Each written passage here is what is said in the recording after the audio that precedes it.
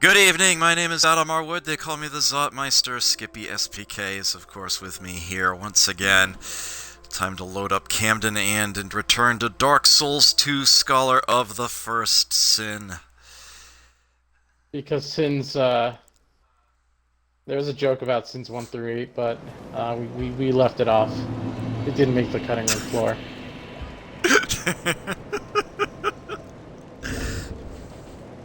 So, let's see. I was asked what my soul memory was. About 1.85 million? 1.85 million. Alright. So that means... Because, you know, I do a little bit of pre-work sometimes. Do a lot of pre-work. Yeah. Yeah. Get shit done. 1.85 would put you in tier 31.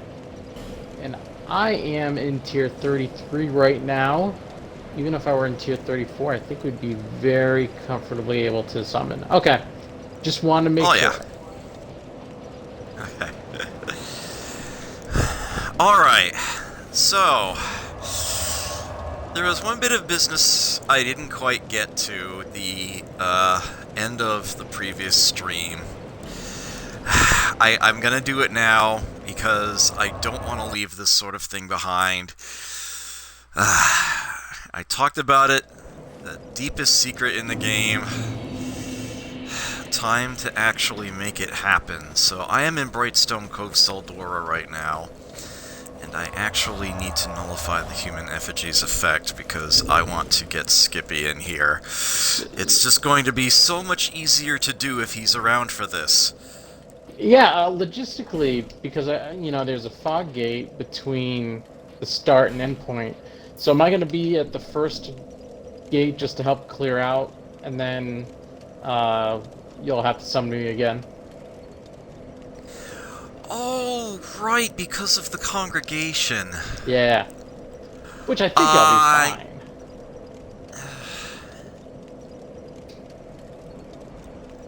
Yeah, I'll complete my task. And then you're just gonna... Oh, wait a minute, hold on. You know what? You just made me realize something. I need to go to the other bonfire in this area.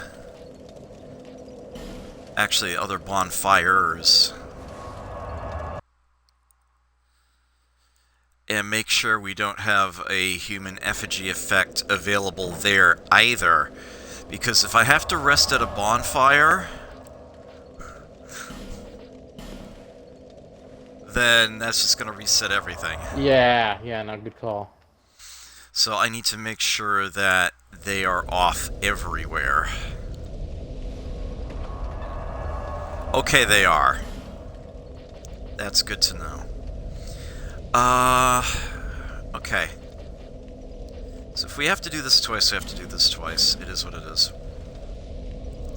Alright. Going back to Royal Army campsite. We are going to wipe out everybody here except for one boar. There's your shade sign. Just pick that up. Get the Chloranthe ring back on. And I am going to get started. I'm gonna take off my ring. Put on a different one. Beastly. And I'm gonna go a little ham. Whoa. Oh, that is so totally encouraged. Oh, hi, thank you. I appreciate that.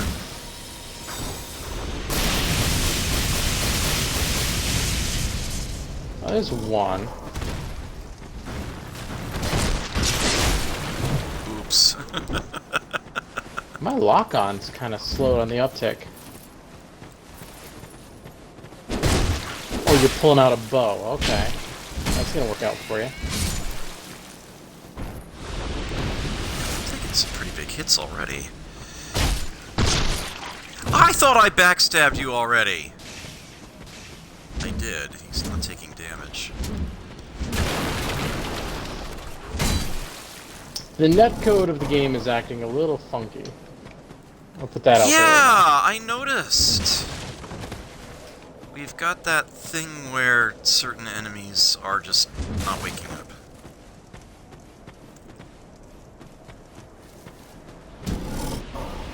Alright, I've got a boar here. Oh, we got 2 more. We've got 2. Oh, wow, yeah.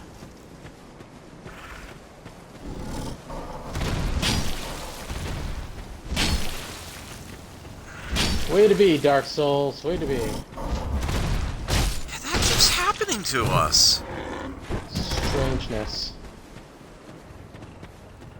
Well, I'm gonna go ahead and clear the path a little bit. Yeah, we might as well advance since we need to wait anyhow.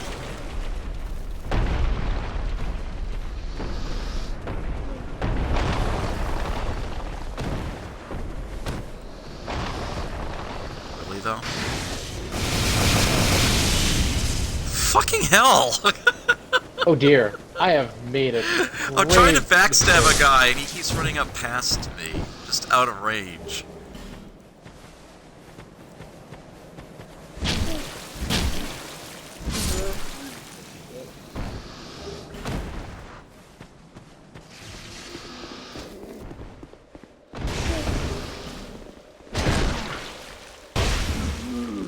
It was a turn-based battle. You might want to back up for a minute here. I'm gonna go a little ham. Oh, shit! They're right behind us. Oh, well, I guess we don't have to worry about anybody else then, do we?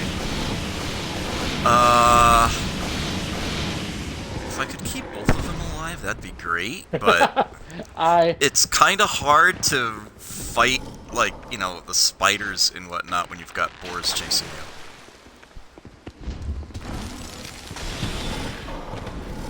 Oops, I thought I had I'm gonna go on ahead. Yeah. Let's just move on. At least the boars are not having any problem following us. So there is that.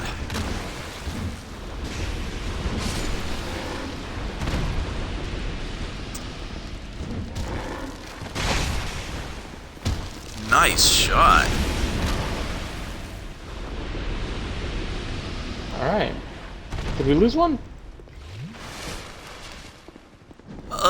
Good question. We only need one, but you never know what might happen. Oh, it's in here. It's... I don't know what the hell it was doing.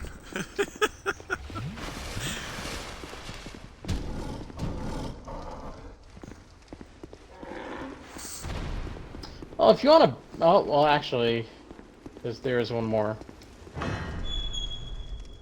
Come on, guys. Yeah, we got a fog gate. Oh, can you go through? Pretty sure going through here will dismiss you. That's fine.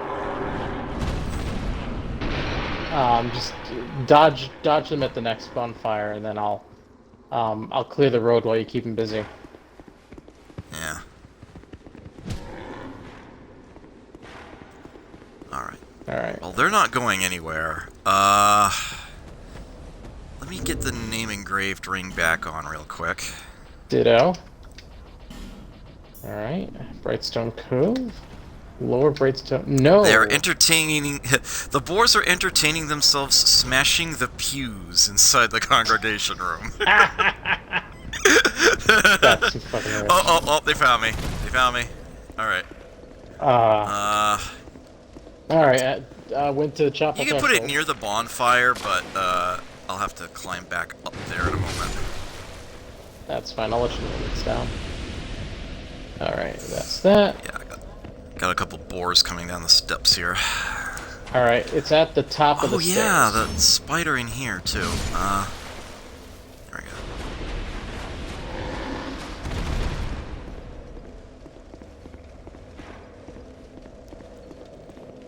Alright, I don't see your sign yet. Spiders always give me the heebie-jeebies. Yeah.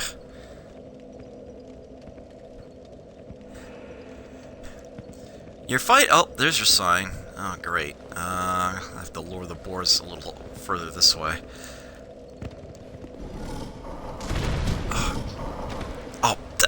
Oh no, no, no, no! It's not going down like that. Okay, there we go. Got your sign. Fair warning, you're gonna pretty much spawn right inside a pair of boars.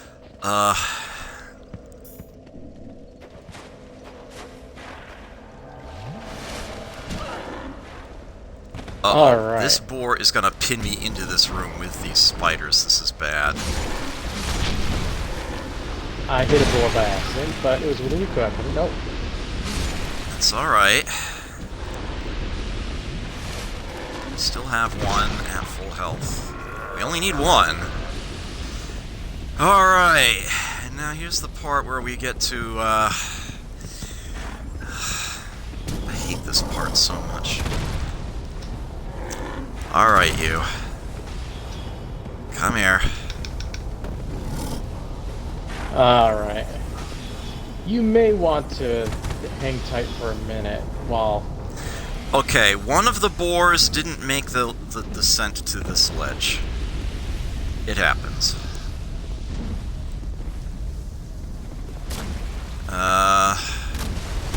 Looks like the other one's good. Okay.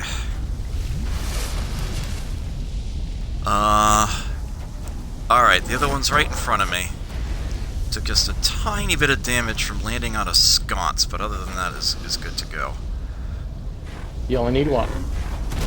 He's right behind me, yeah.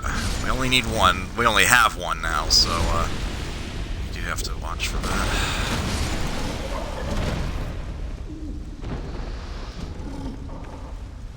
I'm gonna go on ahead.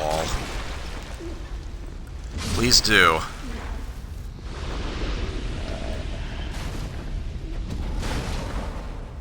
Alright, Piggy. We're coming up here. Really? You're gonna let that table get in your way? That's what I thought. Good pig. Break this door. Maybe. Maybe not. Get out here. The pig broke the door. Excellent. Oh, not now! Of all the stupid fucking times. Ah! I wouldn't be concerned. Although I can't heal, which is bad.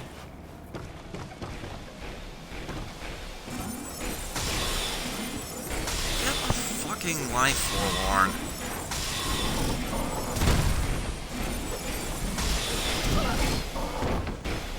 At least the dumbass is in the spikes. Yeah, Forlorn is funny. It's like he always seems to invade in like the most try-hard manners possible. It's almost like he's a dev. It's almost like the devs intended him as a parody of trolls in this game. Alright, let's go a little ham, huh? Boom! I keep. Oh, damn it. Alright, so he's down. Keep the piggy there. Because I'm gonna sacrifice myself for the greater good here. Right. Yeah, it's like, normally I would be using homing soul mass, but I can't do that here. It'll hit the pig. The rest is up to you, man. Noble effort, my man. Noble effort. I'll mop it up from here. And the pig is on the truffles. Which is not code. You'd think it is. It's not. There we go. It's chowing down.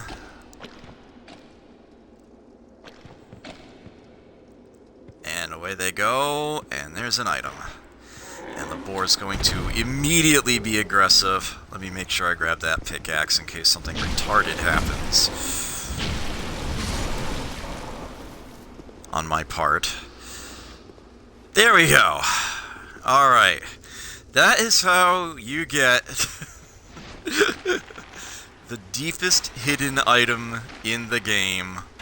Holy crap. I managed managed to not be a total dumbass. I actually got it without killing myself. If you die right after the pig reveals the item, without actually grabbing the item, yeah, it's gone. And you done fucked up. You're gonna have a bad time. Yeah, you are not getting a pickaxe that playthrough. That's all there is to it.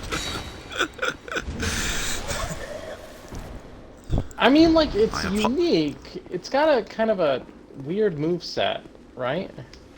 Yeah, I do apologize for anyone who felt my use of word for myself there was a bit harsh. Okay, so... I suppose I should look at the thing, right?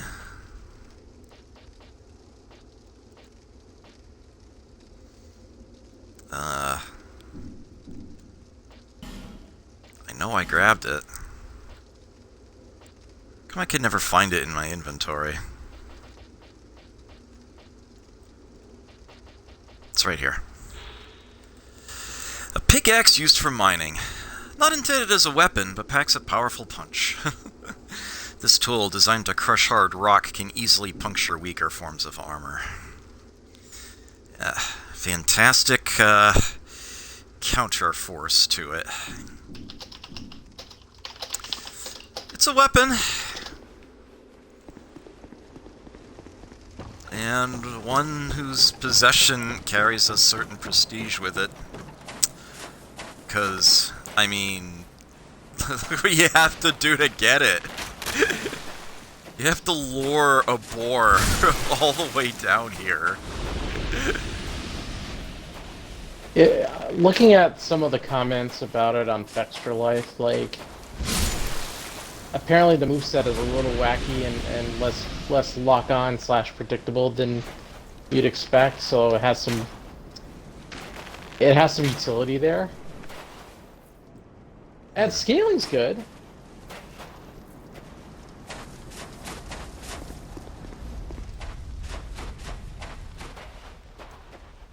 Alright.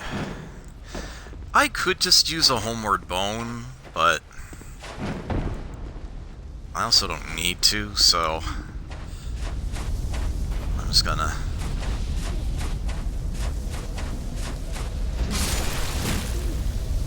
get back to the bonfire in here.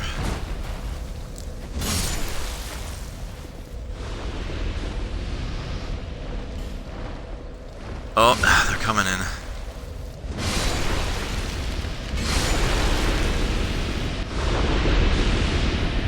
Alright. Frickin' spiders. Good riddance. Okay, so... with that bullshit finally dealt with, I believe we were in Drangleic Castle. Yes. And thanks Sanity, we finished with the 6-door room. Because, my word, I freaking hate the 6-door room. I mean, honestly. That area is just... like, if you can't get all 6 doors at once, you're gonna have a bad time. Yeah, it's like... you're so much better off if you can just... open the one door you need to and skip all the rest.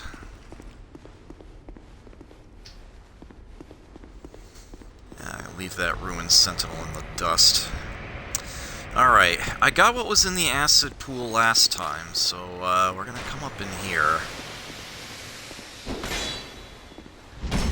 There's another bonfire nearby, although it's an easy one to miss. Cannot destroy these, by the way, although I'm sure your instinct otherwise would be to do so. You know, that bonfire, I forgot about it. Ha ha ha ha. It's easy to forget.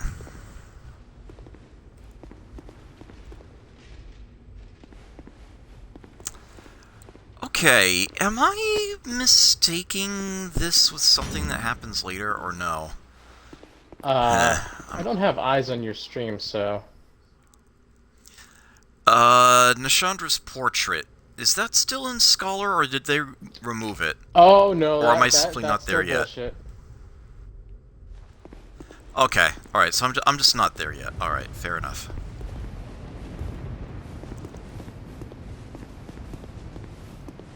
Alright, we got a little towerway here. So, all of these faces that you see on the walls here, they're all bolt traps. This room is one big, nasty, deadly trap. And the trigger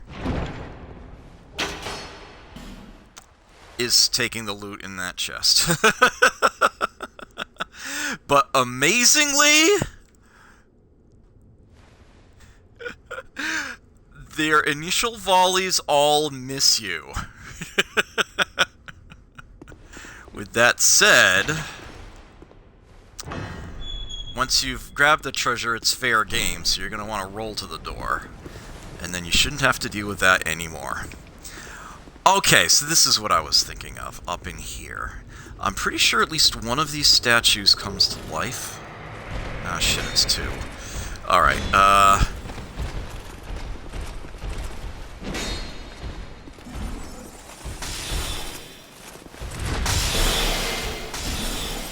that's unfortunate.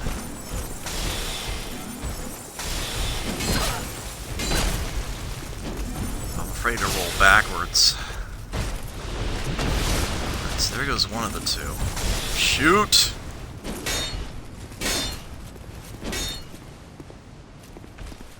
Okay. Fine with being up in here, but I'm not going to want to go too far back for a reason I'll be explaining in a bit.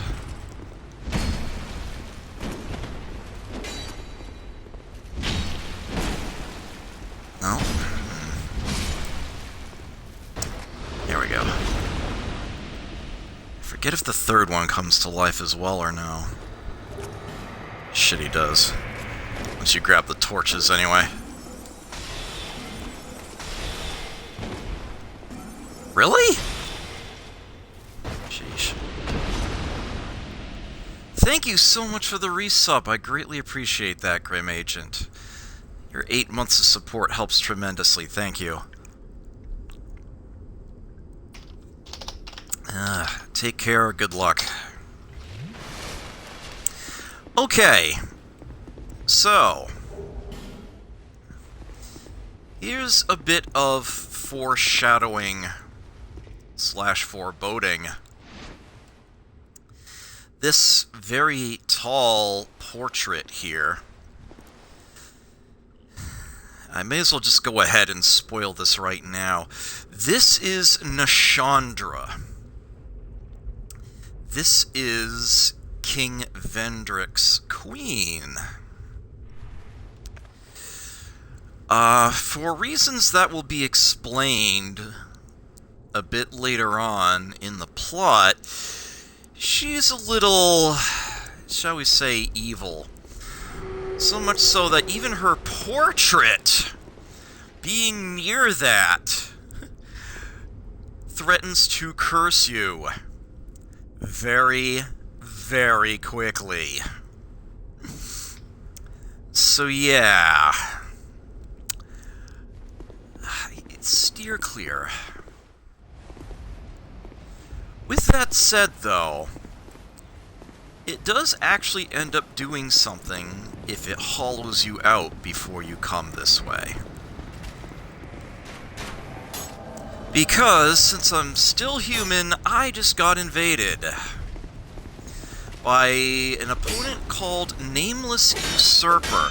Now, I'm not going to immediately go ham on them, because I want you to get a good look at them. Mind you, they're going ham on me, which is in and of itself a problem. But I'm going to come back in here, have a nice wide open place to face her. Yes, her. I want you to get a good look. as much as you can. Because you should know who this is.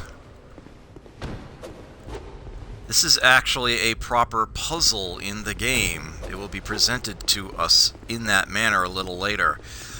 And we will be tasked to solve it. Got a good look?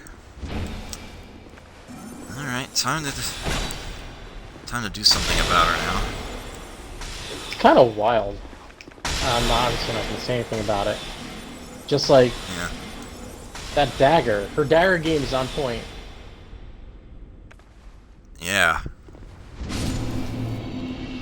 Bye. Do I have any plain? No, I don't. Okay. That's fine. I'll just use a radio one.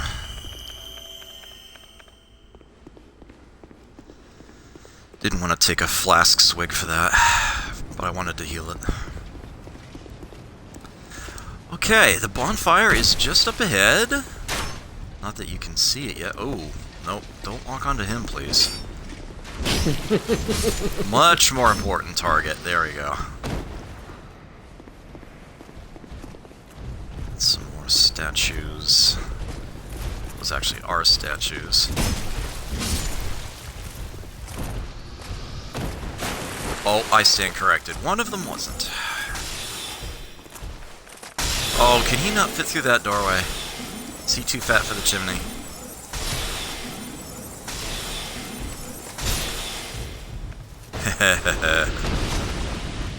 You broke. No, You they done are broke both his place. statues. He was just somewhere else. Curious. Okay. So, this way, we have... Oh, hey! It's the lady in the portrait. It's Nishandra, sitting in a lone throne out in the distance. If we approach her, she'll have some things to say. Let's go listen. You have fought admirably on your journey, cursed undead. I am Nishandra, Queen of Drangleic. A true monarch carries the weight of their souls. The last king of this land, King Vendrick, as he was called. He found the strength to rule his people, and when the undead were born, cursed, he found more strength to face them. But in the end, he never took the true throne. Visit Vendrick. We have no need for two rulers.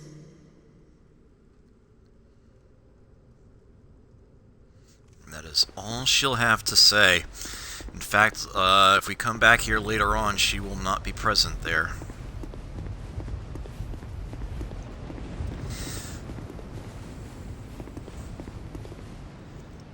Okay, so... the way to proceed from here... not immediately obvious.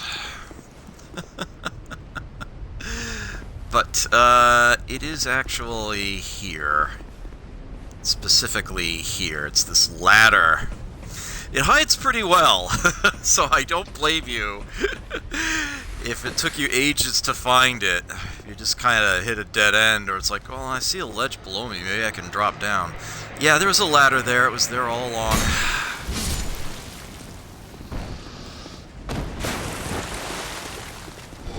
And right here, notice the one spot along the wall where we don't have the pattern along the floor edge. The tiles go straight to the bottom. Yeah, it's a hidden chamber with a bonfire in it.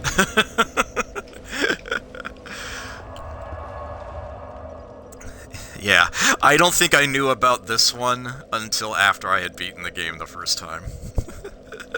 Well, actually, at one point in the game, and I forget what the exact trigger is... Oh! I actually think I just triggered it. That's when you talk to Nishandra, isn't it?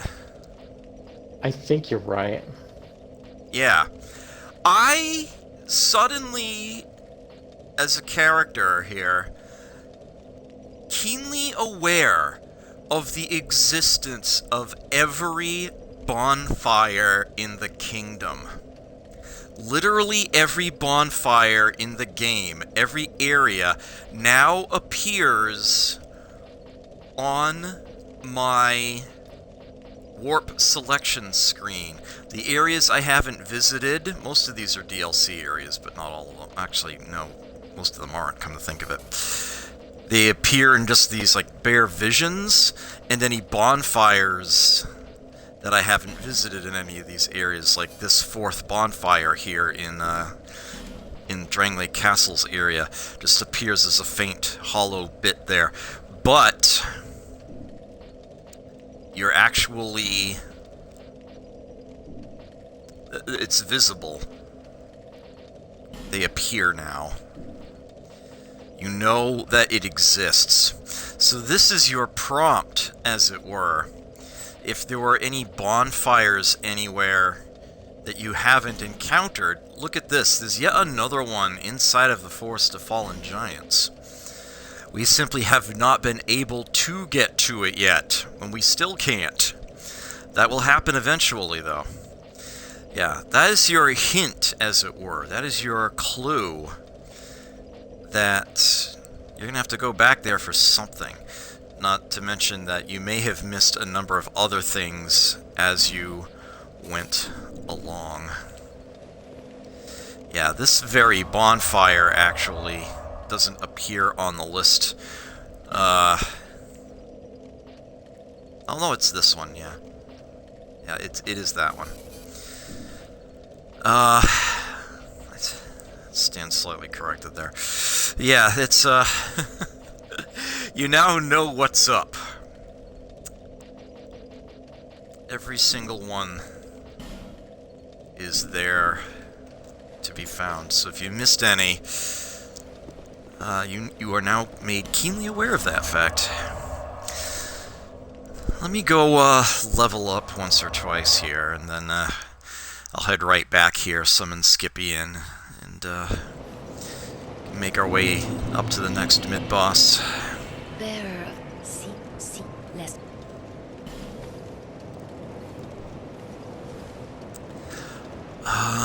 That will get me 1 level. Almost 2. Do I have any poppables? I might not at this point. No, I don't. Oh wait, yes I do. They're hiding on me.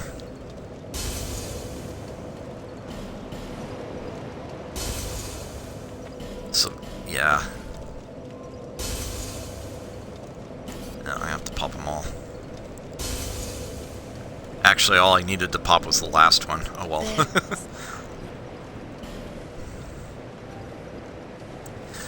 And, kinda wanna get Dex to 30, but... I've been lagging on adaptability, and that's something I have the tendency to, ignore and really ought not to. Rolls are rolls, man. You know? Yeah. Still a lot to be said for getting my int up even higher, though. I do have a nice prize waiting for me at 50.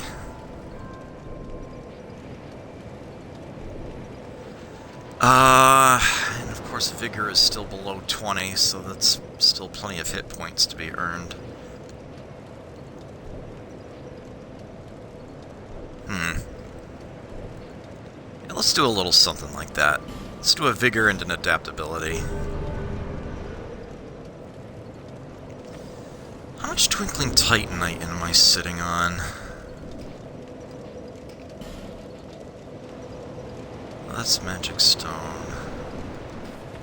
4? I think I can upgrade Santier's Spear with that.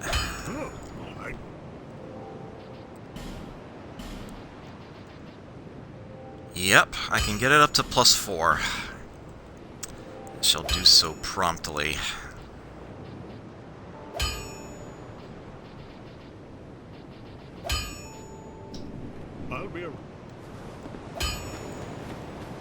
Alright, so with that done...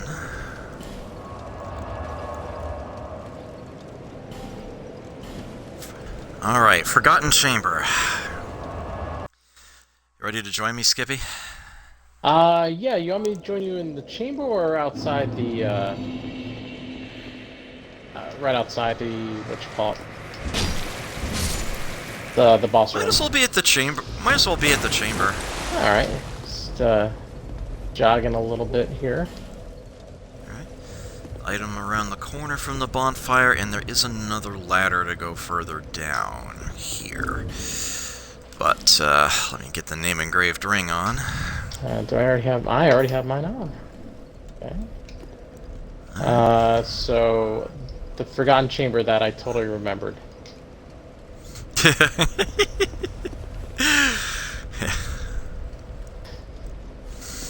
It's very easy to miss. Even if there are sometimes messages in front of it saying bonfire ahead, it's still easy to miss. Alright, sign is down. Alright. But yeah, the hint is that the pattern that you see along the floor of the walls all along here, all the walls in the area, is mysteriously absent from that one spot. So they actually did properly hint it. It's just very subtle.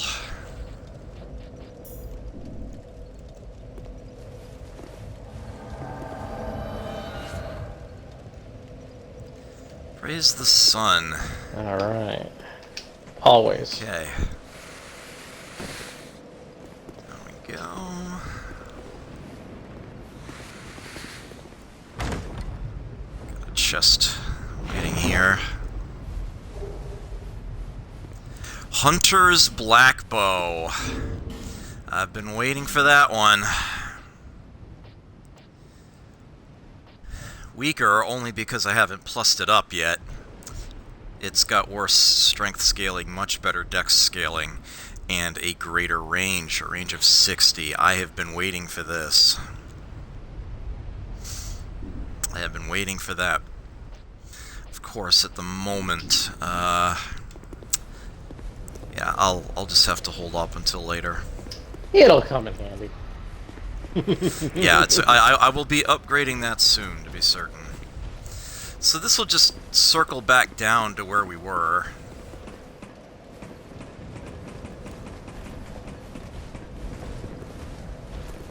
I forgot about you.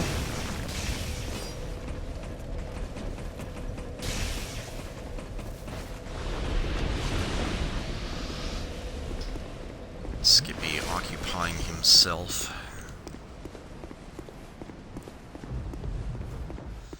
Alright, so there is a side door here beyond where Nishandra was. So we go in through there. And this is the next boss room. This is an NPC. It's Pilgrim Belclair. You might remember her from the Ruined Sentinel boss fight in the Lost Bastille. Can summon her in for this. Alright, let's do this. Old yet familiar battle. Remember the Dragon Rider from Hade's Tower of Flame?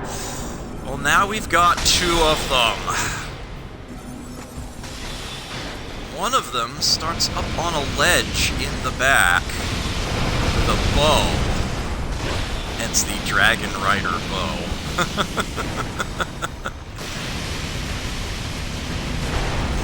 I am going to help Belclair deal with the one that's on the ground. Skippy seems to have almost killed the other one already. Very impressive work, holy crap. Ah, it's the lightning storm deal.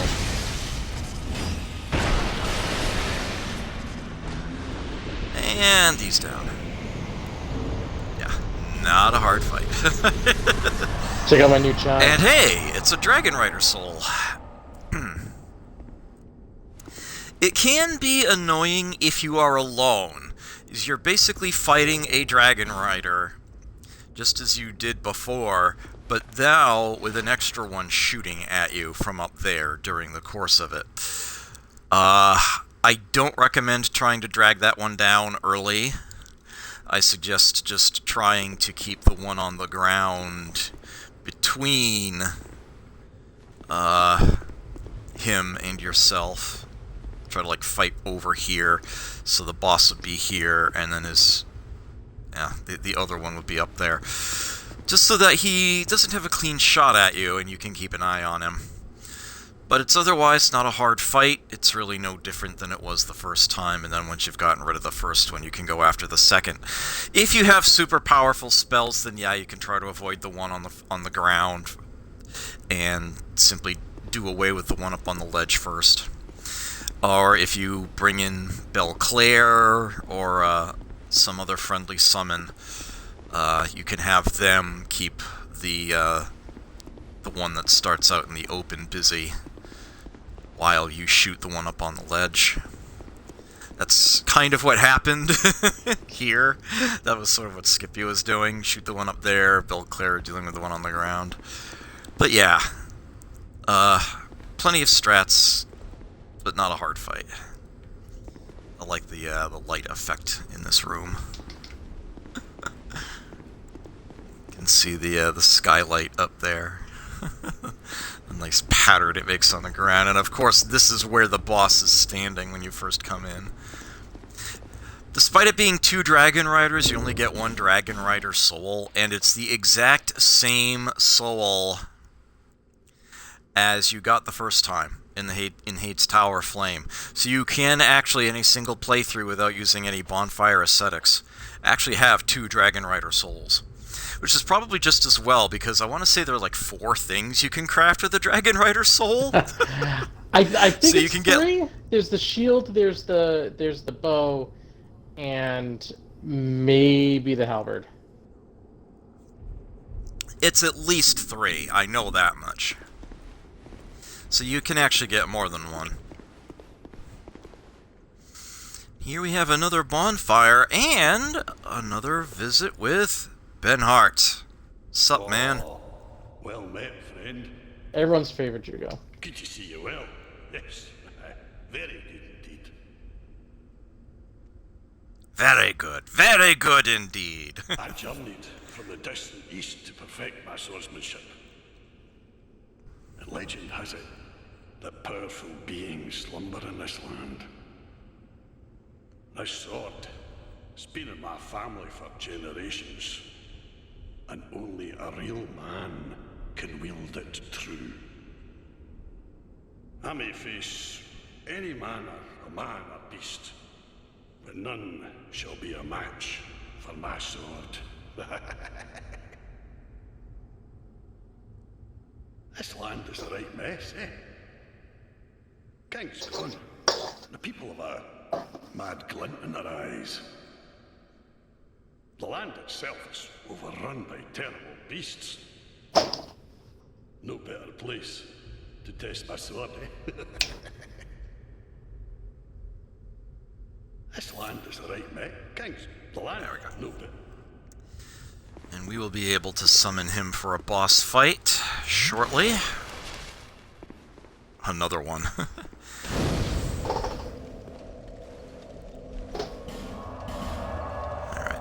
A quick jump back to level up here. If I don't have enough souls, that poppable will certainly give it to me. There.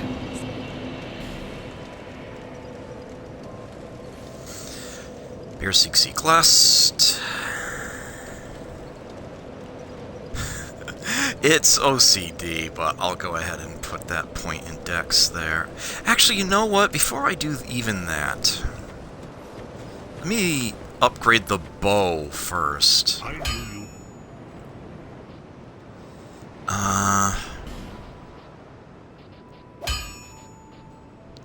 Hunter's Black Bow.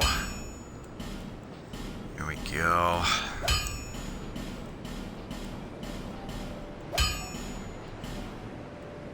Alright, so it's now at the same plus level as the longbow I was carrying, and it is in fact stronger. Slightly more damage. but it's also more durable and has a greater range, so, yeah, and the stat scaling is certainly going to be better as well, so, hooray! Do I have enough souls to level if I pop this? I'm gonna come up just shy of it, aren't I? No, I actually do have it. Okay, good. So just to confirm here, 127 plus 70, 131 plus 72. So yeah, it's straight improvement. And this was why I was not upgrading the longbow any further, because I knew I would be replacing it. There. And especially now, let's go ahead and get that 30th point of dex. It's just bugging me.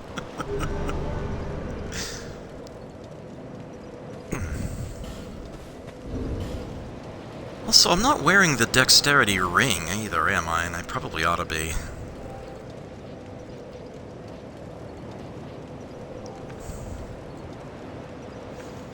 Kinda hard to complain. Yeah. That's plus 85.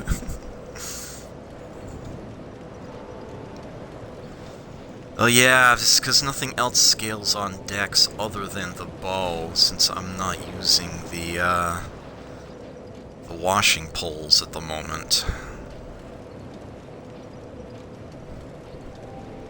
My magic washing pole. Kinda just switched over to Santier's spear and didn't look back. Still get the effects of the extra levels. I'll leave it on with the hay. Alright, so this final portion of Castle Drangleic is more of a nuisance than it has any right to be. Let's put it that way. Yeah, there are two ways to proceed from here. There's up and there's down.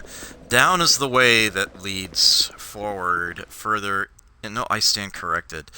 This is sort of a side route here. That door is locked, and I'm not sure it ever opens. I might be mistaken. Oh, you'll unlock it. Oh, you will eventually. Okay. Yeah. So we have this pillar sitting in the center of this room. That's definitely a death shaft down there. This ladder is insanely tall. I said that we would eventually be going up to the top of the castle. I showed you the tower. Yeah. Nice job, fatty, says a message at the top.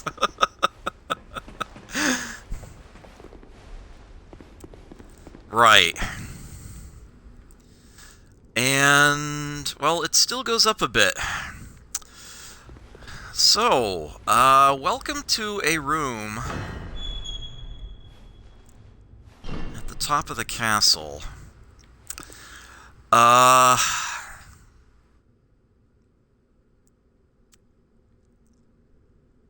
Right. This is, this room's kind of a pain. This drop-off here, I'm wondering if I should go the other way first. You might not get far. For all intents and purposes, that's critical path. Right. Okay.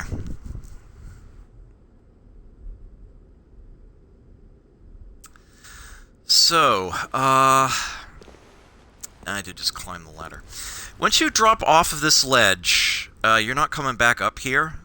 Yeah, this camera angle is good to show you that it's a lot taller than it might look at first glance. If you're just coming this way, you might not even realize there is a drop-off. And then you're stuck in that room. But, since I know that's the case, I can instead not get stuck in that room, and I can test these statues to see which of them actually are statues, and which aren't. How? Could be wrong. But, Oh, this doesn't work, does it? it might, but I think you might actually be clear. You'll have to kite a couple of enemies from another room. I'm pretty sure at least one of these wakes up, no? Huh. Oh, we've got a... So here's a new kind of enemy.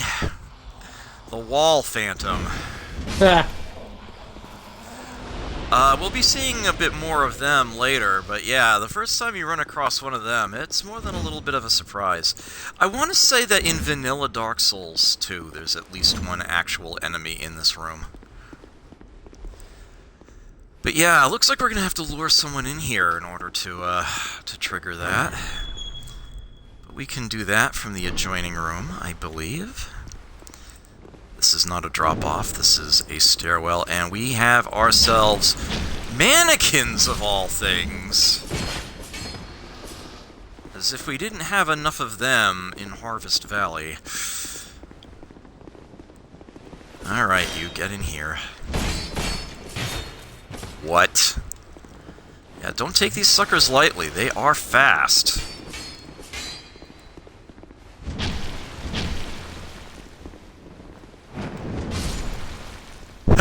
We had the same idea. I just had it first. You beat him It's to a little punch, different as it than were. the others. It doesn't... Yeah, it's got sort of like a runic thing on its face. I don't think they were all like that, just this one. So he has turned that lever, and as you can now see out the window here, the pillar is descending.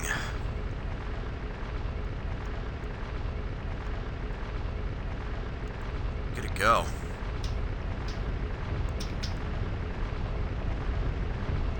That is actually an elevator. A really, really tall one. There's the top.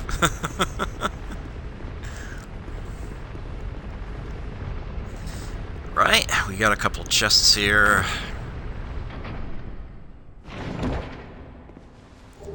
Hopefully you didn't go straight to them and get ambushed by the mannequins.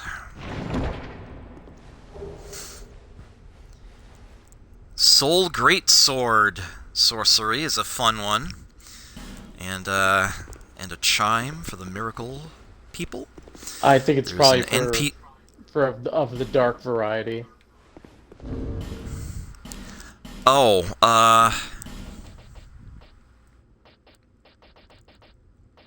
where is it exactly? It should be near the Witch Tree branch. Under Spell Tools, Adam. Ah, yes! This is a hex-dedicated catalyst. It cannot be used to cast miracles at all.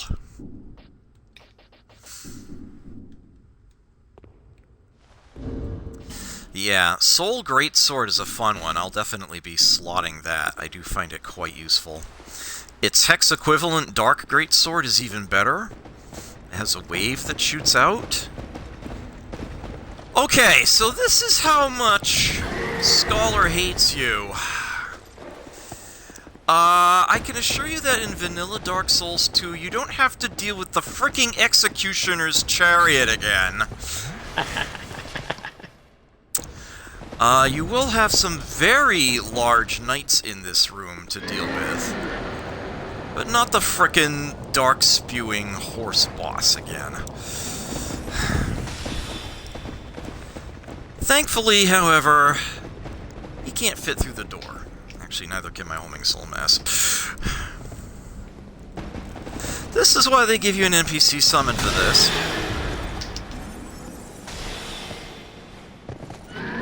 Not that I really need it. But you can summon Sellsword Luette if you want, they're there.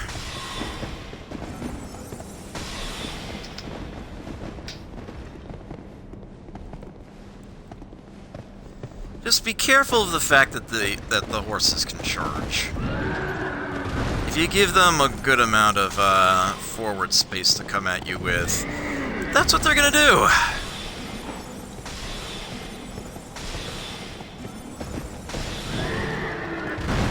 Yeah, horses and stairs don't mix. So you can either snipe them from the doorway or try to head up the stairwell. Just be careful that if you do... There are old knights up there, too. I see I got the attention of one.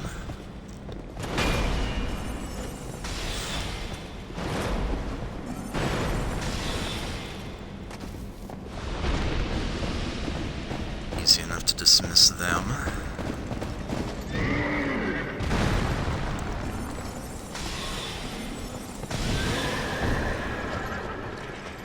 Bye.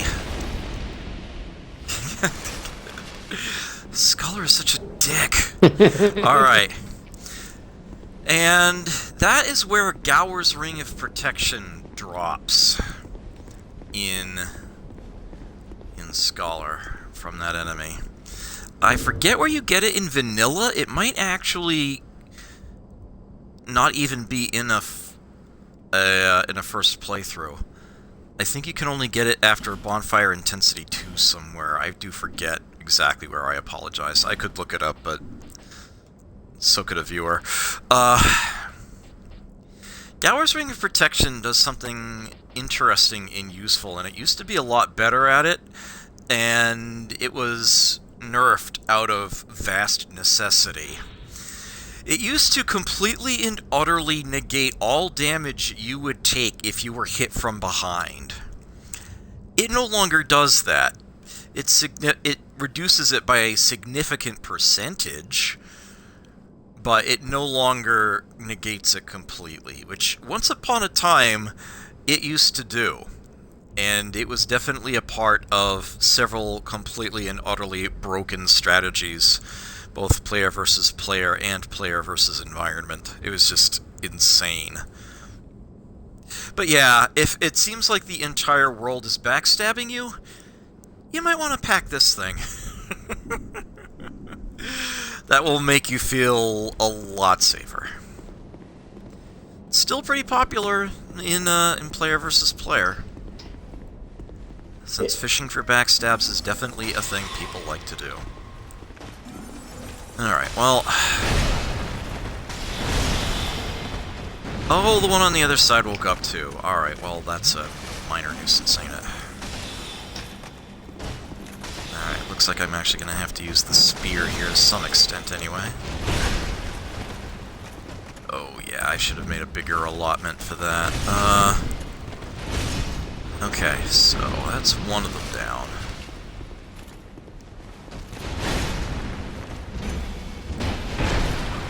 Oh, I should not have done 2 blows.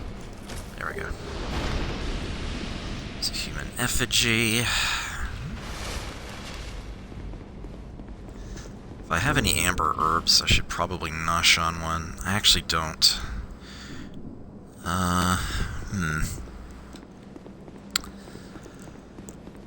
So, up and over this way, note the funny latch at the front of this chest.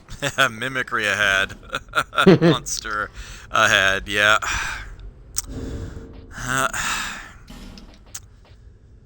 Where's Lloyd's talisman? Here it is.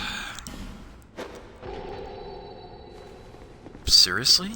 It went past the thing? Let's try that again. Could you please stop aiming for the fences, Camden and? What the fuck? I just wasted 3 Lloyd's talismans. Okay, let's look down at the thing and then try again. There we go. Open sesame. Give me this, you piece of shit. There's the washing pole. So I now have 2. Again, that is Scholar specific.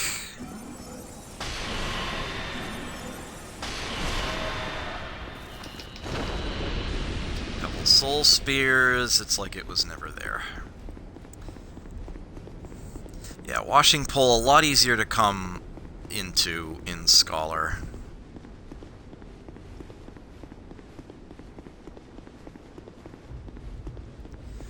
Hey, I can dual wield them without cheating now.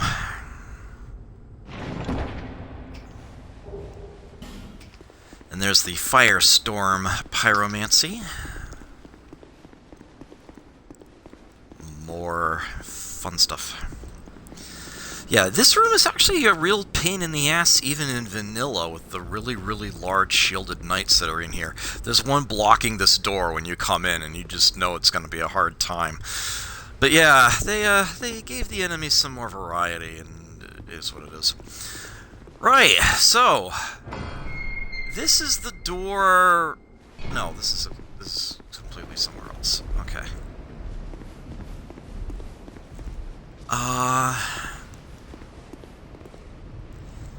Right, so we seem to have two routes here. One up, one down.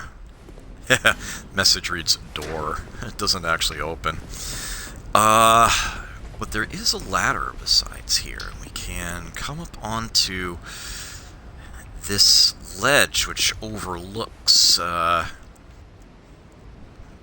stuff. The way forward is actually that door down there. But up here, we get to deal with somebody who would otherwise be ambushing us from behind after we go through that door down below. This guy will be shooting at us from the rear. Oh, that was beautiful. And we can deal with him there. But Scholar hates you, so here's a Belfry Gargoyle as well. I love how that's just the mantra.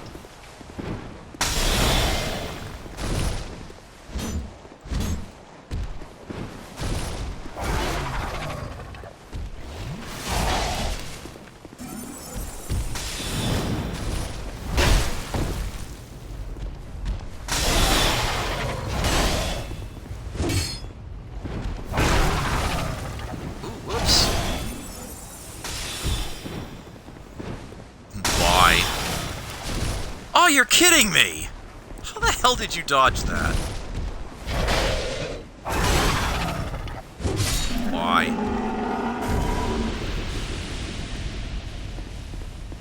Okay. You actually can advance, just by dropping down here, if you want to, and not even go into that room below, but I will, of course, show you what it is.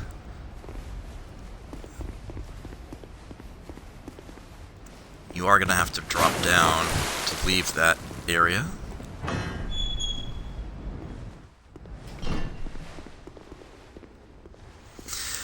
Hey, look, it's those desert sorceresses with all their fun, fancy pyromancies. And one covers the other pretty well, so find yourself in here.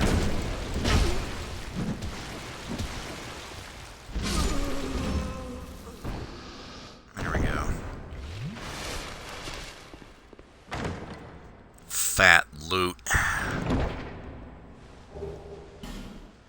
Estus Flask Shard. You know it, you love it. Estus is bestest. Got a Desert Sorceress top.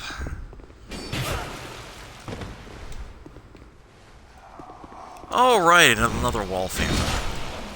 Forgot about you.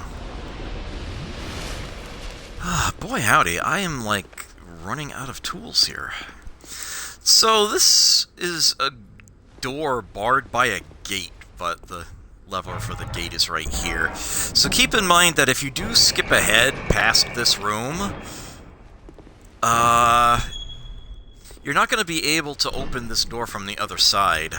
Well, actually you could open it, but then you'd just be presented with a locked gate and you won't be able to go through. So I do actually recommend going through there. Open up the avenue for retreat. So this comes down and around, and hey, look! We have gone full circle! We have actually arrived back at the bonfire. If we had gone up in the first place, you would have gone as far as here, and then been presented with that locked gate.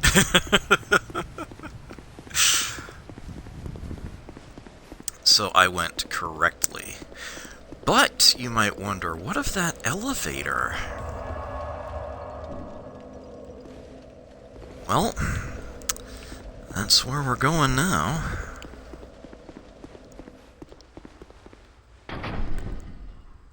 It is pressure sensitive, of course. Now we get to go all the way up to the top of this. Up above where we were. It's fun fighting an NPC invader in this shaft. I've killed so many by sending them falling to their death. It's great. Kicking them off the top of that ladder and the fall kills them. Okay, so there's a lever to pull the elevator if you accidentally send it back down again without you in it. So there's something, let's say, curious right on the other side of this door. It might freak you out slightly. It's not a jump scare, though. It's just freaking weird. A guy chained upside down to a door, wiggling, with a mask with a keyhole on it. When we examine this spectacle, we are given the message, "No key to the embedded in inventory." This won't be explained until later, and, even then it won't be explained all that well. But yeah, we'll have to come back later. But there is something else in here for us. First off, I want to draw your attention to the pleasant little lady that's actually in the cage that he is, strapped to the door of. There's a special nature of, although we'll never actually speak with her, there's a special nature to her that we will be discovering a little later on. Something to get excited about. And there's the key to the King's Passage. That is what we need to actually advance further. So we did have to come up here. There's a soul vessel and a fire seed. Some great supportive items there. And the strong magic shield sorcery. There is no magic shield sorcery in Dark Souls 2. It didn't make the cut, just not good enough, as it were. It goes straight to strong magic shield. Alright, the key to the King's Passage. Examine that while we're on the elevator ride back down. King Vendrick tried all manner of things to purge the curse that threatened his kingdom, but when every last attempt failed, the king fled through the King's Passage.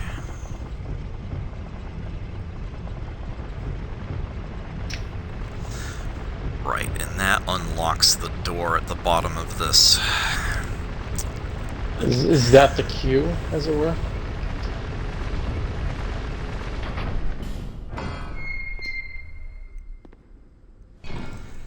Right, this hallway. Holy shit, this hallway. You can see the door. You can see the fog gate right at the end, and yes, that is a boss battle. But the way there is littered with tricks and traps that you would probably not otherwise expect. And, yeah, there tend to be a lot of invaders in this area, too, because, well, this area's a total bitch. I highly recommend making sure you have a Seed of the Tree of Giants in your inventory before you come this way, just in case, unless you're playing offline, of course. Actually, because we were challenged by Forlorn, there might be another one there to get. I should remember to go back and grab that. Head! 3 alluring skulls. How fitting. Alright, this would be a very good place to summon in Skippy. He's probably waiting. The sign is down. Alright, I got the ring on. I know there's an NPC summon sign around here somewhere. I think it's closer to the fog door. It definitely is. And there's actually a couple of them. Ah, yes, that's right. But there is one in particular that we are definitely going to want. So, one thing that you can actually do, and I gotta say, I recommend it. Oh, there's the sign. Okay. I wonder what's better for the bow. The Hawk Ring? Or the Dex Ring? I suppose the Dex Ring is better overall, though. Praise the sun. You can... Not all of these statues are enemies, but some are. And as you can see, they can actually be damaged without really wanting to wake up. You can actually defeat them as they're still statues. Take their head off and then they won't wake up. But you don't get souls that way. So decide accordingly. Oh shit, that was a bad idea on my part. So I totally got the flask again. Okay.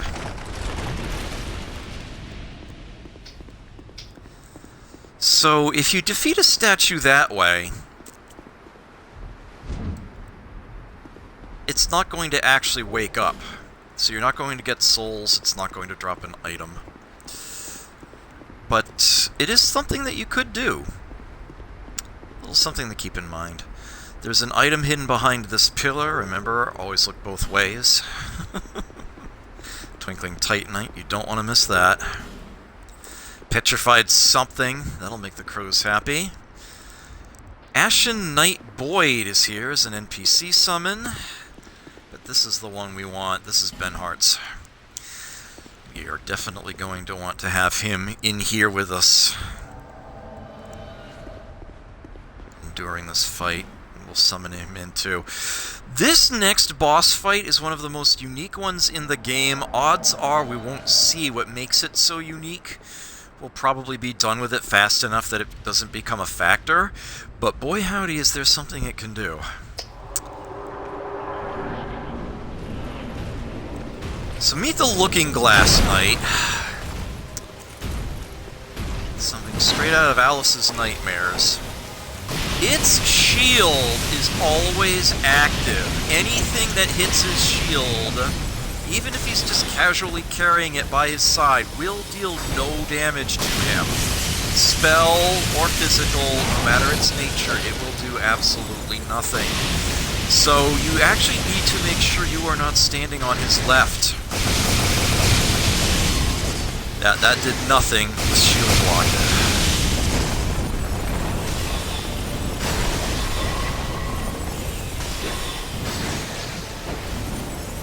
Yeah. As a matter of fact, the shield can even, if you hit like near the center, if you hit good in the black, it will actually reflect the spell. So watch yourself. It's not too bad to try to deal with in melee, but he is very well armored. And as you can see, he charges up some pretty powerful attacks, so do not get greedy. Okay, this is the part you need to really watch out for, though. When he sets the shield down, he's going to start summoning in minions. Note that it looked like the glass on the mirror cracked, the mirror shield. And now we've got a Phantom Peon here. Let's get rid of them quickly. Alright, and he is down, and I am very glad for that. Not too bad. You just have to be cautious. I highly recommend the NPC summons for this one. It gets real ugly real fast if he starts summoning in people. Especially if he starts summoning in human invaders. that is totally a thing he can do. Anybody who puts a red summon sign down anywhere in Drangleic Castle can be summoned into this boss fight and will pop out of the Looking Glass Knight's shield, just like that dark phantom type enemy did. So you can actually find yourself fighting against the boss with a human opponent on the boss's side. Also, if you are in Drangleic Castle and put down a red summon sign, you can have a lot of fun fighting alongside a boss in the game. It is a very unique mechanic. It's the only thing like it in the game. Not to I don't say spoil, but like there have been similar. They went to the well on that one. I wouldn't. This is not the first time that this has happened in a Souls game, but it's certainly the more fun version.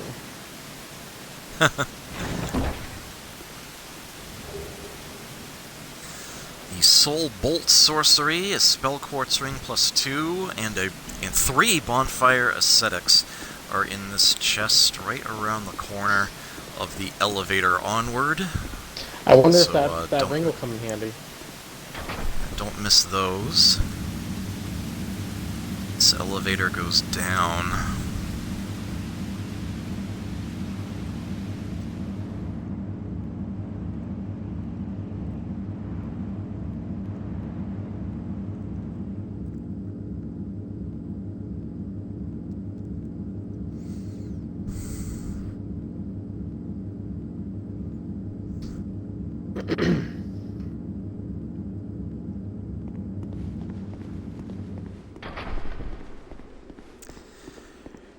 And now we have this odd, foreboding tunnel through the woods kind of looking place here. We can just break through these roots to grab this item.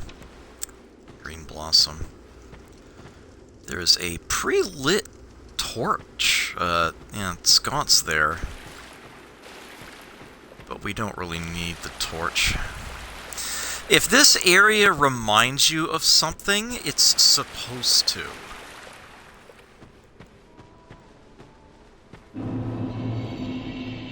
So welcome to everybody's actual least favorite area in the game. If they say it's the gutter, they forgot about this place or never made it here. This is the Shrine of Amana. Do not be fooled by the pleasant singing we are made privy to as soon as we enter this area. This place is pretty dickish. For starters, and you can see this from here, what we have down below is water, and lots of it, with hidden underwater instant death drop-offs. You can see it all along here, so you know what you're in for. Although, any enemies hidden under the water, we're actually being given a warning about. There's a bunch of fireflies hovering over their head. Also, pay close attention to this. There's a chest hidden under the water. It's a lot easier to see from here than when you're down there. But, yeah, keep in mind it's there. So we'll be sure to go get that. Got a hut in the middle, and then passageway out to that cave. This entire area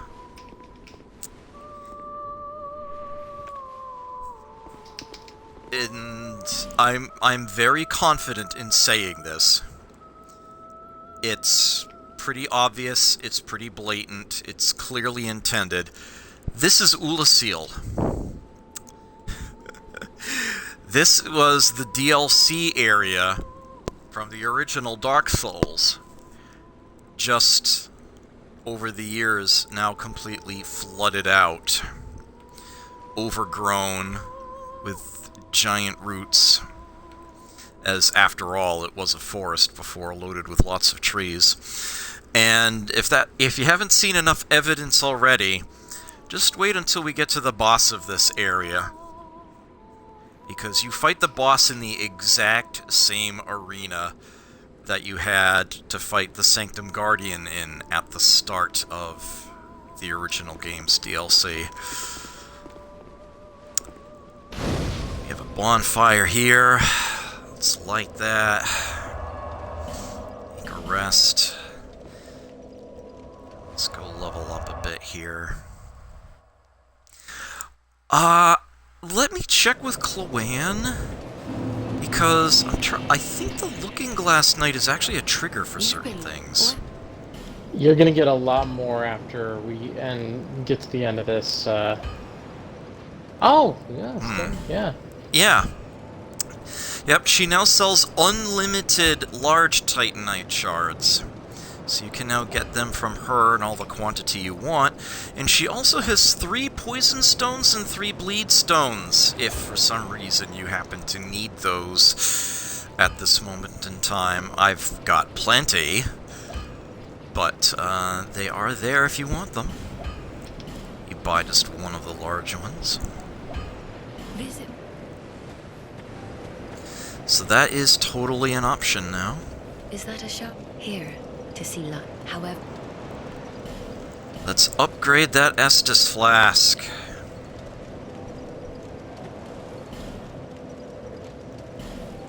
And then level up. So we now have 11 swigs of the flask. That is 1 shy of the maximum. 12 is as high as that goes.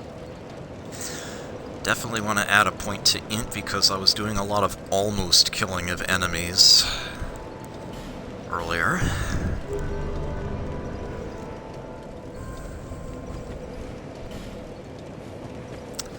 And I picked up a fire seed, so let's get the pyromancy flame upgraded. As a matter of fact, pyromancy is going to be more useful than sorcery in the area up ahead. So this is a good time and place to switch over. Oh, I've actually got several fire seeds. So I've maxed out that pyromancy flame, and if I wanted I could start in on the dark pyromancy flame, but I won't bother with that. Yeah, being hollow kind of sucks. Yeah.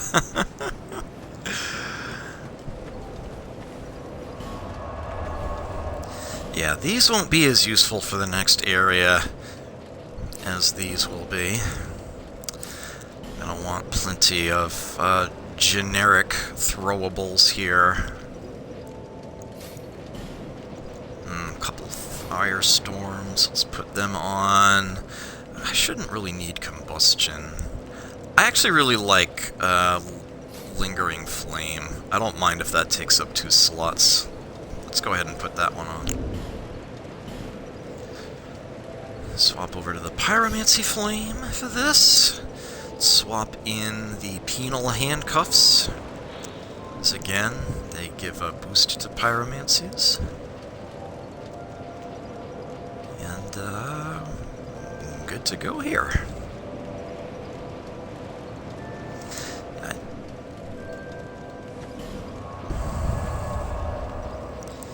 Here's the icon for it, Shrine of Amana. 4 bonfires in this area, this is just the first. This area was one that was nerfed to make it decidedly easier, even in patches for the original version of Dark Souls 2. I believe Scholar left it alone after that, but if you're ever playing Dark Souls 2 unpatched, this area is a nightmare.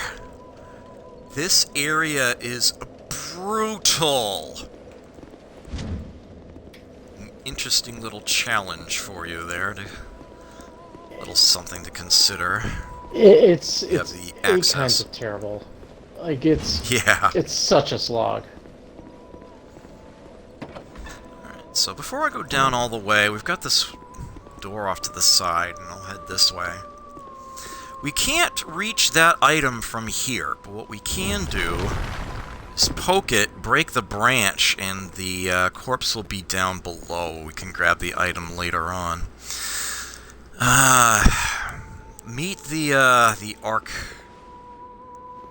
mages, I think they are, that guard this area. Bye.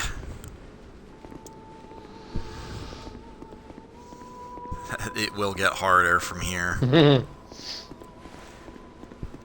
So we've got this asshole hiding behind all these barrels, crates. Here we go. There is actually a chest in here with him.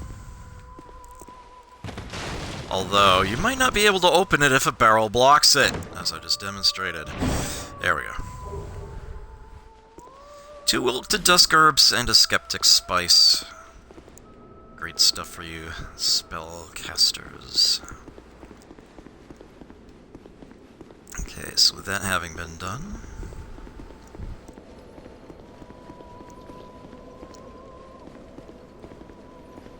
come on further down.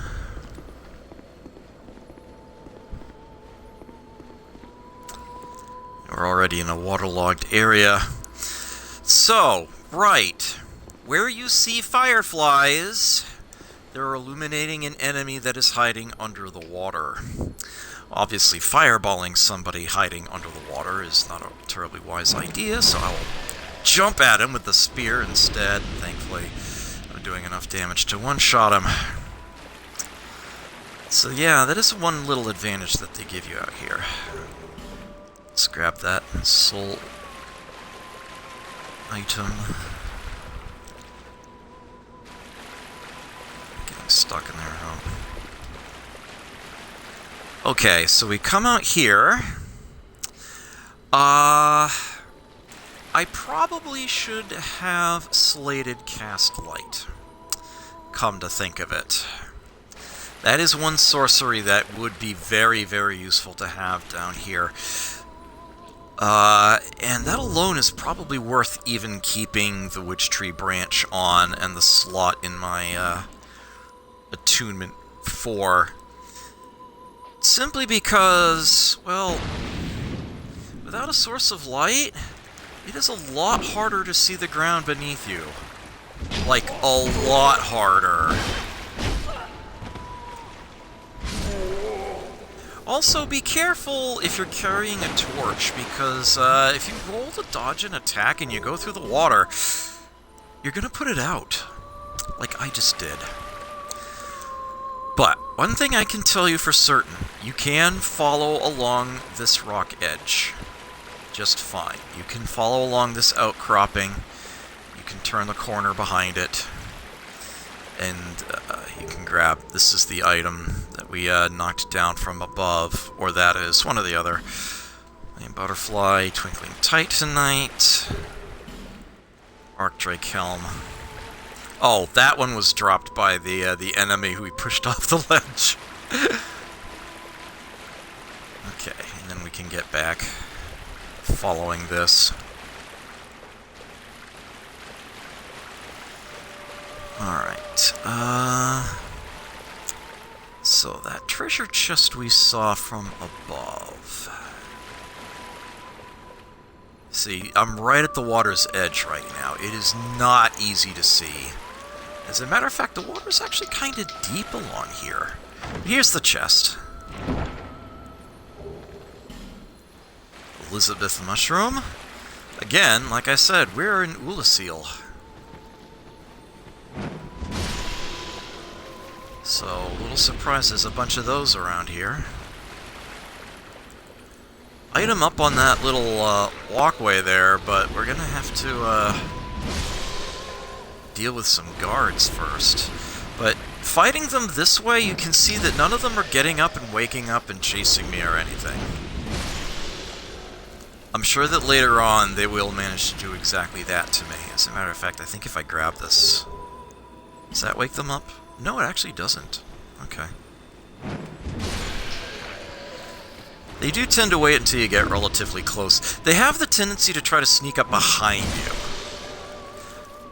Also, you gotta watch more than just their limbs, because they have a tongue-lashing attack, if I recall correctly.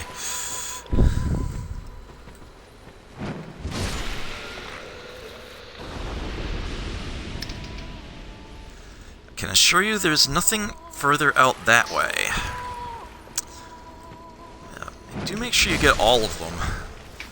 Don't want them messing around with you. Note that as we approach the hut, the singing stops, and that's because the person singing is right inside of it. And they know we're coming. As a matter of fact, you can see them through the slats. It looks a lot like the person who was in the cage. The woman locked up at the top of the tower inside of Drangleic. Oh, you woke up. There we go. That is a curse jar hiding in the water. Yeah, you can circle around the outside edge of the hut just fine. There's a chest in the back here. Grab that crimson water. There's the back door to the hut. There's another enemy here. Oops, that's not a jump. There we go. And, well, let's see what she has to say.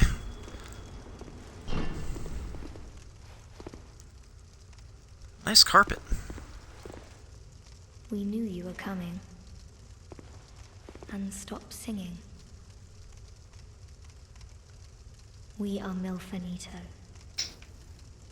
We are here to sing to those bound by death and dark.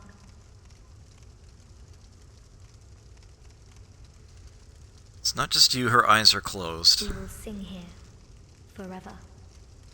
As we always have, from long, long ago. We know nothing of the world outside. And why should we? For we will never leave. Do you seek King Vendrick? But what is a king, after all? We know nothing of the world outside, for we will never leave here. When we sing, the little ones dance. The little ones grant comfort to those who bear death and dark. This is what we were taught. What she's referring to are the fireflies. It is their singing that wakes up the fireflies and has them illuminate the enemies hiding underwater. If you are actually like with somebody else and you're outside watching an enemy and someone makes her stop singing by talking to her, you will actually see the fireflies leave. They will just disperse, disappear. They will stop highlighting where the enemies are hiding. Is there anything wrong? Perhaps this will help.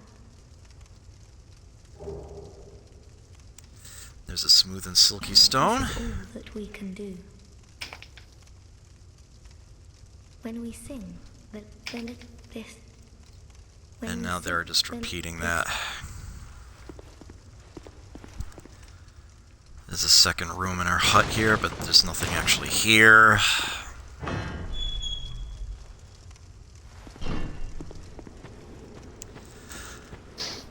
And once we get far enough away, yeah, you can just walk straight across here.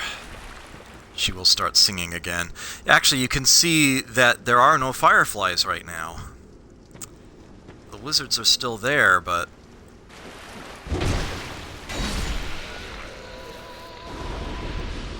And she has started singing again, and now they're highlighted again.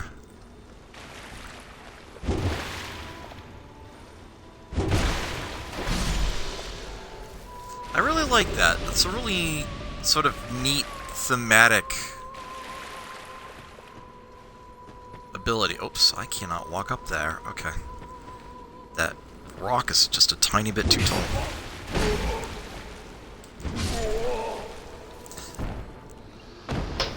There is a bonfire up ahead, but I would not be opposed to accepting your help in here, Skippy, if you... Oh, absolutely. Did you need my help for anything, by the way? Nope. What I've just been doing is getting a little ahead so that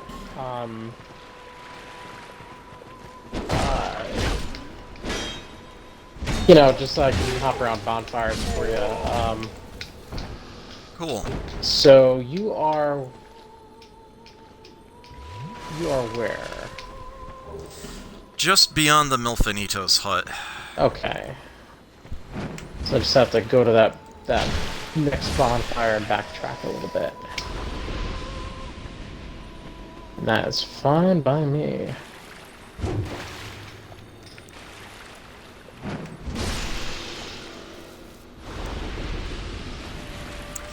So, this isn't perhaps the easiest thing to discern from what she was saying. I don't recall how much better it is explained later. But, the Milfinito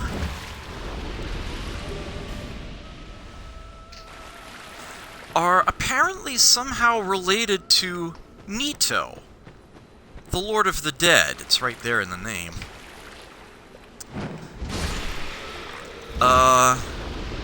From the original Dark Souls. And they have a certain, shall we say, not necessarily power, but affinity over the hollowing. This will be explained later. You said you're right past the hut, right? Yeah. Have you fought any, the Archdrakes? The dudes in the room? Yeah, actually, I'm right at the mouth of the cave now. Oh, okay. Then I will drop my sign there. What are we doing? Just right here. Go... Dragon Charm. Trying to... Yeah, okay. Probably makes sense to drop a small, right? Yeah, I don't think we're gonna make it all the way to the boss just yet. Alright. So, there were a whole bunch of fireflies just hovering in the center first. But then they kind of all stuck off into that cave on the side, and yeah, there's a whole bunch of lizards in there, as you can see. Also, we got one of those, poisonous mushroom things coming at us there. This is where pyromancies are helpful. You should see my sign in that area. Oh, it's gonna be a little bit behind you. Let me actually get the name engraved ring on, and maybe I'll see it. Swap out the clear blue stone ring for that one, actually. There it is.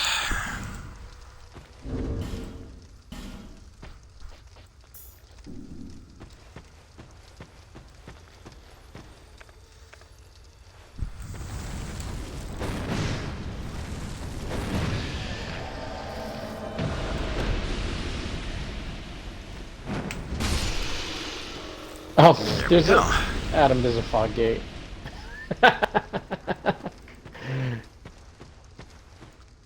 Oh, you son of a bitch.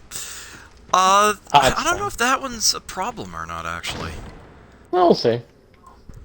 So, chest here. Twinkling Titanite, 3 smooth and silky stone, and what looks like a hidden passage. Well, sort of non-hidden passageway behind it. Yeah, fatty. But yeah, that actually isn't anything. You can't get ye, Flask.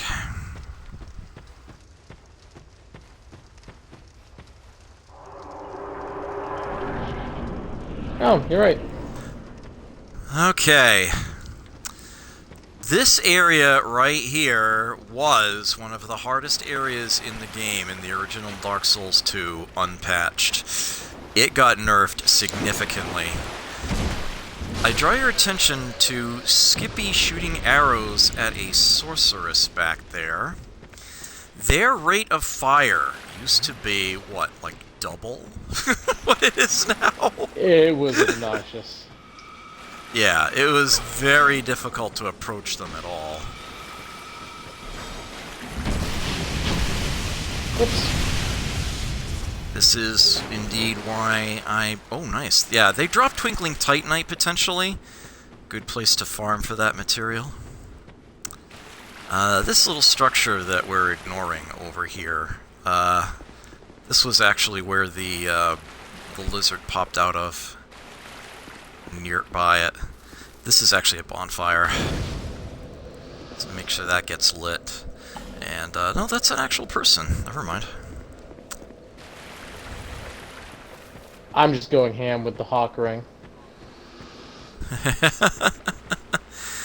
Right, so we are going to have, in this area,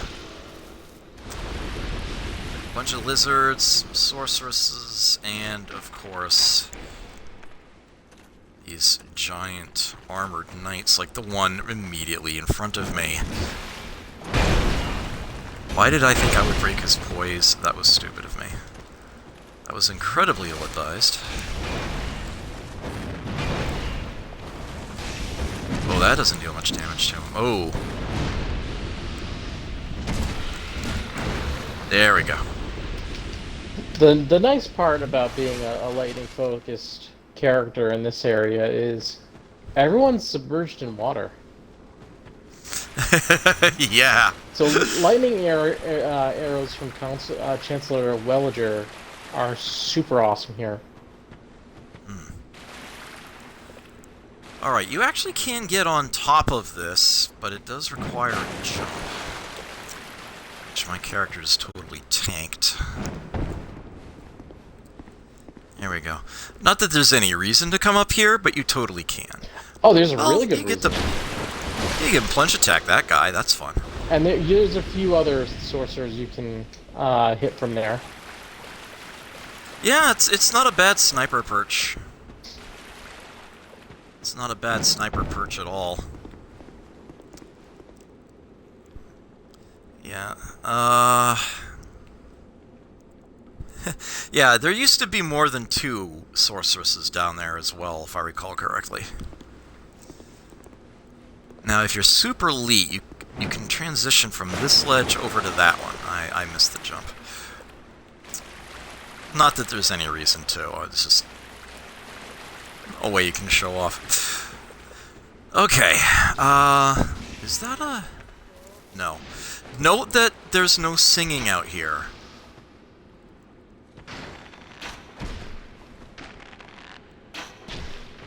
So we're not getting the advance notice.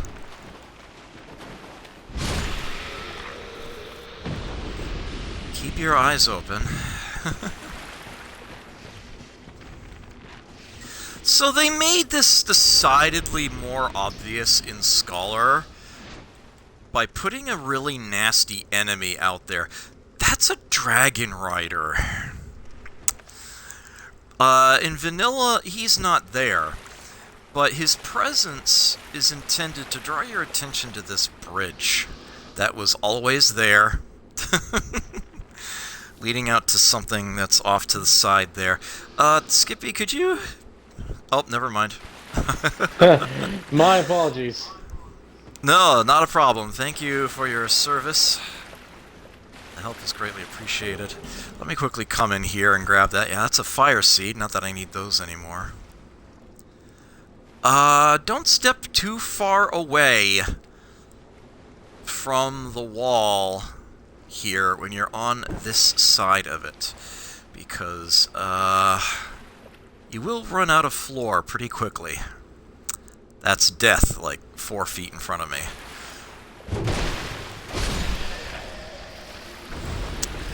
But you can hug this wall a bit.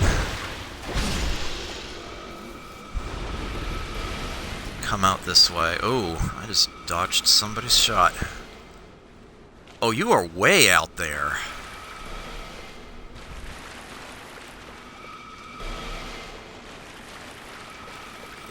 Come out.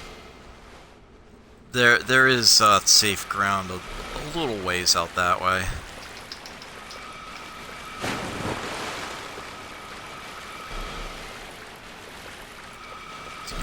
use these pillars to try to get involved in a sniper battle with them if you really want to. Though it's hard to see where they are from here. I think they're actually behind a pillar from this angle.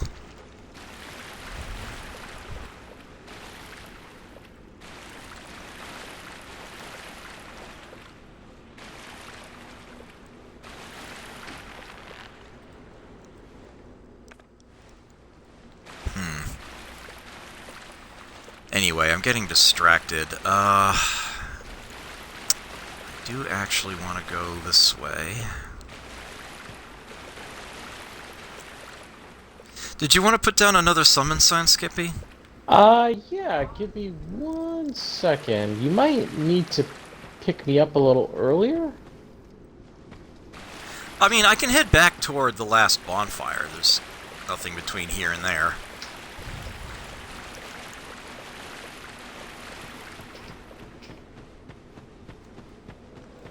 Make it more convenient for you.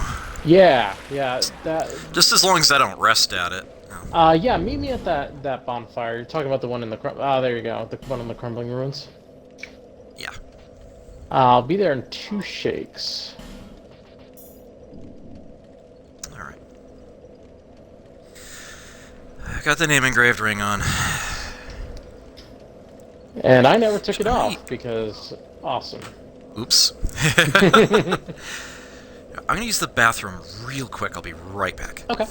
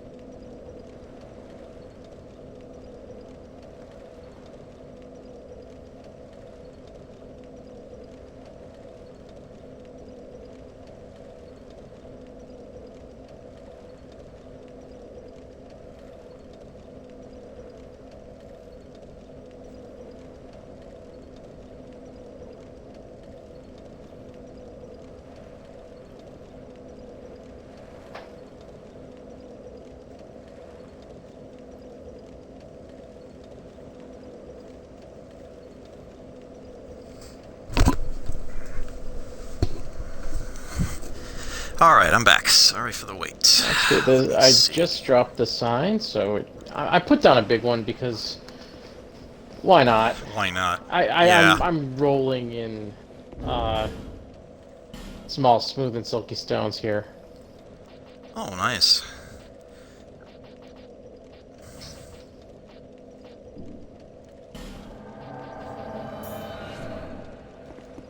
Alright, let's put on a ring that makes some semblance of sense. Praise the sun. Let me put on the hawk ring between the hunter's black bow and the hawk ring. I bet I could hit her from here. Yep!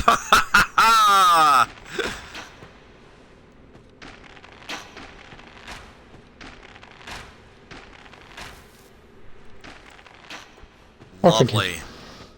See, I can't hit that ogre, but I think you probably could.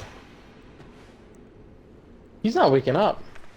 I impacted him, but yeah, too far away to deal damage. You can hit him if you're flying solo, so maybe there's just like a... There is definitely a reduction in range when you're with somebody as opposed to when you're not. I have noticed this. Actually, after you left the other stream, I was able to shoot the guys down at the bottom of Brightstone Cove we were trying to hit before when you were around. Ah, we doing this? So that's actually a thing. Yeah, this is what I wanted your help for. It is a dragon rider.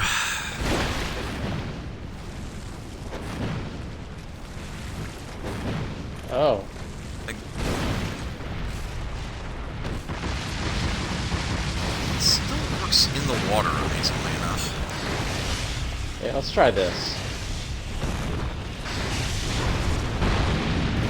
Boom!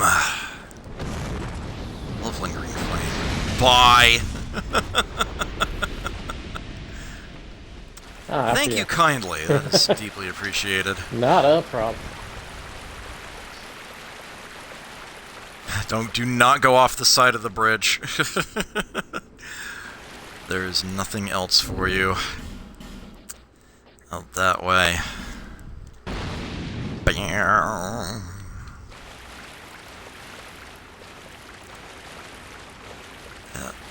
I want to say there's still a chest outside this section, but no, I guess I'm misremembering.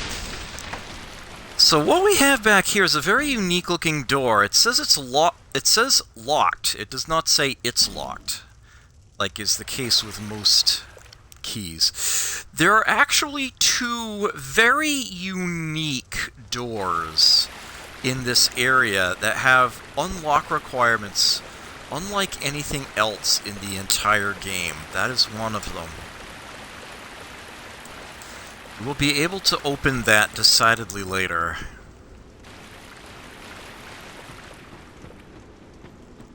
But for the time being, it is stuck shut mysteriously. There is no way we have of opening it at this time. And it won't be a key that gets us in. Not in the usual sense.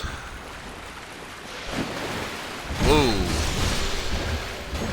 Yeah, gotta watch out. They'll jump up right behind you if you give them the chance. There's something up this way, right?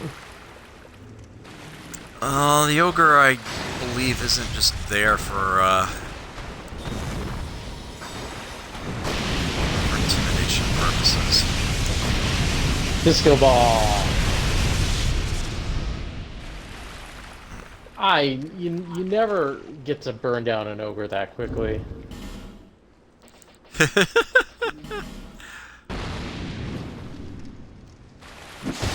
Oh crap! Whoa! Hard to block with a torch.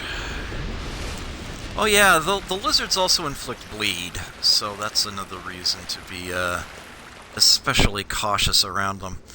Alright, so we're getting close to this arcing wall again. Should be something around here. Yeah, I know there is something. Yeah, you could sort of follow the marsh, but it's easiest to just have the torch lit, just in case. Yeah, you can follow along this line.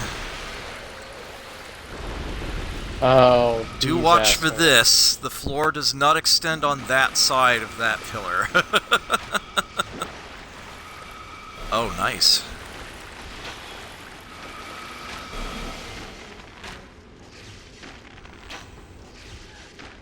Got that one? Excellent, thank you. That way I don't have to drop the torch. And this is what was hiding out all this way, an Estus Flask Shard.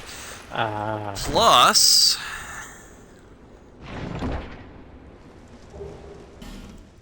the Sunlight Blade Miracle. Oh! Missed it. I'll have to come back for it.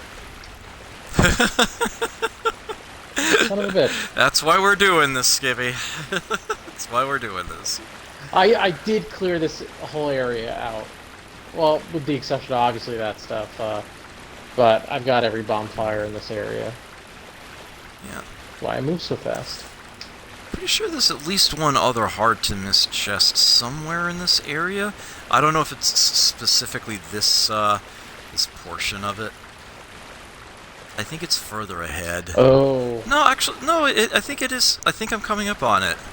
I'm kind of immune to these. Let me...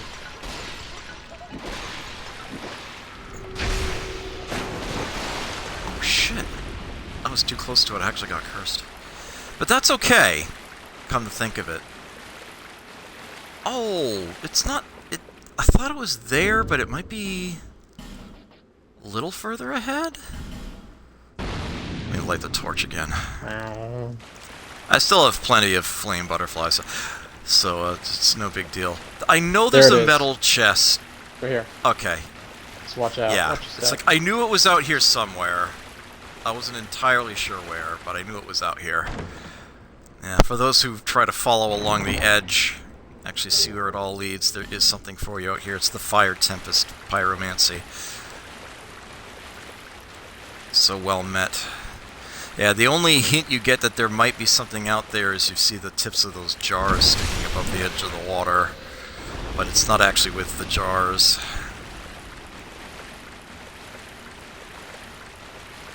Now look at what we have here. Yeah, and we kind of sort of circled around a whole bunch of, bullshit. Oh, you're getting chased. Oh, how did that happen?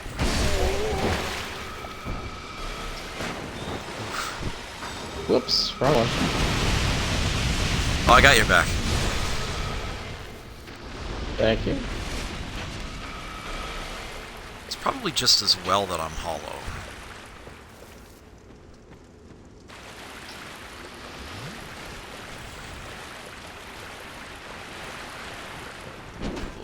Oh, wait, whoa, whoa, whoa! Come on, guys, Got get ganked over there. here. How did I not see them coming? That was terrible of me. Sorry about that. This one's actually a little unique in that it will heal. Yes, Dick. yes, indeed.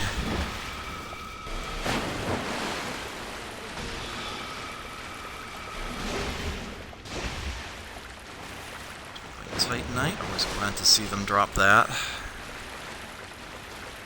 And you'd think there'd be like a chest back here or something. They seem to be leading you that way, but nope.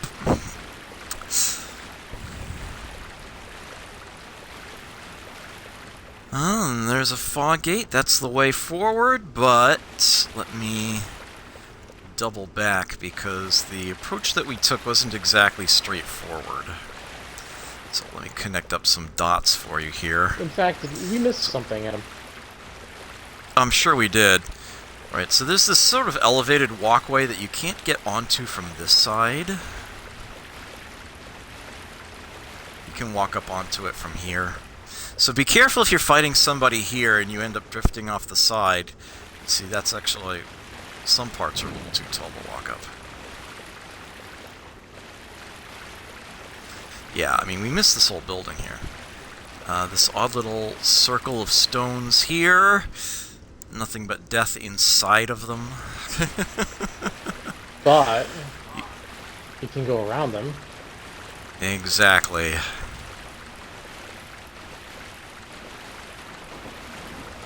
Oh, my head's up. Oh, yeah. And we've been Oh, invaded. hell. So, Yeah, we just got invaded. That is a human. let's get to safer ground.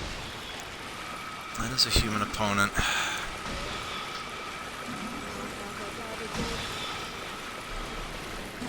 Let me deal with the sorcerer here. Oh, I see him. Yeah, He's a hexer. behind us. I am Oh, on my way shit. out.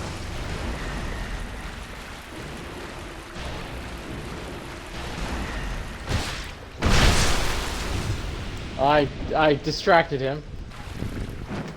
Yeah, I got half his health in one backstab. That's a good start.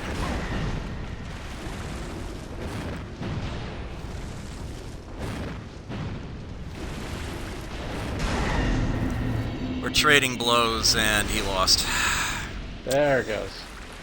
Ah, good fucking riddance. Alright. It's I usually play a Hexer. It's like I know the strat to deal with you. Alright. So, behind where they were... got some roots we can bash down. And Scholar hates you, so there's an ogre in here.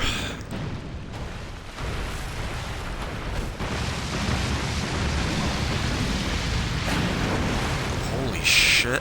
How did that happen? I can't believe this. This guy's gonna kill me at this rate. Yeah, their range is no joke. Alright, he's backing off. This is definitely a Twilight Herb situation. I want my fireballs back, thank you very much.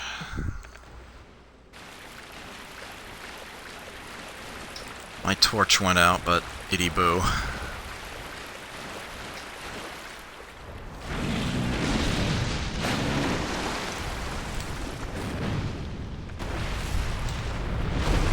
Oh shit, I'm getting eaten. Oh. Oh! I fucked up. He got me.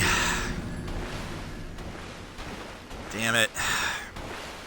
Alright, that's okay. I got the Ring of Bad Idea protection. Care to rejoin me? Absolutely. Alright.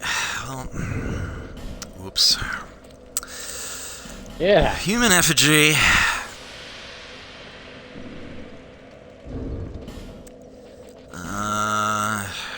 Still at the Engraved crumbled? ring. I'm right at the bonfire, so yeah. Crumbled ruins. Alright, let's see. Everything is still good to go. Good. That ring on. Na, na, na, na, na. Big sign is down. Excellent.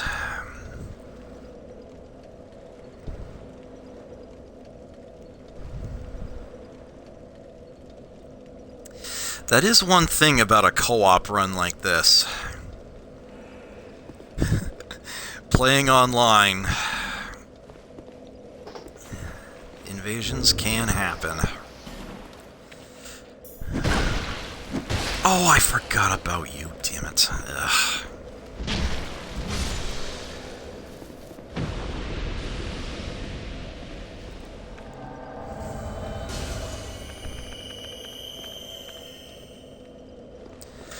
Good to see you. Hey. Praise the sun. Alright, so unfortunately we're going to have to deal with all this bullshit again. Let me make sure I get the Ring of Bad Idea protection on, because I really don't want to lose that bloodstain. Yeah, just as I advised for the original Dark Souls, you usually don't just want to go around leaving the Ring of life protection on. It's not doing anything for you. But if you have it on and you've already got a bloodstain out and something happens to kill you, you won't spawn a new bloodstain. The original one will still be there. It will still be safe to collect. So you can think of it as an insurance policy. Oops. That's not going to work so well. Yeah.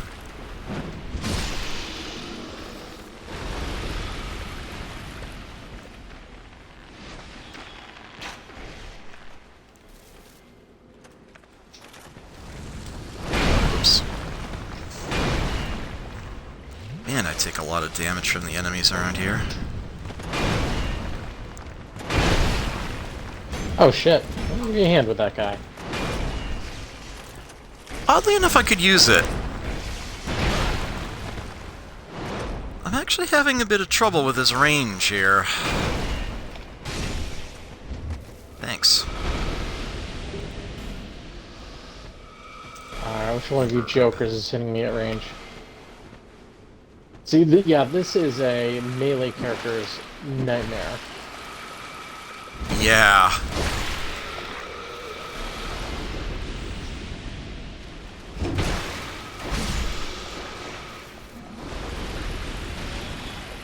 Oh, I am down. Shit. I'll be back there in a second. I was demonstrating how this is a nightmare for people that use melee. Yeah. Note that the Dragon Rider is back. He actually respawns. But we won't have to bother him again. We've already shown what's beyond him. We won't have to go back that way until decidedly later when we can actually open that door behind him.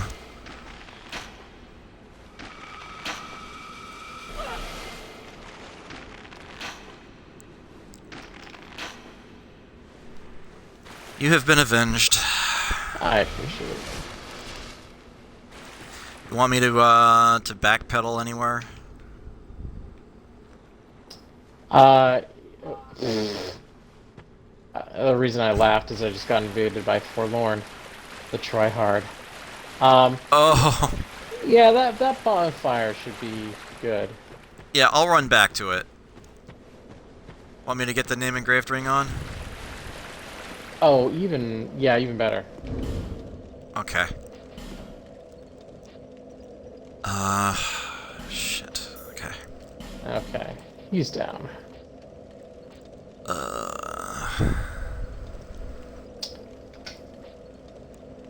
Hey, look. Do you still need me to drop a sign, or are you good? Oh, I'm golden. I was gonna drop my sign. Okay. Okay, good.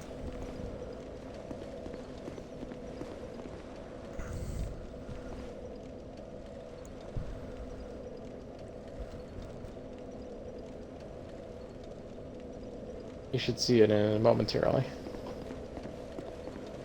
Okay. Got the guy out there, yes. There it is.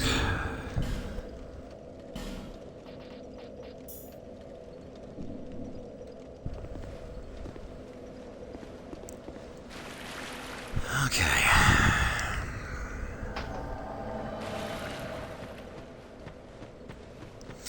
So this time we can take a more straightforward angle of approach, having gotten everything the wide way. I actually can't hit it from here without the hawk ring, but I'm doing less damage per arrow. Oh, yes. Do be aware that their soul arrows do have a bit of a hook to them. They will curve to strike you. Tried to make that very clear to see there.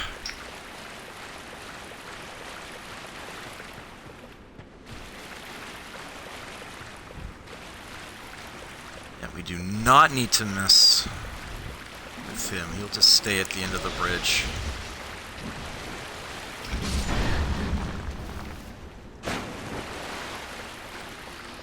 Alright, let's take the more straightforward approach to advance. You can see it's lined with pebbles to give you the angle of approach here. Oh! Uh-oh, this is bad. Oh, you're still up. Come on. Oh. I got it. Cover, I'll take it for cover. you. There we go. I blocked Thanks.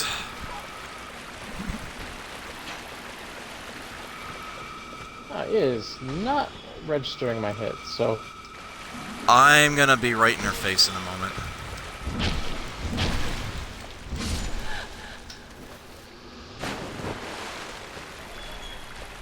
Here we go. Is there someone behind? No, okay. As you can see, there's actually another hut here. I can even light a torch.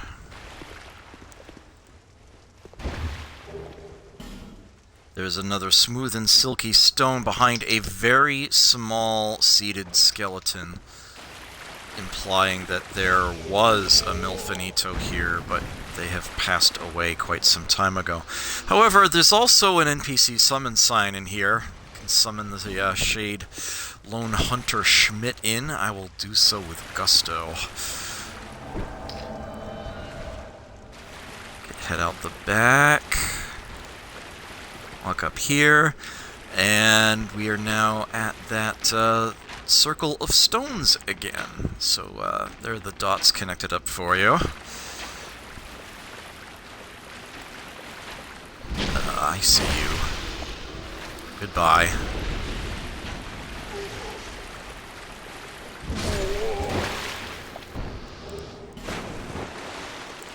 Okay, we got one under the water here.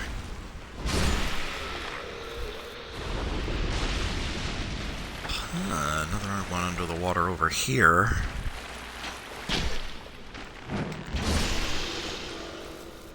Dismissed. Hey, fatty.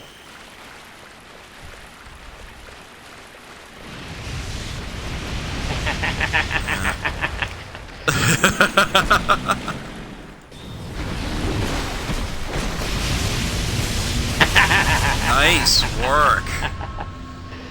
And there's my retrieval. Thank you so much for that. I greatly appreciate the assist. Don't thank me. Thank the lightning. And this is what they were guarding. Singer's dress and the life ring +2. At this point, you almost certainly have something better to put on than a life ring, but it's an extra chunk of HP. No, it's a thing. I do actually kind of like the singer's dress for the no, is it a body item? Yeah, there it is. If you want to look like a milfinito. Yeah, this is the description. These enchanting singers were given song by the great dead one, and have little concept of self. They live only to sing, and will continue singing until they can do so no longer.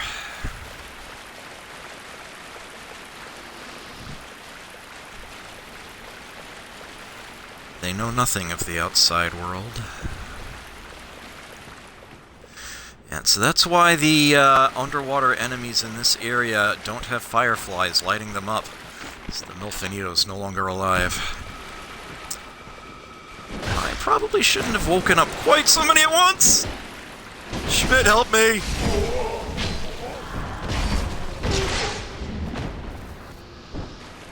Thank you, Schmidt. I wonder if she'll attack. Nope. You spin me right round, baby, right round. So there is actually an item up here. You don't have to jump or anything. You can just walk onto this ramp. 3 alluring skulls. Yay. That looks like a switch you could jump down onto, but no, it's just the top of a pillar. It doesn't do anything special. Oh, you dropped something. Give me that.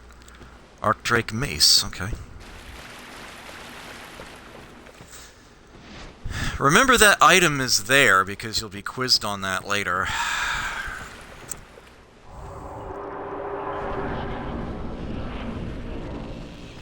So in here we've got a whole bunch more of the poisoning mushroom jobbies.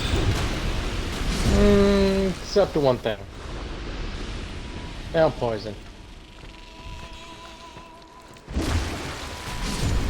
Yeah, as will be evidenced by that enormous one in the back, who is definitely blocking the entrance to go forward. Yeah, that's acid, not poison. Not the fun kind either. No, that's the melt your equipment super fast kind. Not that Santier's spear gives a shit. But yeah, we're gonna have to get rid of you.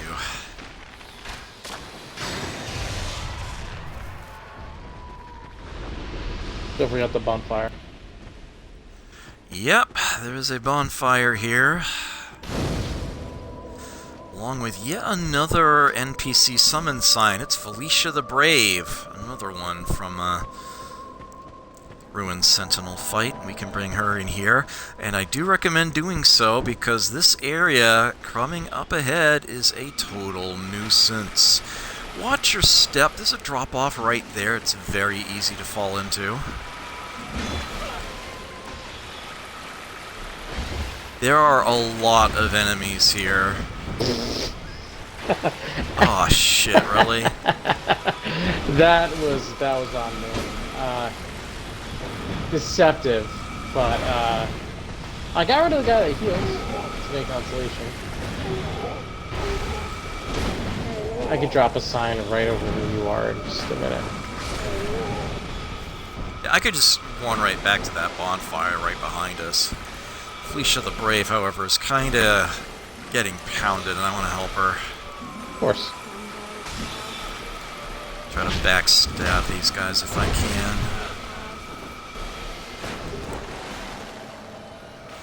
Invaded by Dark Spirit Peculiar Kindler.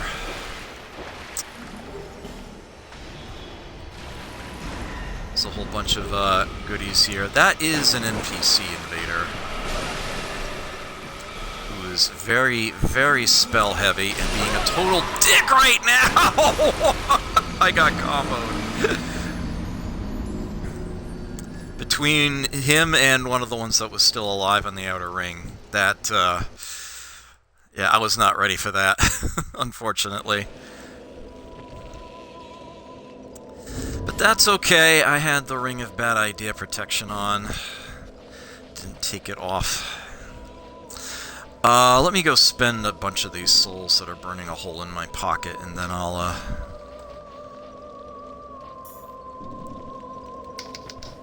resummon you.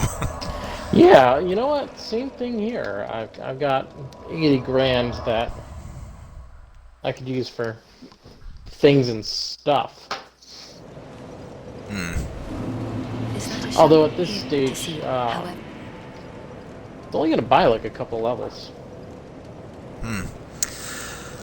And, we now have the Estus Flask maxed out. Turning in this shard, we are now at 12 swigs at +5 strength. That is the best it gets if you get any more shards, and I believe there is one more in the game. Then, yeah, it will simply tell you that the flask is already at maximum if you try to give it to her. Only thing you can do with it at that point is sell it to Gavlon.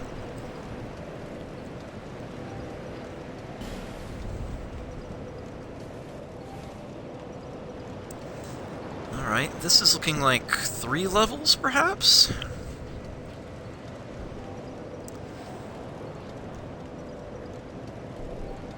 It's 2. Almost 3, but it's only 2. I might be able to make it 3 with a poppable. I think I'm just going to put both of these straight into Vigor.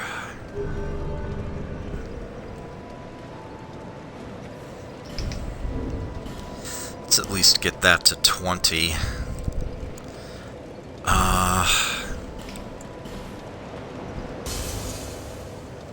Yeah, they put a lot of souls in the water there to try to bait you in and get shot by all the sorcerers.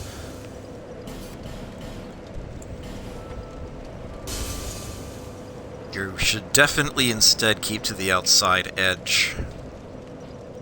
Fight them. There.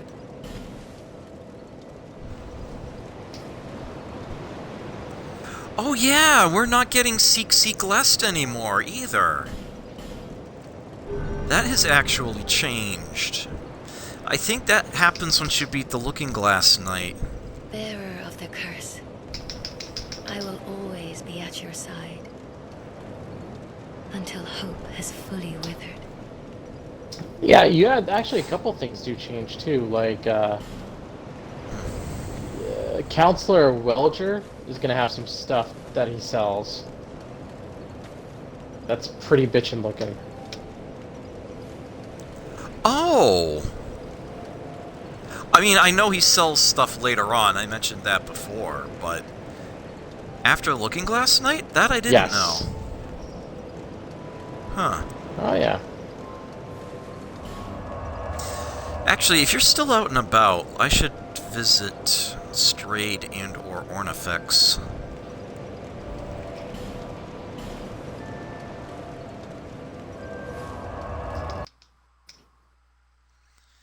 I still have Ornifex's freebie I haven't claimed. I'll go for it. Although I don't think I will be yet either. I kind of know what I want to get from that. Alright, these two... Okay, this just became a problem. Holy shit.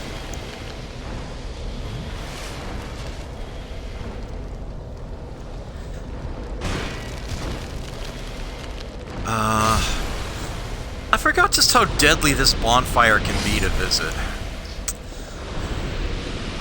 There are easier bonfires, to be sure.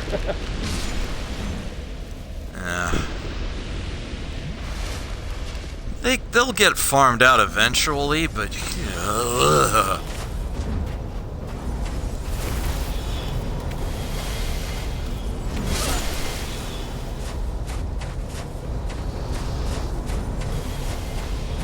Alright, you're going down.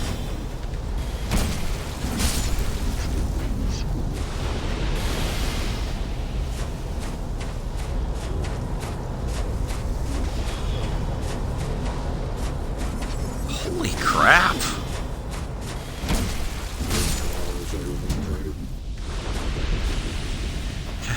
Those things will hook around for quite a while. Oh yeah, they're like the sidewinders of...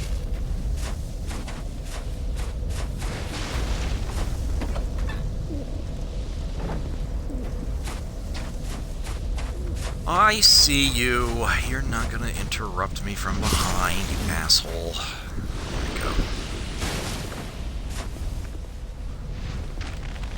You're not gonna do anything fancy.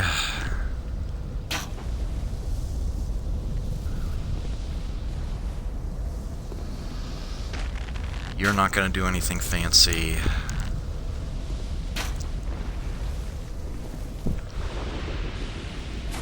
It's like, I go to talk to Ornifex and like every spider in the universe suddenly finds its way to her door. You provide a wondrous soul. I will create one thing of your choice. I require no payment this time.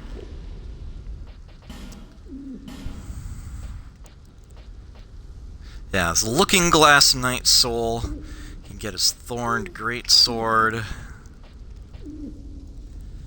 Or, yeah, the insanely impressive King's Mirror, which can deflect spells. Do you have to parry with it? I believe so, actually. It's not passive like it is when the boss himself is wielding it. I believe. But yeah, it is a spell parry great shield. I think it might actually be unique in that regard. But yeah, I don't have the strength for that. A fun thing to do is to get the, because Volgan will start selling the Mirror Knights set as well. So a fun thing to do is to you know, get the Looking Glass Knight shield and sword, and get summoned by the Looking Glass Knight as a smaller version of the Looking Glass Knight. People appreciate that. Yeah, that's always fun. That is the thing you can do. Soul of the Duke's Dear Freya can make a couple of weapons here. Spider Fang has really good dex scaling, and a rather unique special strong attack that will slow down the movement of its target. Interesting thing, but curved swords have never been my thing in this game. I do, however, rather like Spider's Silk. As a thrusting sword, it has an insane amount of dex scaling. And it has a very unique effect on its strong attack as well. Well, maybe not that unique, since there are a couple of other weapons that do it too, come to think of it. But, yeah, a strong attack done with the Spider's Silk weapon will actually ignore a good percentage of the blocking effect of a shield that an opponent has if they stick it up in front of it. you will actually deal most of the damage you would have done even if they weren't blocking. If you are up against opponents that like to sit there with great shields and block everything, this will actually ruin their day pretty fast. This is what I usually use the Soul of the Duke's Dear Freya on, and it's not a bad option at all, but there's something further on that does much the same thing that I like even more, so I'm probably just going to wait on that. I could pay 14,000 souls to repair the Ring of Life Protection, but I obviously won't be doing that. I will repair it later at no cost. I still have plenty of flame butterflies, don't need to buy more. Could buy some of her amber herbs, that's probably not a bad idea, but probably not necessary either.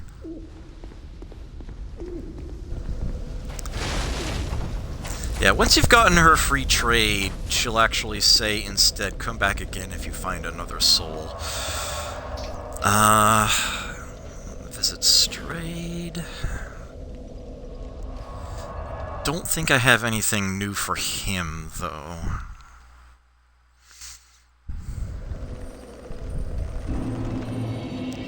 And I still have Pyromancy set, so... Fireball the... Oh, come on! There we go. Fireball the mummies. Instead of soul arrow them. Some slight variance. Yeah. Gauntlets of the Forlorn are sold by him now, and they weren't before. I think every time you face the Forlorn invader, another bit of his equipment becomes available to buy.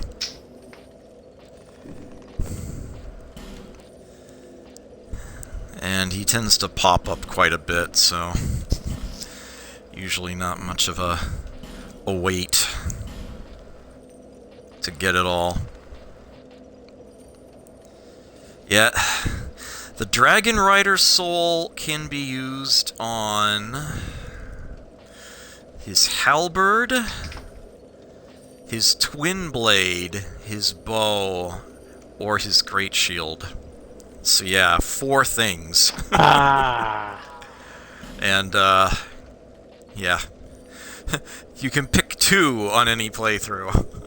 Well, or use bonfire ascetics. Yeah. You know. So there is that. And I do like the Dragon Rider bow. I do like the Dragon Rider bow. You know what? It was so solid that I have risked life and limb to get it, because it's just such a damaging bow.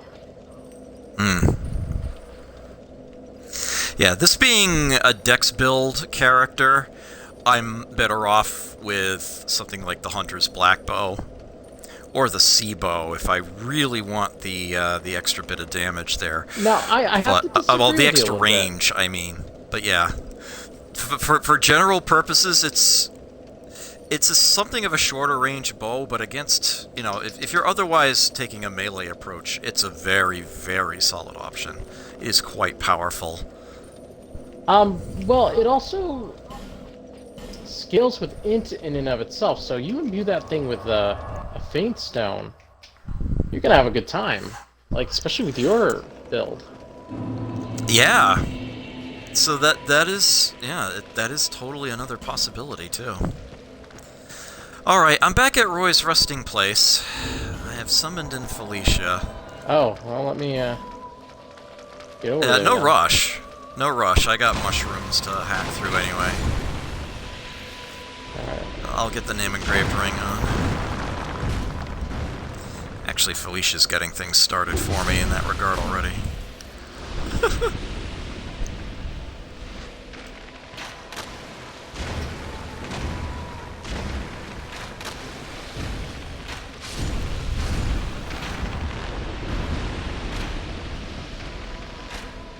But she knows better than to approach Mr. King Acid here.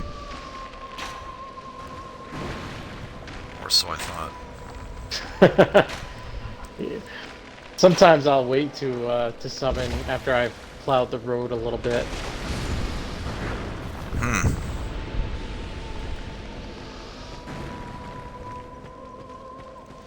She's backtracking to get the earlier mushrooms. Yep, acid, not poison. Even from the little ones. So they are technically a different creature. Alright, let's see here. Shrine of Amana. Ooh, looks like it's got a little bit of a heavy PvP presence. Yeah, I noticed that, and we kind of already encountered a bit of it. I'll take this ring off, put this ring on. Grandma, the god of the struggle. And a white soapstone ring. Put it right underneath your feet. Alright. There it is. Alright. Circle of Death, take 2. Spell Quartz Ring +3 going on. Ooh, where did you get the +3?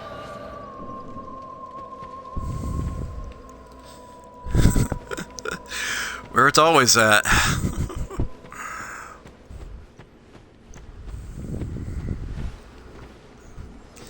Alright.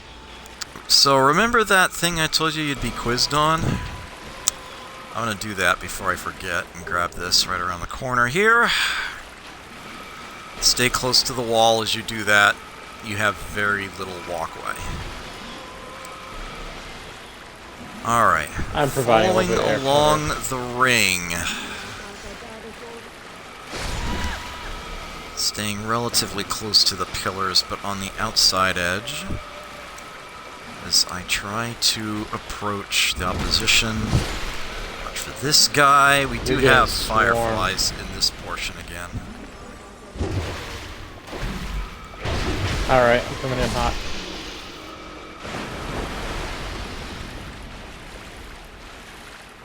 Okay. Yeah, you want to clear out all the mages. As you saw, it's a huge, huge problem. If even one is still around after the invasion. Oh, damn it.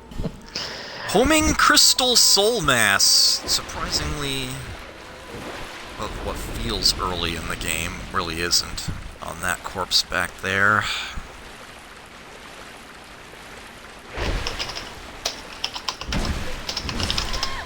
Ran out of floor, as it were. Alright, and now Peculiar Kindler is coming in, but now this area is all open. Red Iron Twin Blade out there, for those of you who haven't done the Santir Spear thing yet. Bring Dragon Crest Shield. Petrified Dragon Bone. Alright. So yeah, this guy uses both hexes and sorceries. He'll shoot out big sorceries and smaller, faster hexes. To be careful of both. I would draw your attention to the spell tool he's carrying, that twisted chunk of metal. Hopefully we get to show you what that is later, because it is one of the most unique weapons in the game. Well, technically it's a spell tool, but it may as well be a weapon. But we'll get into that later. Nicely done, Felicia. Down he went. My sign is back at the mouth of the cave. Ah, excellent. That way. Gonna watch my step.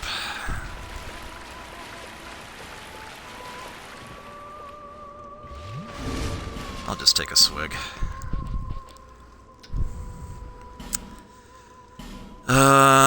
Okay. Name engraved ring? Yep. Up there it is. Got it. And I can put back on a more general purpose ring, like Clarion Ring +1. That's a good choice. I always forget about that one. Yeah. So much of this game is stamina recovery when the chips are down, so I tend to prioritize it. Especially early on. Straightforward enough. Come across here, watch for the fireflies, let you know when you've got someone to stab.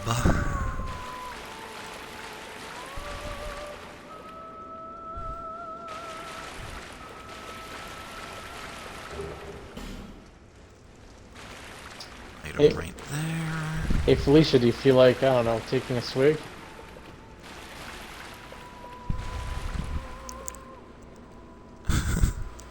Might be empty. We are right on a, Wait a minute, isn't there a... Yeah, right here, Adam. You don't have to use a flame butterfly. There's a frickin' lit fire right in front of you. You just light the torch. Oh, by the way, check this shit out. I don't know what she's doing there, but she just hangs out there. Yeah, she doesn't even shoot at you, too, if I recall correctly, yeah. But yeah, this doesn't actually go out that way. As you can see, it just sort of abruptly ends. You can circle around that way, but there's nothing on there apart from her.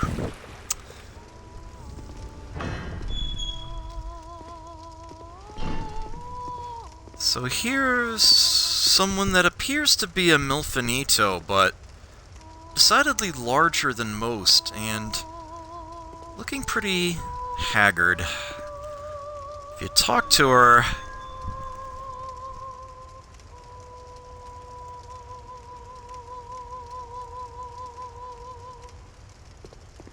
she just fades.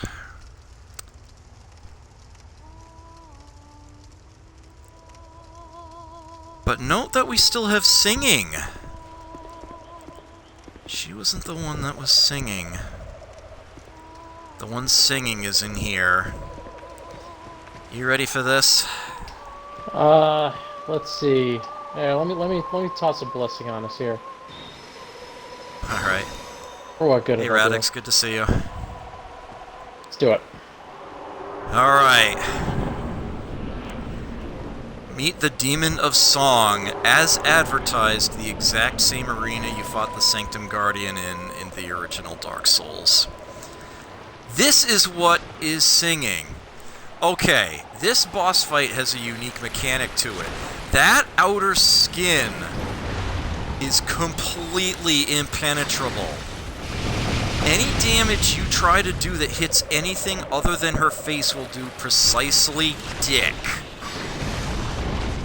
She can only be hit in the face when it's open. This is tough. Her attacks are easy enough to avoid, under many circumstances anyway, but actually hitting her and trying to get much of anything done is really tough in this fight, especially if you're dependent upon slower acting spells such as Lingering Flame here, which can very much detonate and do literally nothing. And yeah, when she does that slam, yeah, if she's hiding in there, it doesn't matter where the center of the flame is, you are not going to damage her. Oh, she got Felicia. No drop-offs, at least in this arena. Come on, open up. Oh, buddy. Yeah, you can see that Pyromancy's actually doing very little to this thing. Firestorm is a crapshoot. It usually is, but especially so in a fight like this. I almost hate to do it, but my best bet is to actually just get in her face and poke her. You just have to be very careful for whatever their attack is going to be when they're feel it, and then try to close in fast and hit her while she's still vulnerable for that second and a half or so. Melee's actually really viable. You just have to stay the right distance. If you're too far away, she'll charge you, and if you're too close, she'll nail you. Like I'm charging her right now because I don't want the follow-up attack. You just gotta have a little bit of patience. Yeah, it's not necessarily a hard fight, but it's a longer one, and one that you have to really work around the fact that they're only vulnerable in one spot that's only open for so long. They don't take a whole lot of damage just in general.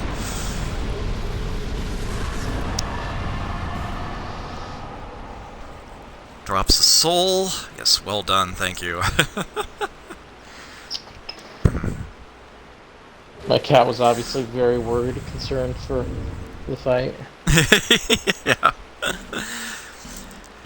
And they dropped the key to the embedded. That thing that we were told we needed back in the castle.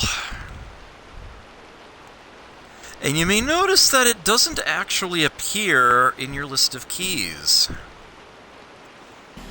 Would you believe it's a weapon?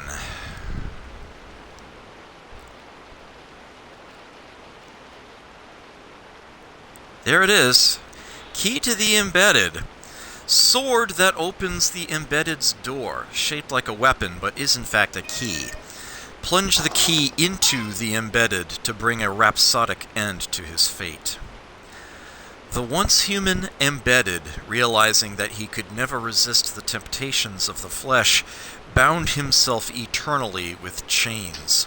Since then, he has awaited the day that somebody will find this key and bury it within his bosom.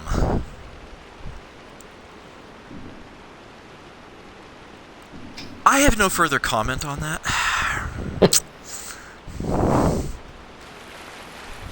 He's a super freak. The kind you He's do not super take from freaking the out. Temptations sing. Okay, so this is the way forward on out of here.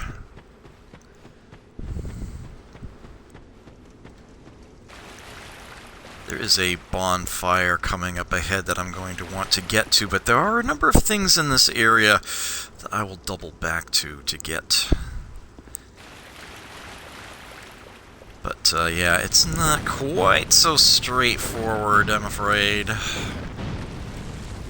This is a good place to use the spider's silk if you ended up, oh, oops. If you picked that up.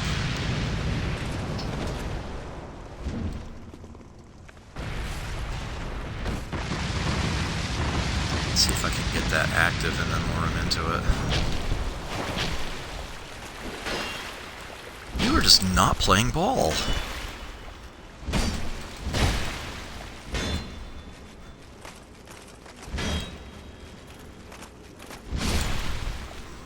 There it is.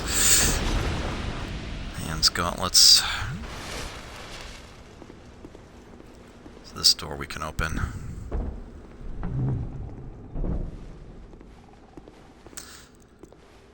Okay, so I am going to go ahead to the next bonfire as advertised, but then I'm going to be coming right back here. Because, you see this off to the side? We can actually get there. And there's definitely something to show off there. But we're going to wait on that for just a moment. We do have a couple of other little errands to run, as it were.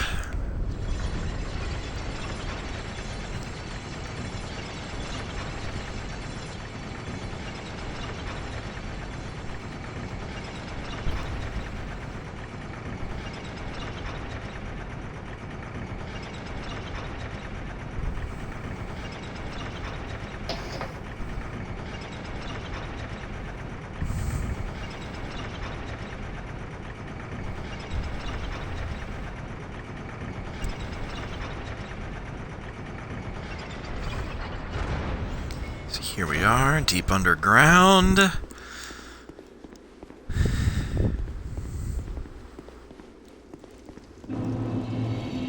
Welcome to the Undead Crypt. So, a couple things about this bonfire. First, if you are playing unpatched vanilla Dark Souls 2, this bonfire is not here. It is over here, in this otherwise mysteriously empty alcove.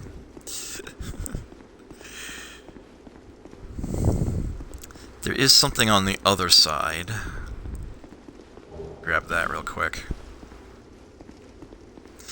So you might wonder why they bothered to move it.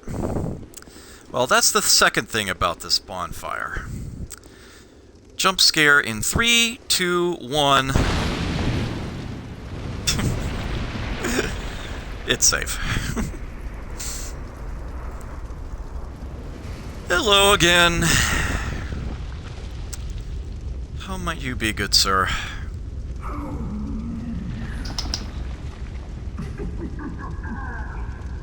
I believe we've been confident. Young hollow, conqueror of fear. What drives your soul to overcome the supposed curse? Life is brilliant, beautiful. It enchants us to the point of obsession.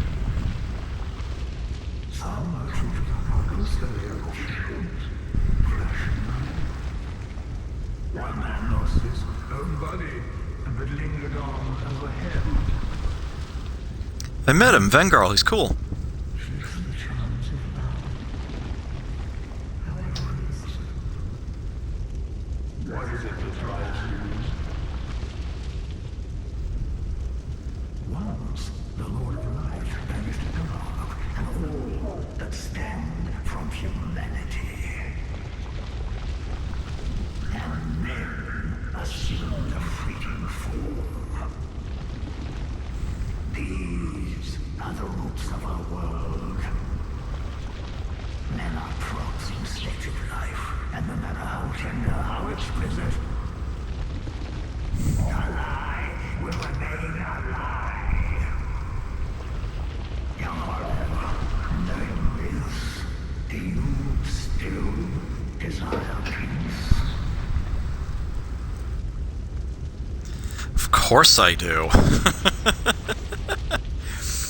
So, you will actually be asked several questions by this guy, and the answer is always yes if you want to get the game's new special ending that was not available prior to the final patch of Vanilla Dark Souls 2. Venric, the near true monarch, is here, and not far. But what is a king? You, neither born with great wisdom grounded in my fates. What is it you seek? You cannot even say yourself. We shall meet again, young Hollow.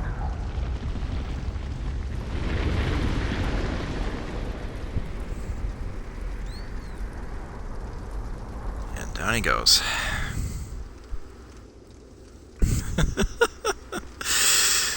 Alright, so let's light this. Okay, so...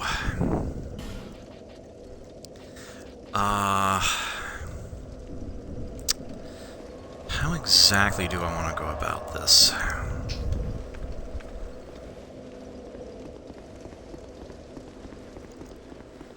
So I am going to double back, as noted.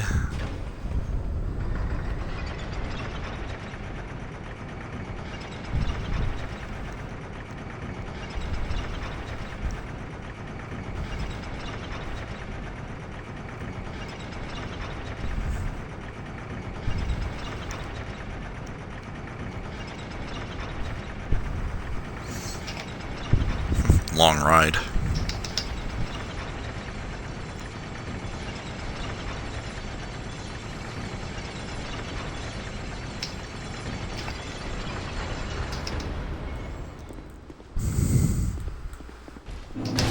Oops. That alone is very satisfying to do. He never sees it coming.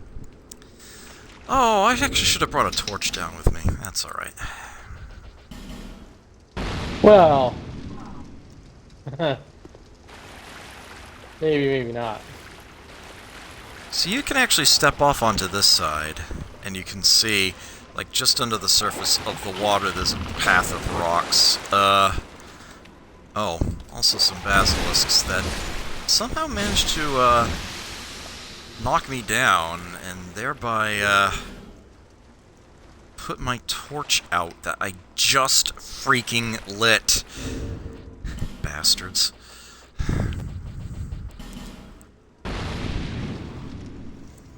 Damn it, these flame butterflies cost 300 souls apiece, you fuckers. Note that, it's like instant death if you try to step off on the other side. But, if memory serves, I want to say that's where we came in.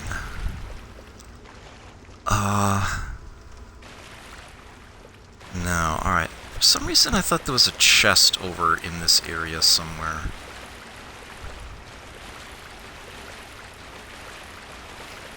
I must be confusing it with something else. Oh, another basilisk. Oh, it was further down. Okay.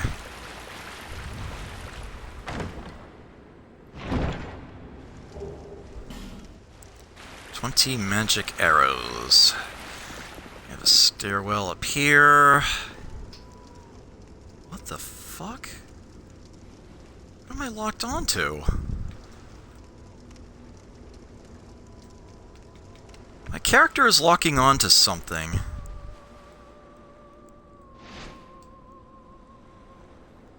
I have no idea what or where. Oh, I know what it is. Look up towards the tower. Oh, is there another moth up here? There most certainly is. Let me see if I can find it. Having trouble locating the angle. Well, if I get here...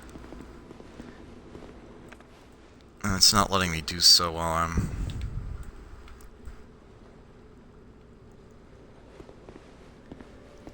Where do I have to stand to see it? There it is! Oh, you got it. Alright, yeah, I got it. Oh, there we go. Huh. Yeah, again, those are not in vanilla. Okay, so, we need another fragrant branch of yore, because Scholar hates you.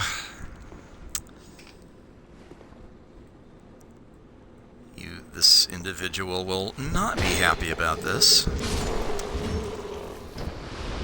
That's its problem. And what do you know, there's another bonfire right inside of here, which seems kind of unusual that they would do that, but there's actually a very good reason for it. So if we climb up here,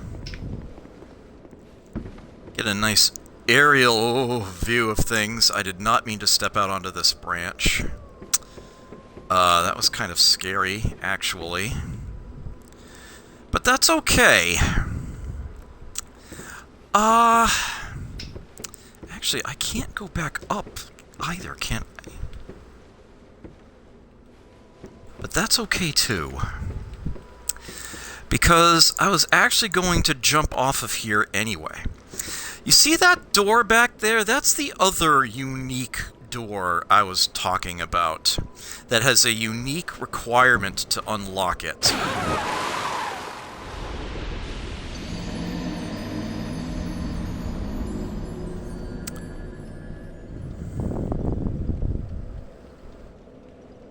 Yes, I did that on purpose.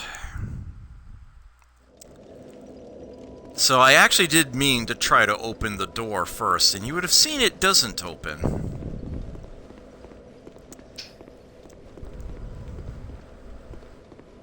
Oh no, is the bloodstain on the... Please tell me I can get it from here. Okay, good.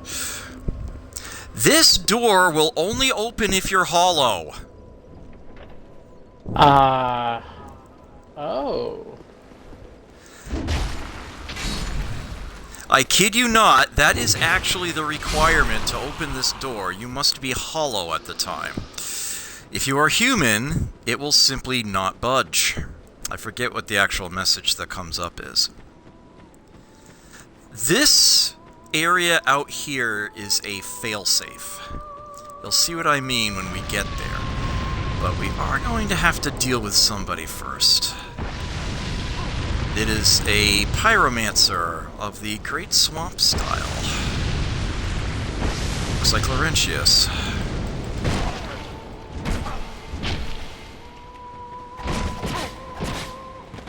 Uh-oh. Alright, I still got the swig.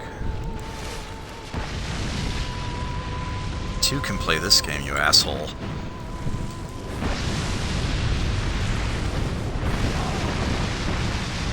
Ooh, oh. He's getting clever. Let's see how you... Oh, shit! He hasn't set off the lingering flame yet? There it goes! Charge him now. There we go.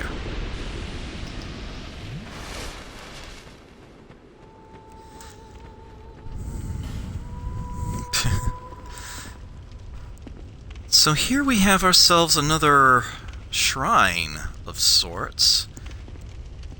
Kinda grotesque, but it is what it is. And you can hear singing, and it's coming from her. I need to be in front of her to talk to her, yeah. Who are you?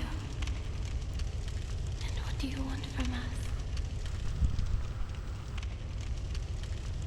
Milfinito, that is what we are called.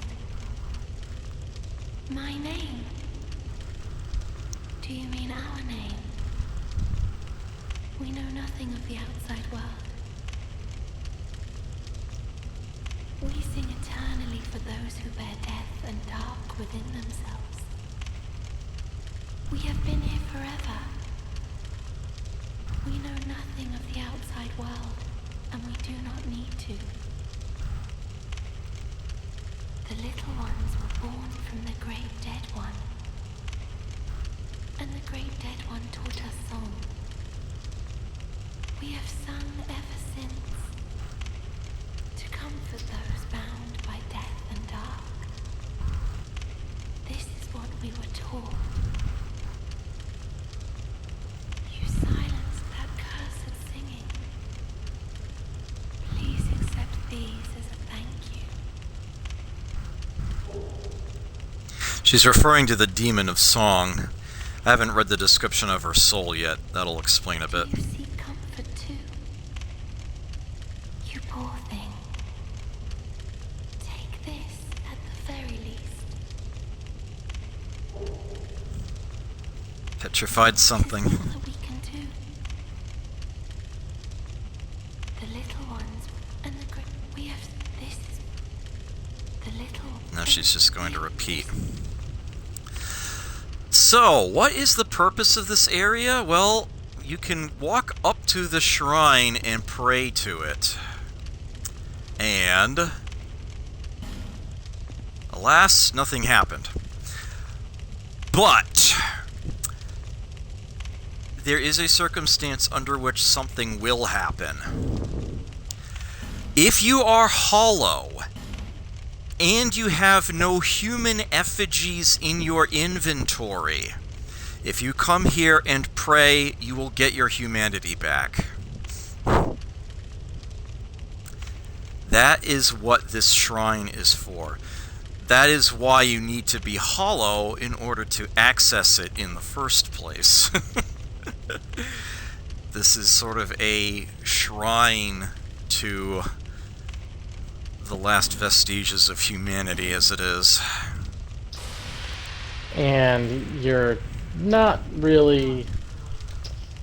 Don't try just like taking out them out of your inventory and using it. I don't think it's gonna work. You drop them.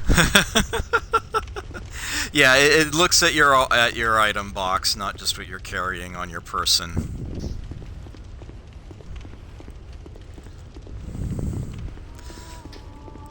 We can also go past that shrine, descend it on the back side here. Fortunately, we have another swamp pyromancer here.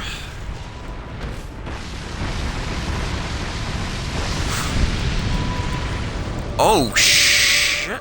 That was a wrinkle I was not expecting. One of my other rings is threatening to break. Ring of... I know, ring of... Yeah, flame quartz ring +3, there we go.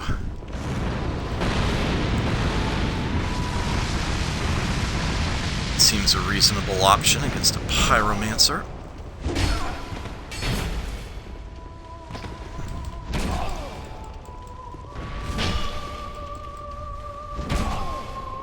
I'm not gonna let him get any spells off at all. Oh, crap. Back up, Swig. He's using Lingering Flame, too. Cunning little bastard, hey.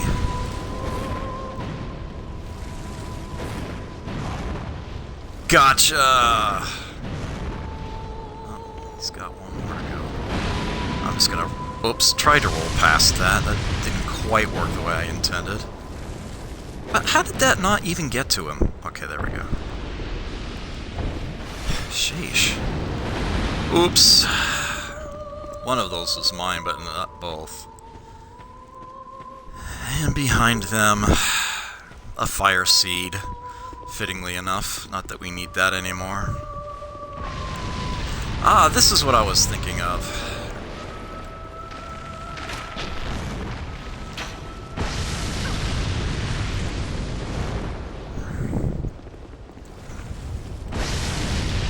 There's a chest out this way. It's confusing one in the back of the tower for one in the front.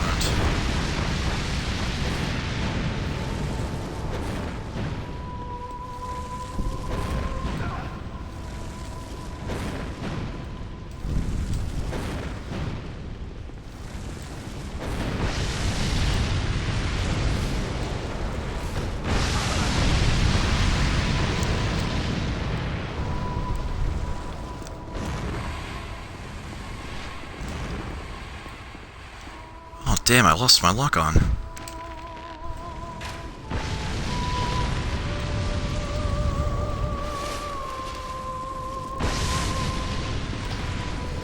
That is not my shield.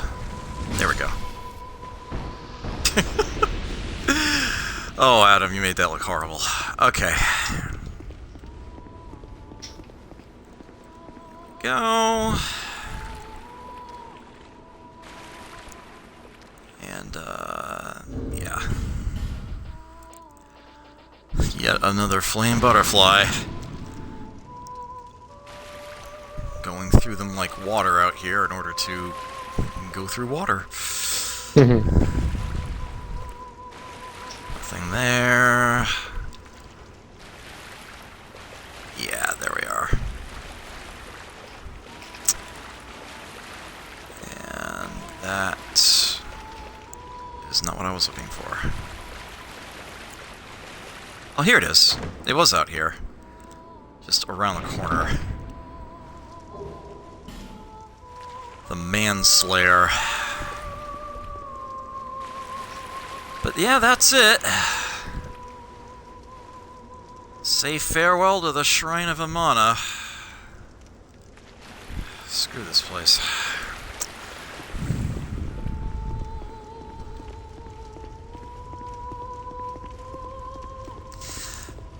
There is one other thing we can do here, though. But we'll get to that in due time. By which I mean in a few minutes.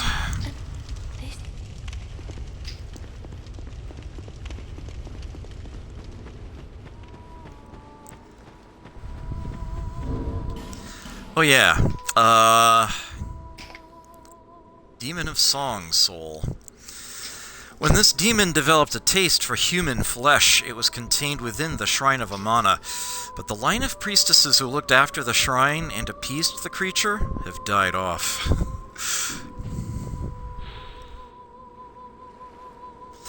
Oh yeah, and this one too. Soul of the Looking Glass Knight who challenges visitors to the Lordless Castle. Long ago, the King's Passage was a route taken by the bravest warriors to prove themselves, but now it only prevents one from pursuing the runaway king.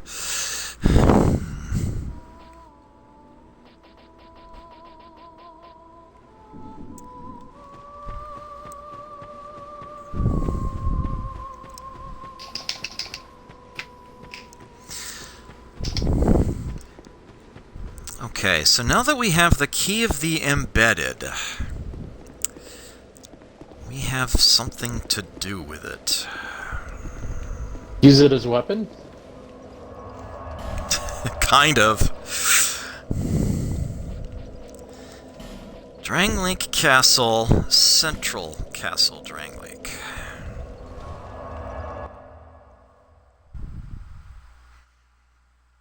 The Castle Anthrax? Not a very good name, is it? Down the steps.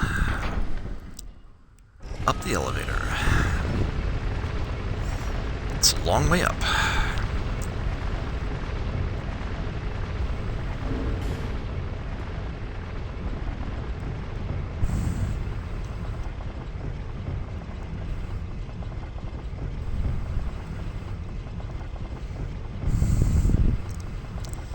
So there is a really neat thing that happens after we do this.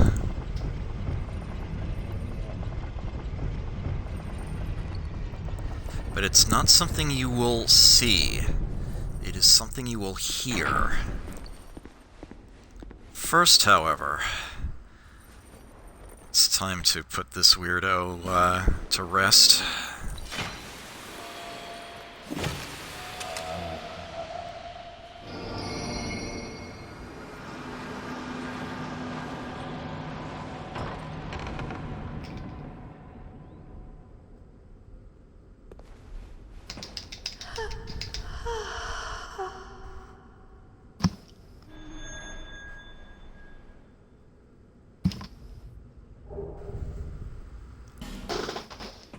She leaves behind the Ring of the Dead.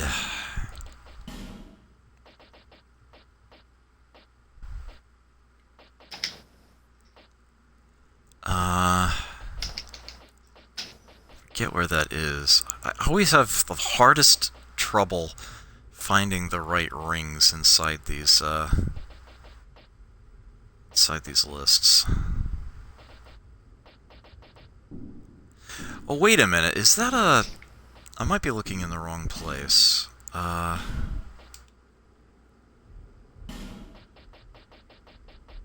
No.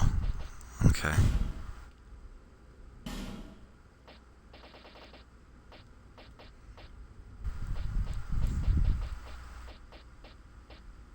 There it is. I just completely... just visually went past it. They say that in the Undead Crypt, we can reacquaint ourselves with the dead. We all suffer loss, and none of us can escape death. Then what is the fascination with reclaiming that which has already passed into the beyond? If you are wearing this ring, you will appear human, even if you are hollow. That's pretty much all it does. Nothing special. So, on the ride back down the elevator, listen.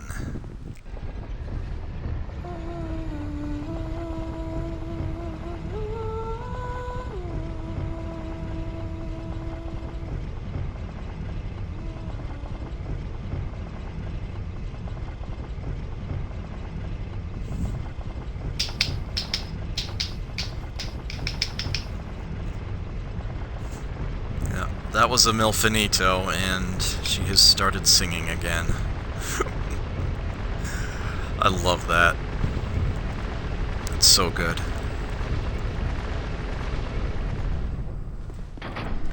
But that's not all.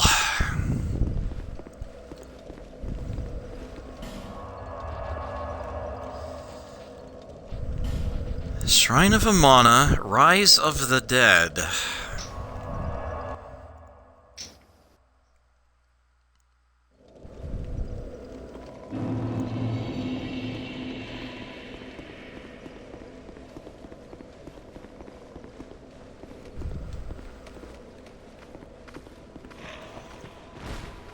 Head back out here. The pyromancers do... Oh, they do respawn. I thought they didn't for some reason. I mean, it'd be nice.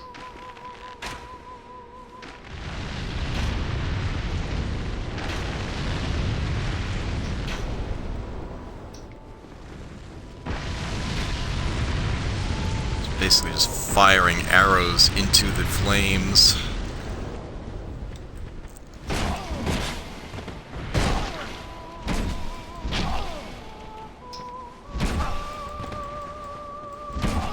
Almost ran him out of floor. That would have been awesome. Bye. Yes, the other Milfinito will be happy to have their friend rescued. We hear a song in the distance. You rescued a Milfinito who was taken from us. Take this. We Milfinito thank you.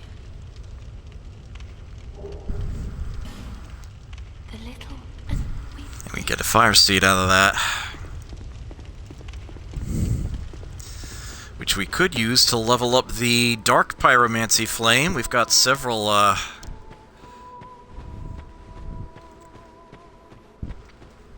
extra fire seeds at this point.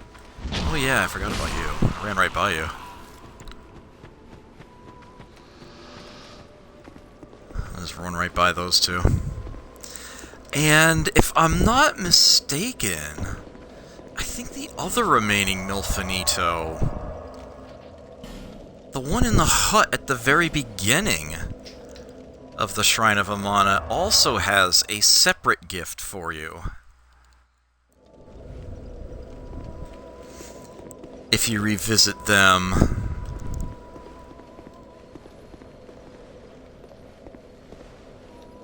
No. After the rescue.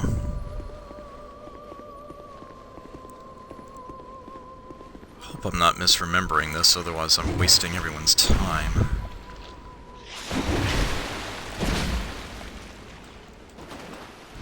Come on. There we go. What are you up to right now, Skippy? Not that I need you for this, just curious. Oh, I just paved the road through Undead Crypt, so everything unlocked, shortcuts, what have you. Just so that, you know, when we get there, I'm guessing maybe like after you're done cleaning up, you might want to take a crack at the Dark Lurker on stream. Yeah, I was planning on doing that after you called it a night.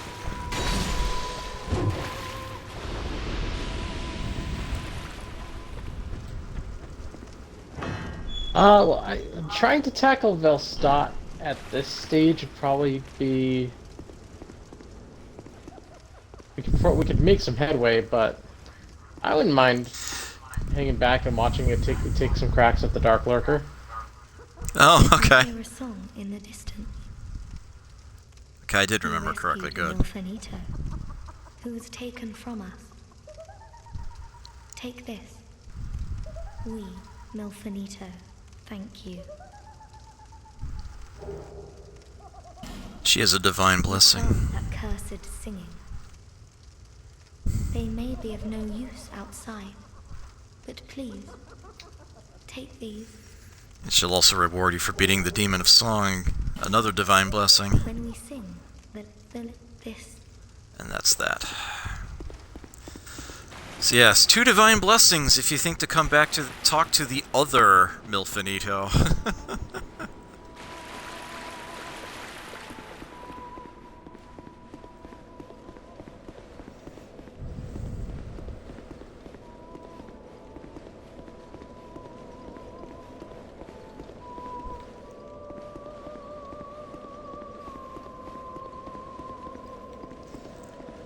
Okay, so there's that. Let me level up once or twice here.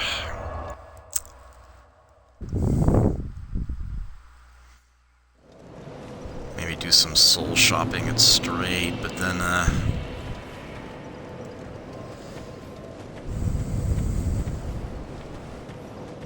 there she is.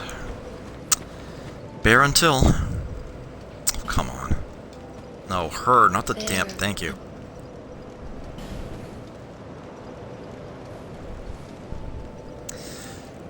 Aha! There's Vigor at 20. It's the last time I'll get 30 hit points for leveling up Vigor. It's a good place to break that off. Should be enough, so to speak.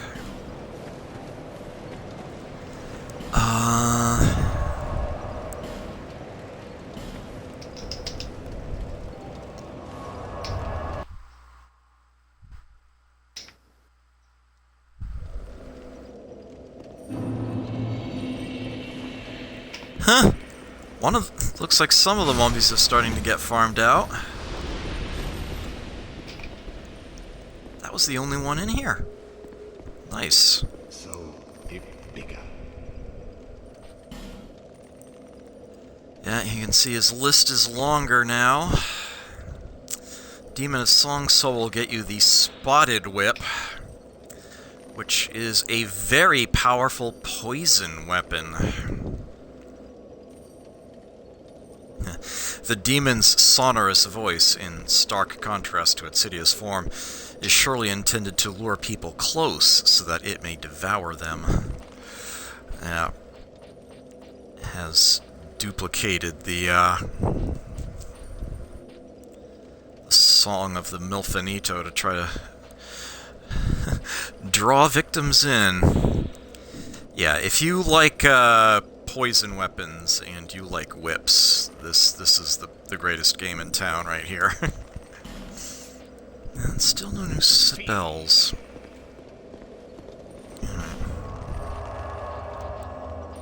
And you know what? Visiting Ornifex is a nuisance. Let me just see if I'm just going to shamelessly go ahead and look it up and see if I can save myself a trip.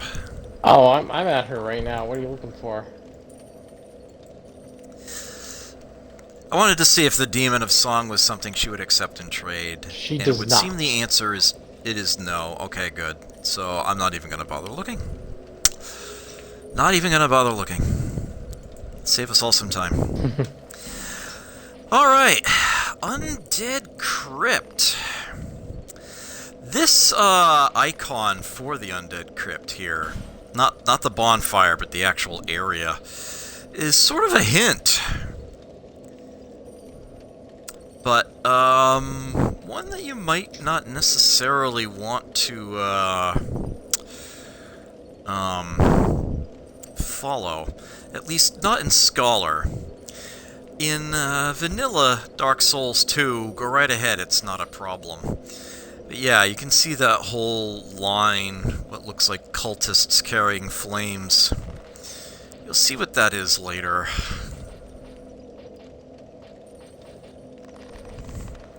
Yeah, in Vanilla Dark Souls 2, there's a special thing that you can light that will cause all those flames to ignite. You can do it in Scholar as well, but you're kind of punished for doing it in Scholar. More than a little, in fact. At any rate, let's go back to the Undead Crypt entrance here.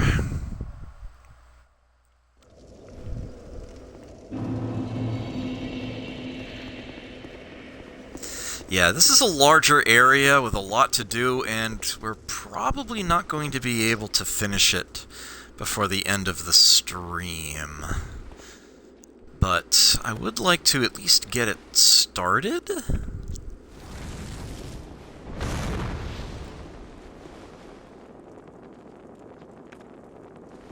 Huh. Maybe that'll... Nope. He does not want to move from that spot.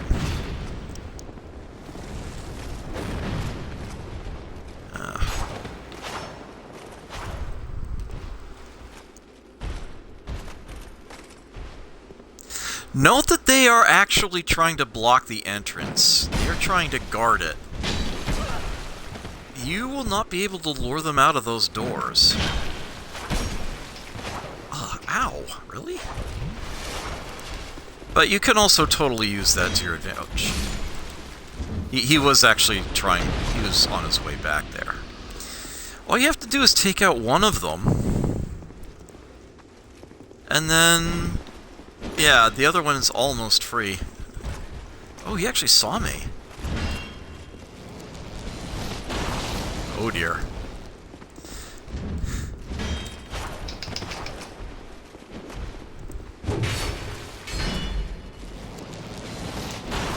What could they be guarding?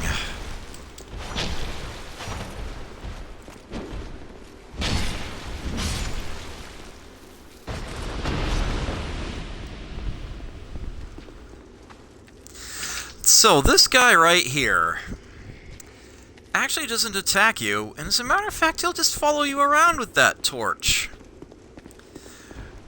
Which seems really, really convenient until you learn something about the nature of this area that means he's actually very, very malicious. But first off, yeah, that doorway is, blocked.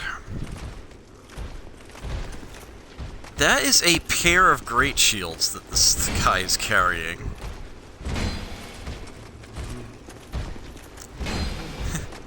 With matching teeth grooves on them. Oof. And they make a pretty impressive weapon when dual wielded. That's sort of the point. But yes, you actually can get your hands on them as well.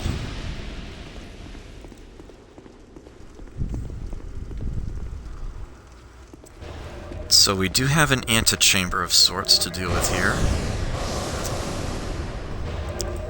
You might remember that spell from the original Dark Souls. They're attacking with affinity. That's what it's called, affinity.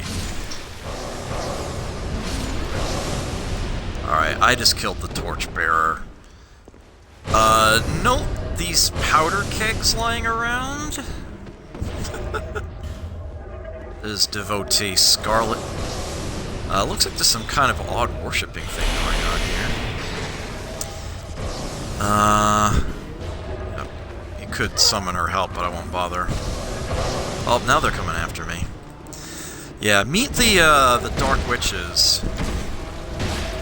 And remember Peculiar Kanda, whatever the hell his name was, in the Shrine of Amana, and I told you to examine his spell tool / weapon? These witches carry them. That's what she's using. And they will randomly drop... oh my word, she just poisoned me. That was a surprise. They will drop them at random, and here's hoping that you get it from them. Because, boy howdy, it is an amazing piece of work that I really want to be able to show off. I want to be able to wield, like right now. Yeah, he drops a torch item, fittingly enough. Yeah, the stairs up slalom. For the first landing, it's on the right. For the second, it's on the left. If you're trying to run ahead and take out the spellcasters, that's useful to know in advance. So we've got someone to chat with up ahead. They will initiate the conversation once we enter here. Halt. Human, do not produce light.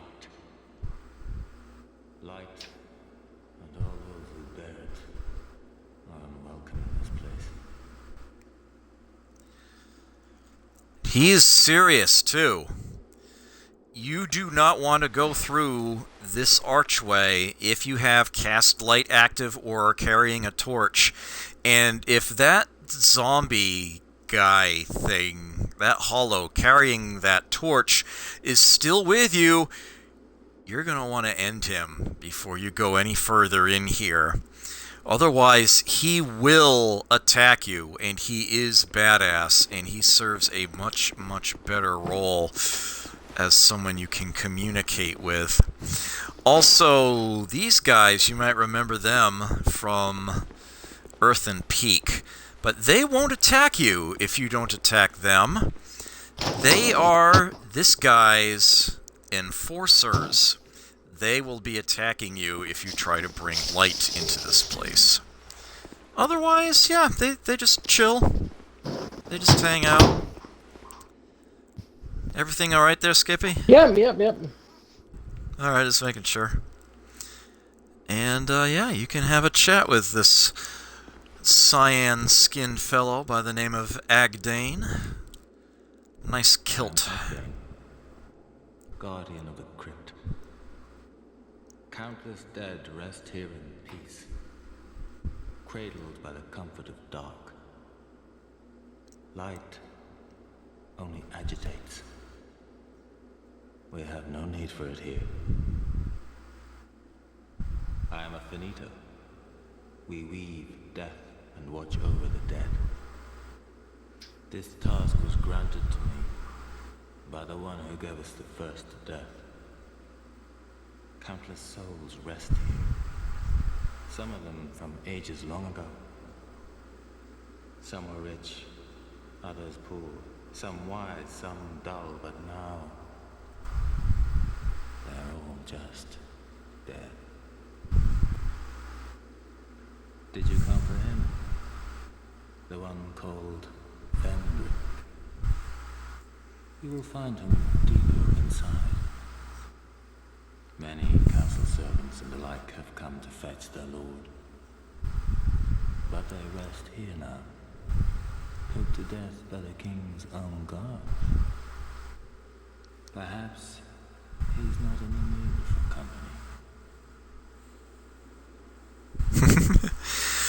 Yes, Finito, not to be confused with Milfanito. In the past, humans were one with the dark. The former king of light, he feared humans. Feared that they would usher in an age of dark. How queer you humans. How you go on, never separating truth from fiction. This place is welcome to all, provided due reverence is shown. Death is equitable, accepted. We will all one day be welcomed by her embrace. Tell me what you desire. Show me reverence, and I will lend you my hand. There we are. We can learn gesture. Have mercy. He's a shopkeep. We can buy things from him. The Ring of Thorns +1 is in his inventory. We'll take that. He sells dark arrows and bolts. That's fun. 13 human effigies and 13 Elizabeth mushrooms. Curiously enough. And he's even got some spells. He's got a copy of Soul Spear and Soul Vortex in there. The Soul Appease Miracle. And the Warmth Pyromancy, which I don't have a copy of yet. One of the lost pyromancies preserved only in the Undead Crypt creates a gentle, warm flame that heals those who touch it. Fire can be a show of strength, but it is also a symbol of wisdom and comfort. Fire is what the caster wishes it be. I will take that. And a second copy of Soul Spear sounds fantastic to me. Grab that too. I am a finito. We weave death and watch over the dead. This task was granted to countless souls. Somewhere red. The same thing he said before, and I think he... Before. Yeah, I think he just repeats. Yes, tell me what you... I am a finished. This countless. Yeah. Somewhere. He'll have something to say later on, but for now that'll do.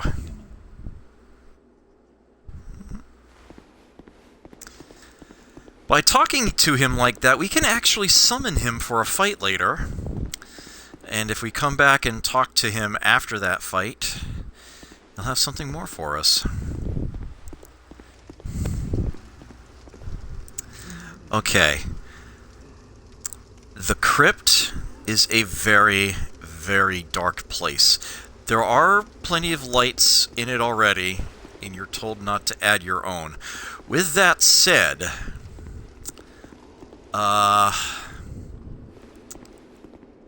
kind of intimidating, isn't it? This is a sconce here. Agdane does not have eyes inside here. You can go ahead and light a torch and light this sconce, for example. If you do, you will be immediately invaded. A red phantom will appear and fight you. And I don't think you get anything for it. Am I right about that, Skippy? I am not sure, actually. Huh. Let's see if I can look that up. Well, there is a ladder behind you here. Again, look both ways. If you just come up this way, you might not see it. And the presence of the ladder there implies that there is something underneath you where you are at. And guess what? There's no easy way of seeing it. If you're looking for a spot that's not so deep, there is one at the bottom of the stairs. It's here. So you can actually drop down there. Note that you're not alone. A couple hollows there. Some trochees. Soul of a great hero, so there's a big prize.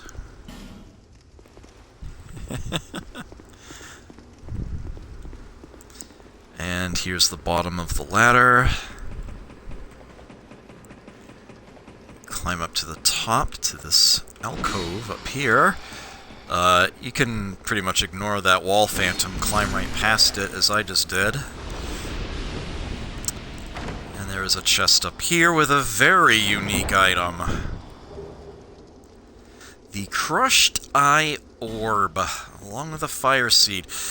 The orbs from the original game, don't see much of them at all. You might remember the black orb from the original that let you go after, oh, what was his name? The knight in the golden armor. Lautrec.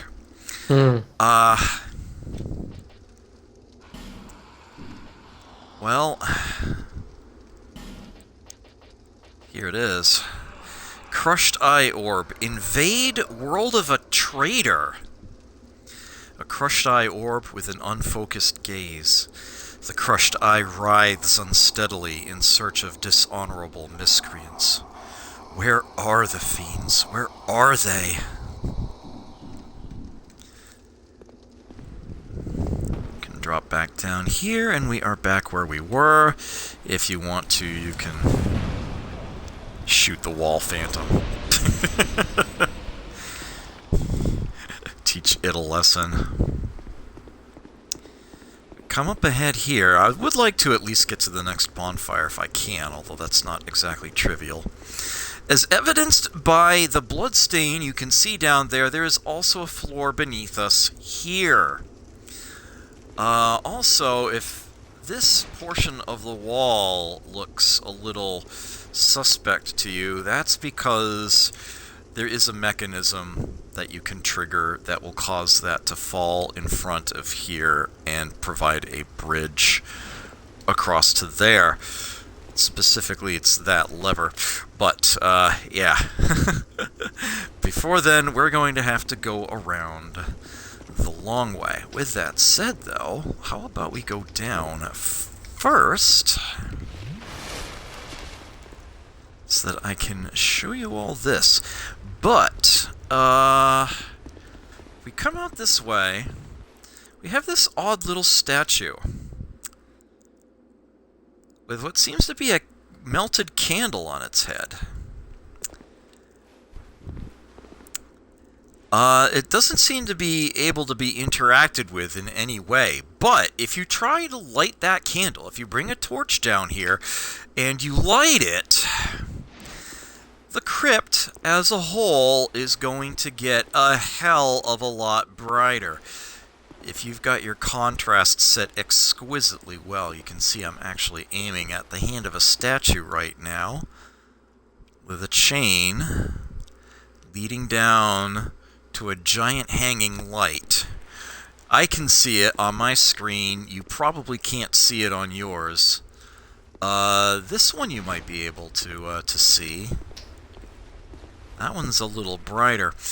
Yeah, if you remember the icon for the area here with all those seeming cultists holding hanging lights, those are giant statues that are lining this entire wall. And all of their hanging lights, I'm actually aiming like right at the face of one right now, not that you can tell, will all illuminate so that this area, if you were standing back by that exit door and looking out, would look just like that icon. But doing so in Scholar is a bad idea. Boy howdy is it ever, because you cause a whole bunch of red phantom enemies to suddenly materialize that would otherwise not be here. In vanilla Dark Souls 2, there is no penalty whatsoever for doing so, and the light is actually very convenient, so go ahead and do so. But in Scholar, I can't recommend it. Yeah, I mean it's aesthetically pleasing, much more so than. Yeah. I say do it when you're not gonna come back. I might do it later just to show it off, but on my first pass through the area, I am absolutely not doing it.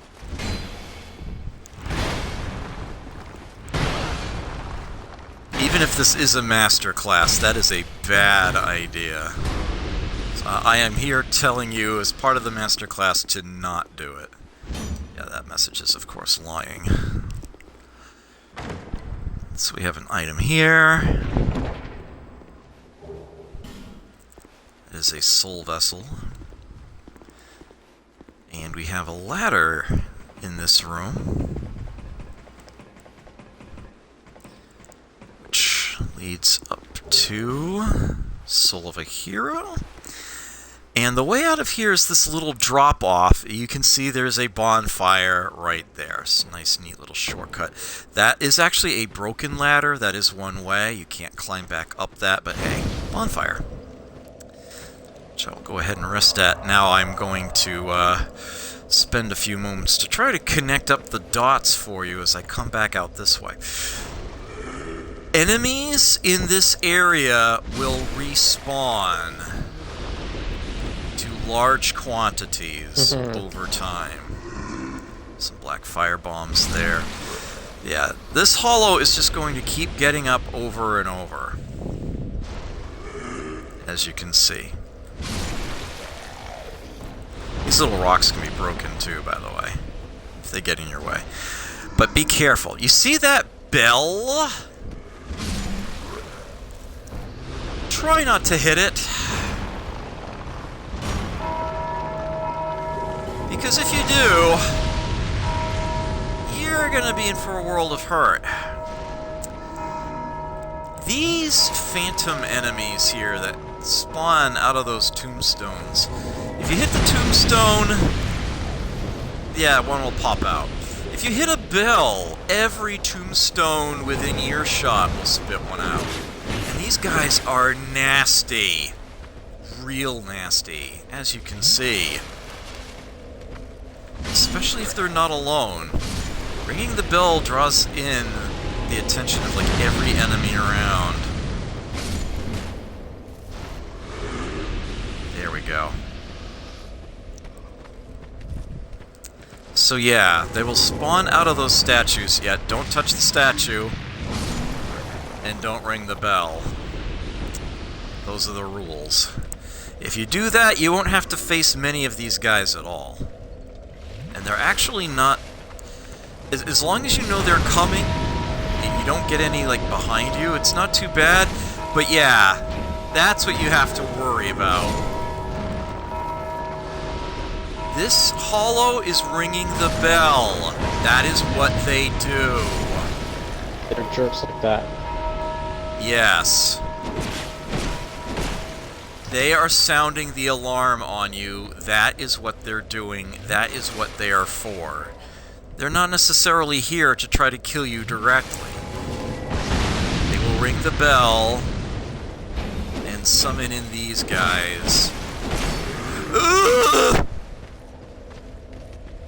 Yeah. And yeah, it's a problem, to be sure. You can break those statues, and I would actually suggest doing so. Because, boy howdy, it eliminates a lot of headaches. It's not trivial, though. Yeah, they take a few hits, to be sure. But yeah, once the statue is gone, it can't summon in anymore.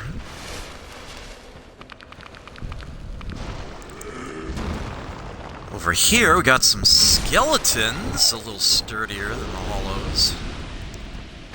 Night shard, there's another bell here. Don't hit it, don't let an enemy hit it. Smooth and silky stone. Oh, wall phantom. Forgot about you. There are quite a few wall phantoms in this area, so be careful about that. Another smooth and silky stone right there.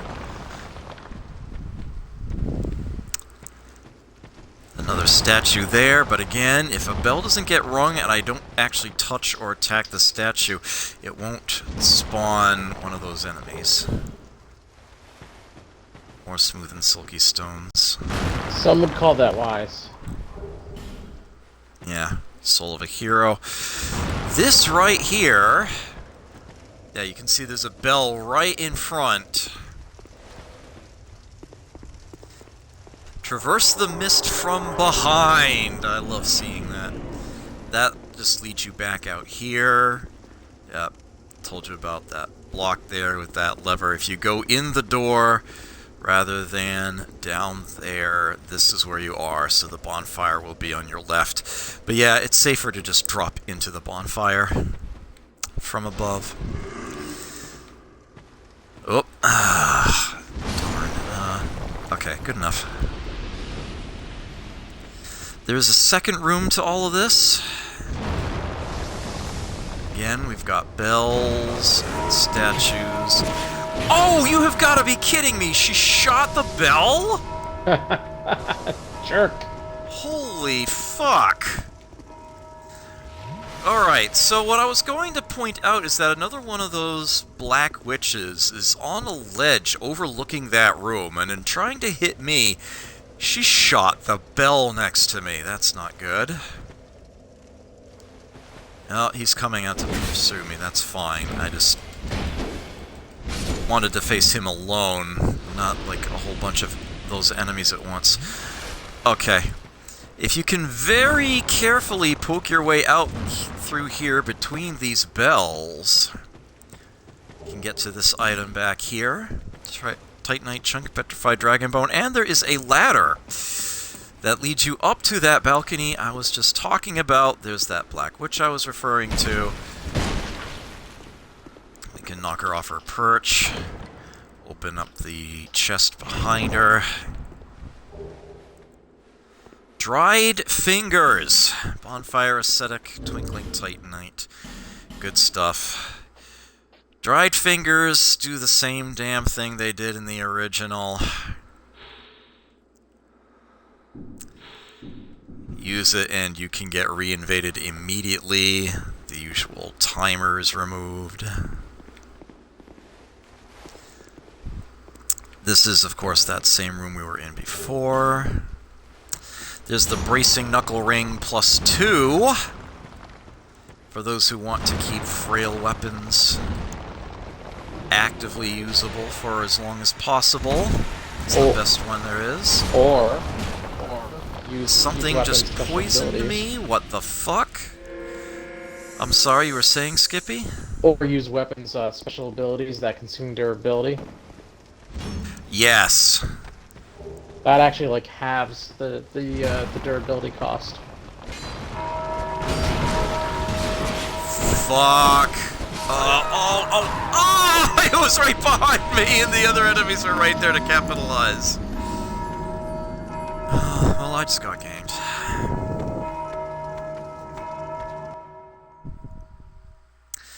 Most unfortunate. Alright, I'm gonna have to, get that bloodstain back. Well, let's put on the Ring of Bad Idea Protection. And... where's that gold serpent ring? I'm gonna put that on, too. Because I'm hopeful.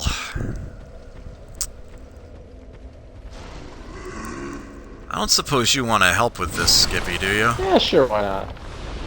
I understand if you don't. Oh, I just went through it. It's be warned though, I'm gonna go a little ham. Oh, maybe I should just surgically remove my bloodstain first then. Oh, I'll go ham in a good way. What are you comfortable with? I'm putting my sign down at that Undead ditch bonfire. That's the one, right? Yeah. There we go, there's the retrieval. Oh, everything wants a piece of me. Skeleton, a hollow, a wall phantom. Oh, fuck, not again, come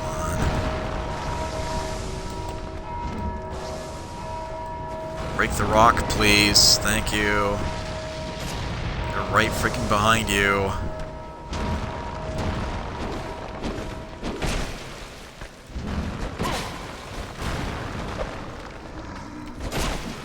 Oh, I'm ganked. Oh, wait, I might... Alright, it's not over yet. Oh, shit. Oh, I'm so pinned down right now. I am so dead. Oh, good thing that statue. I don't think I can block that. Okay. Yeah, this guy's attacks are... the sorceries are ringing the bell. Oh god, yeah, those guys are obnoxious. Yeah. Gotta stop ringing that bell, I can't concentrate.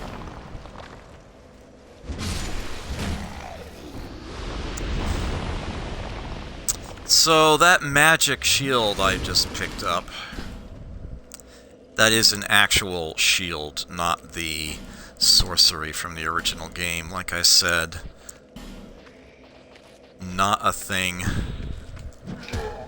in this game. Yep, magic shield is an item. Oh, fuck. Another one of those guys came up.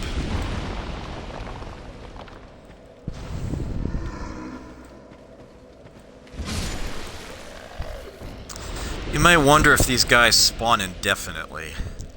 I'm fairly certain that the answer is no. That there actually is a limit. But I want to say it's like 50 or something. Effectively, constantly respawning. Yeah. It's a lot. You could stand here and keep poking them if you want. You could get some souls that way. It's pretty trivial. Got a weapon to one-shot it, but yeah. Not exactly fun either. The one, of course, downside to it is that they're capable of ringing the bell. That's just the nature of this area.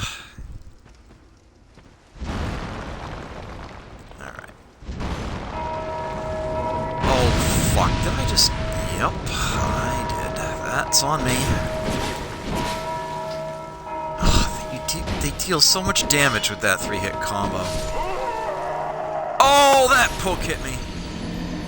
That poke hit me. Yeah, how about I summon you now, Skippy? All right, let me go. All right, we're gonna be right on that Undead ditch bonfire. Right. Yeah. Now I'm without a safety net. That's both rings broken.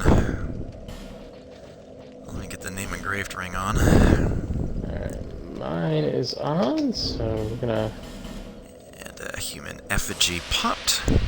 We'll drop a small. Yeah, that's fine. I don't plan on going, like, all the way through this part right now. I figure you're probably about ready to call it anyway, so, Yeah. Yeah, I really just kind of want to get my bonfire, get my bloodstain, and, maybe get 1 or 2 items in here if I'm lucky, and then that's about it. So we can definitely attack this full force next time. It's the sword that's doing me in. Ring of Steel Protection. Okay.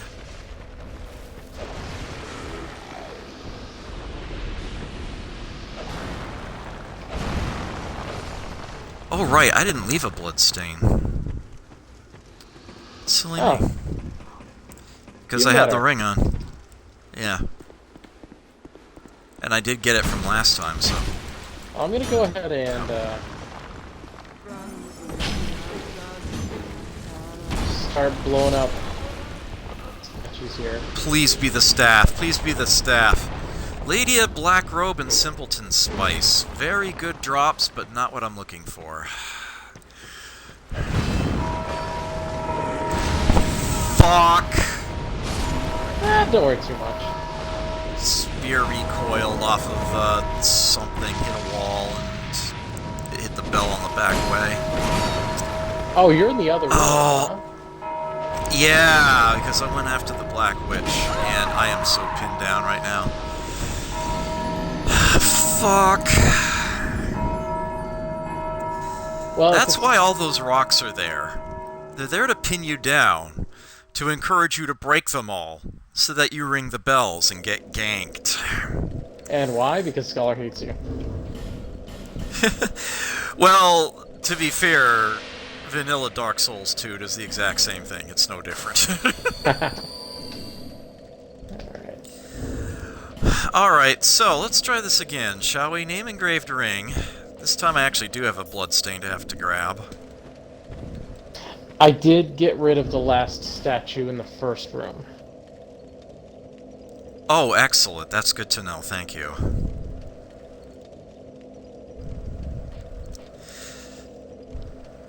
Yeah, taking out the statues is actually not a bad idea, as it intentionally spawns those guys early. You might want to leave one statue alive somewhere, though? Why?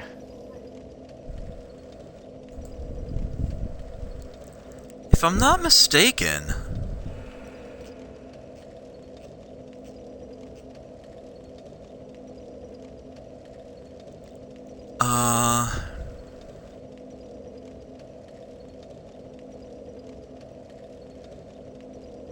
What are those things called?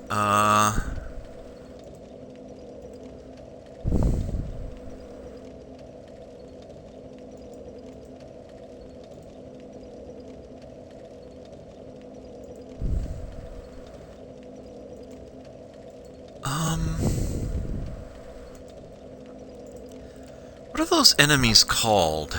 Are they Lady sorcerers, or...?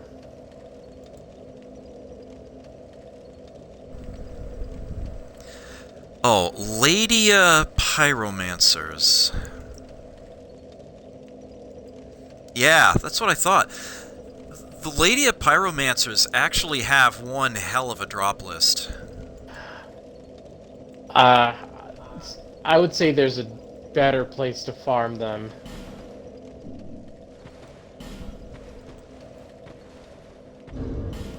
Alright, got your sign.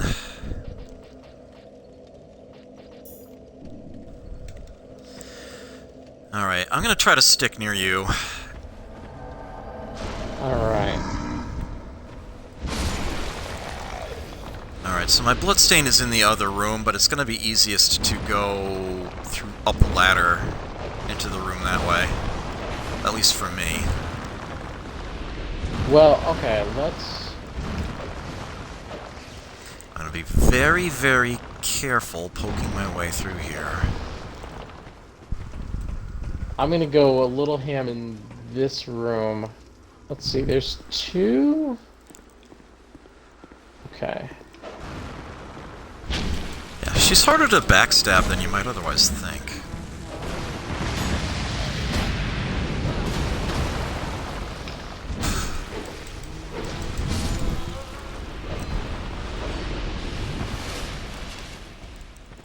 Alright, nope. Alright, I got the bloodstain, so there's that at least. Alright. Got the statue here. Who is... Whoops. Oh, there it That's goes. me. Don't worry, the other statue in this room has been taken care of. Lady a White Robe, not what I was hoping to get from them. Yeah, this area of the game... Titanite Shard. What the Black Witches and those pyromancers that spawn out of the monuments can drop are some very, very useful bits of kit for pretty much anyone who uses spellcasting to any capacity. Yo, check this out. Grab that item there. There are some wall phantoms in here. Plus, the Nameless Usurper is attacking again. Remember her?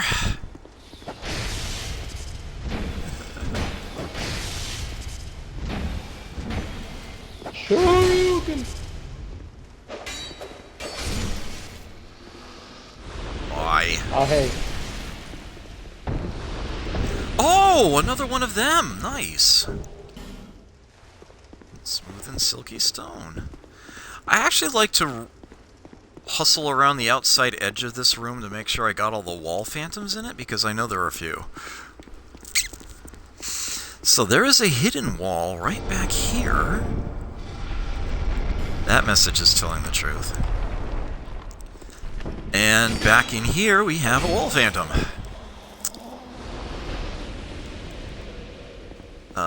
Just the one?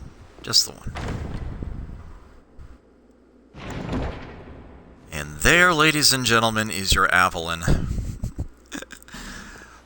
Along with some heavy bolts to stick in it. 3-shot crossbow. Enjoy. Of course, now I have 2 of them. Yeah, in Vanilla Dark Souls 2, it's there as well. This hallway's kind of, a thing. Got some wall phantoms here and there. As long as you keep moving, they won't hit you. But when they initially pop out, you can lure them. And then, yeah, here we go again.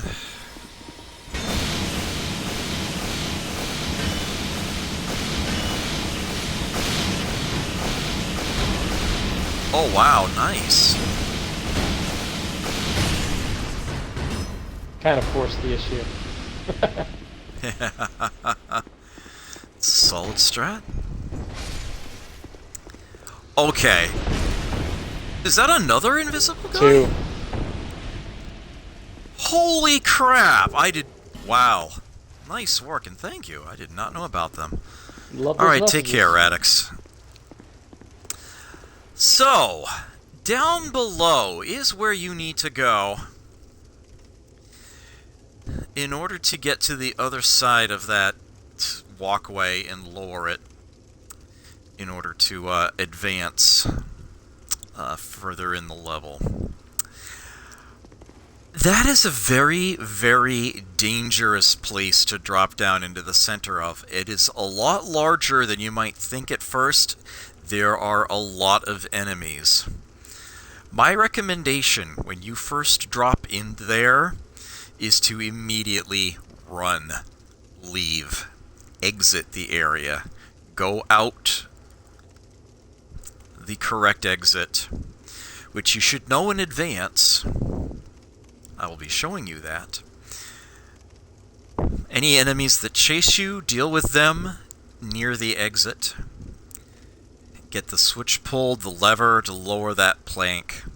And then you can approach the area from the other side, from a safe angle, rather than from here. I am not even going to take the chance right now. I am not going to drop down there at this moment. I will save that for next time. I am actually going to double back now. I'll say it and take for what it is, but from the hallway, if you just go left, you can bolt right out of there, no worries. It's right, exactly. It's zero risk, but it's yep, up to you, man. That is the direction the exit. Actually, you know what? I should do that. I should do that just to get it open, so that we don't have to come through this corridor again. Exactly. Okay, so from the direction you entered, corridor behind you, skeleton in front, drop down, turn left, run. This rail in the floor is what you want to see. And we're out.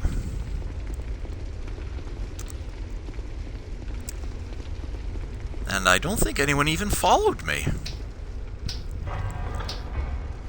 You can pull that lever, and there it is as advertised. We can now easily walk across. Yep. There will be a boss down in there, but we will deal with that next time. And for that matter, we'll deal with everything else in here next time. Yeah. Yeah, so someone rang the bell, and now I've got 3 of these pyromancers after me. So yeah, that's why you don't fuck around in here.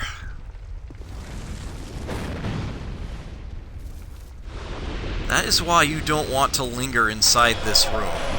If you're anywhere nearby, if you don't, like, immediately try to run to the exit, this is what you have waiting for you. Someone is going to ring a bell. There is a bell off on one of the side routes here with an enemy right in front of it. His sole duty is to ring that bell and keep ringing it. And you're just going to get swamped by these pyromancers that start with you surrounded. Until you break all of these statues, you're probably in a bad way. Faint stone. Something else I can put magic damage onto. Oh, come on.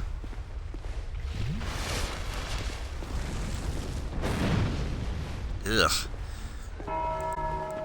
Yeah, you can start by breaking the statue that's literally right in front of the exit. There we go.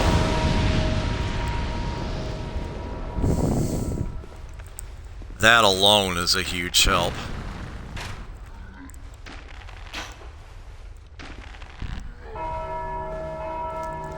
Yeah, you can see that guy's just ringing the bell. That's what he's doing, that's what he's for. Oh shit. Cute. Cute maneuver.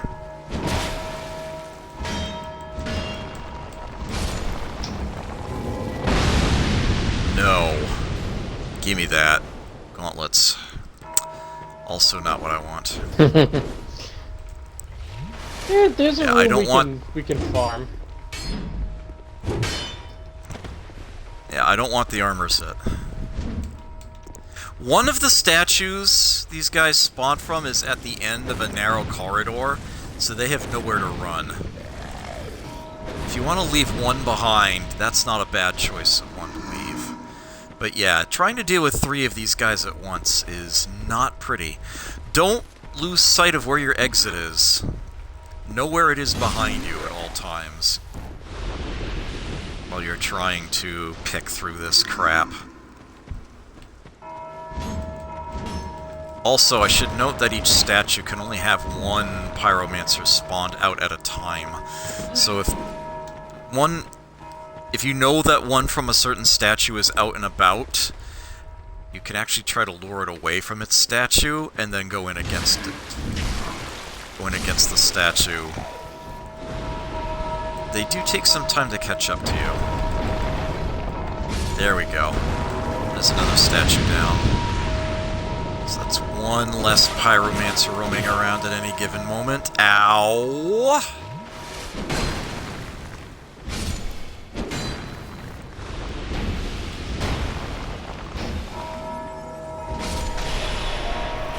Okay. Come on. Yes! That is exactly what I wanted to see them drop. You're the one who just keeps ringing the bell.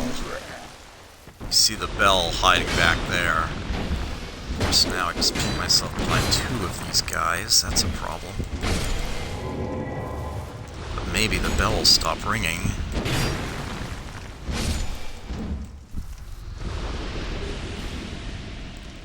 White Hood. Wasn't planning on doing this tonight, but it looks like I am.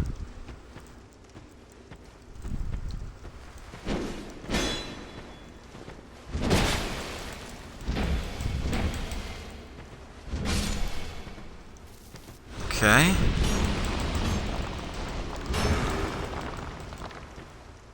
I need my stamina back.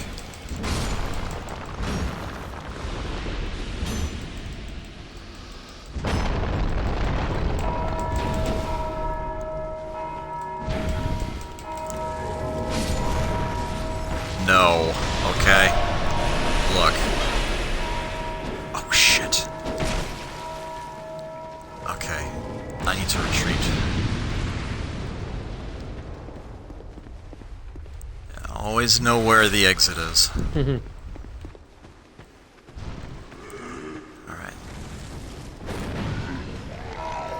Idiot.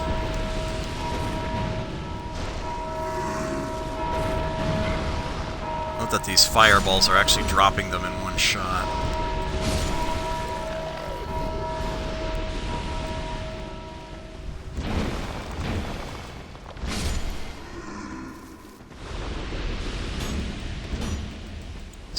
This statue.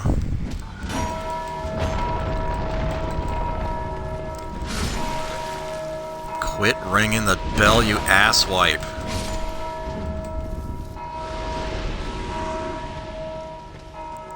There's an item at this little dead end. Pick those up. Item out here in the open. Some homeward bones.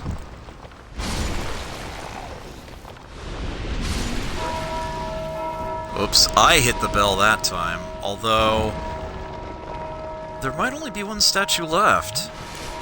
Yeah, the one at this dead end.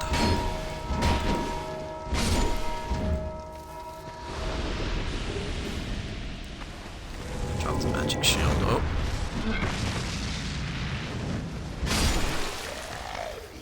Could you not do that, please?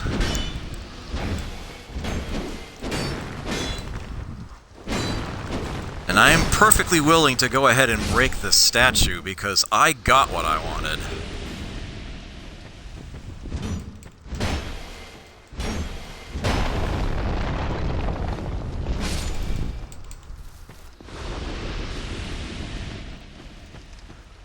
Okay.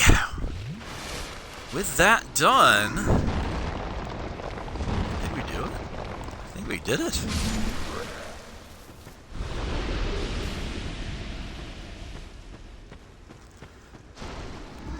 Okay. So to get your bearings again, when you drop in, you're in the center. You go ahead and ring the bell. They're all gone. You'll drop down here. You can see back up there. Now, the exit to your left. Look for that track in the floor. That's how you know you're going the right way. So, from this track in the floor, if we go clockwise around the room, you may notice that along this section, you see the bar along the floor? You see how it gives out here? Just like that bonfire earlier. There's a section here, and it is actually leading to a Pharos' lockstone contraption.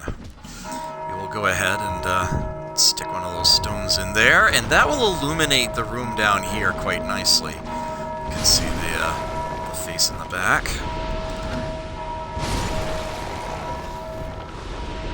Kill some more of those assholes.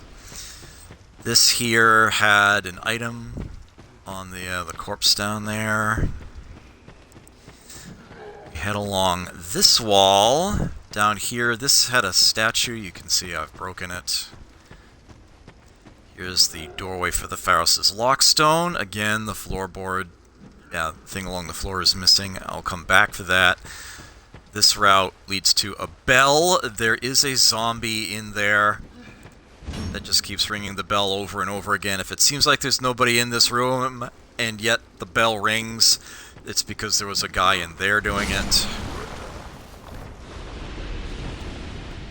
That's kind of what makes this area so nasty. And then it's back to the exit. So, Pharos' lockstone doorway here. Doop.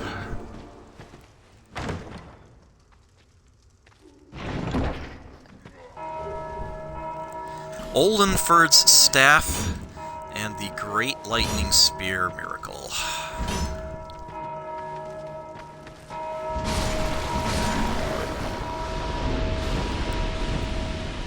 Alright, we can get the ever-loving fuck out of here. I think I'm gonna log off for the night. Alright. I'll keep going for a little bit longer. I'll do the single-player stuff. But yeah, we got the shortcut open again. Yes. So, yeah, easy stuff now. Take it easy. Alright, take care.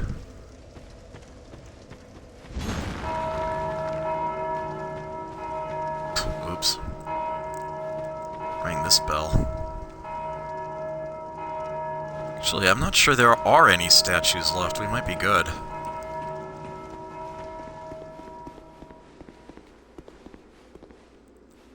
It might be all quiet on the Western Front.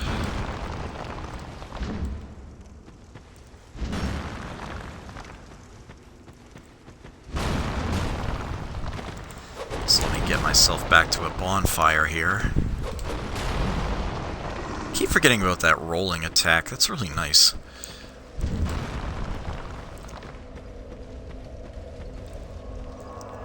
Whew.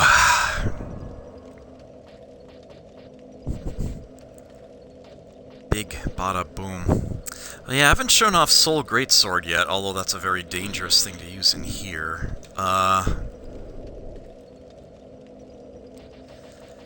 Let's see.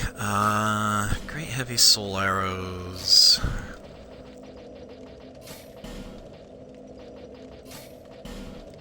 Soul spears. And I can't resist. Soul Greatsword. Equip the Witch Tree branch again. Okay.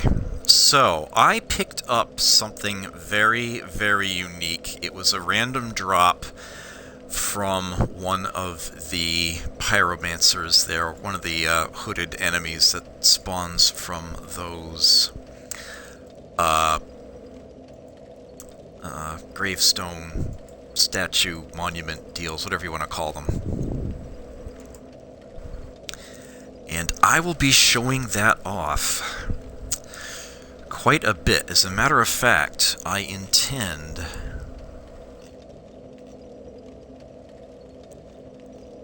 to use it quite a bit.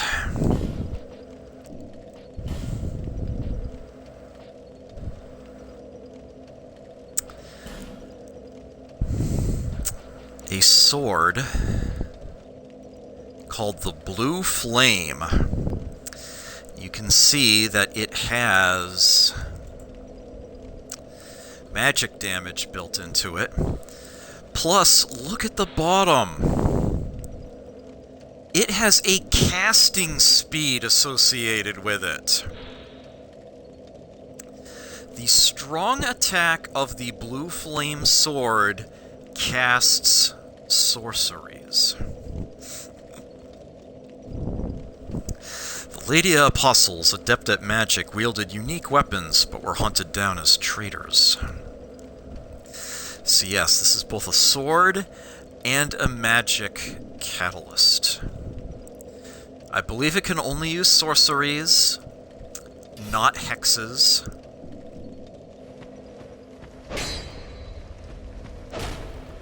So you've got your, it attacks as a sword, plus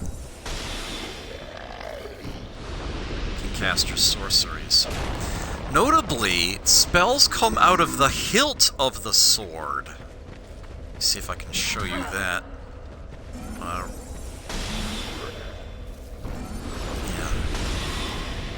It comes right out of the base of the sword. So it's almost like you're punching the spell. Remember how I mentioned earlier you have to be really careful when it comes to, in particular, the Staff of Wisdom shooting over the head of somebody? A spell cast from the Blue Flame will have no problems hitting somebody at point blank. It literally spawns the shot right in front of you. But that's not all. That is not the only trick here. To show you off something, let's see. Magic weapon, great magic weapon, and later on we'll have crystal magic weapon, which is even better. So I'm going to put great magic weapon on. I want to show you a couple things here. I'm going to move the magic witch tree branch over to my other hand for a moment in order to show you this. I'm first going to, so this respawning guy is a good easy resource. Great heavy soul arrow, 544 damage. Oh, I think that was actually counter damage. That was an awfully big number. Alright, 363. That's a more appropriate number. Okay. Yeah, I did counter damage by accident. Alright. 330. So you see the numbers that I'm pulling here. Let me do one more. 330. Okay. I'm going to pull out the Magic Witch Tree branch and cast Great Magic Weapon on the Blue Flame. I am now going to use the Blue Flame to again cast Great Heavy Soul Arrow. While it's enchanted, 400.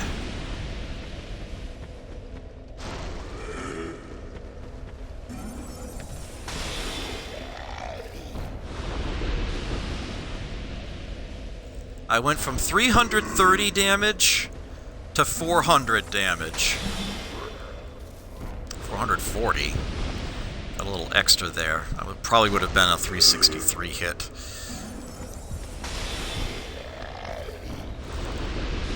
The point being that enhancing this weapon with magic, you can cast Great Magic Weapon on it, will also enhance any spells you cast with it, for as long as that enhancement remains. In case you're curious, 508.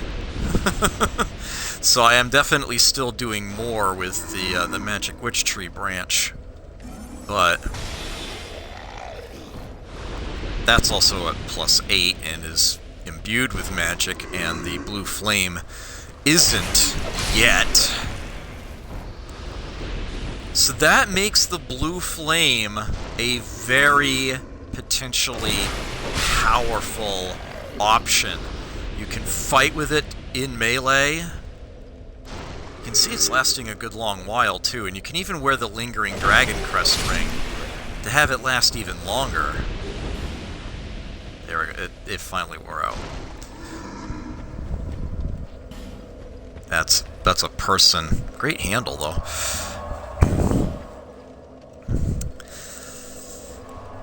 Enchant the blue flame with magic, infuse it at Macduff, and you'll get even more of the damage it deals to be magic in nature. As a matter of fact, let me go do that right now. Can't think of a reason not to. And I can also spend some Twinkling Titanite on it, if I've got any. I think I've still got some to give it some pluses.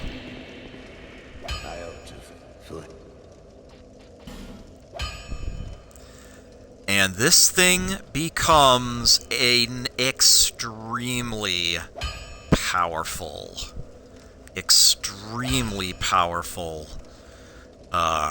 catalyst. One thing to note, though, you are going to be having its physical damage take a hit.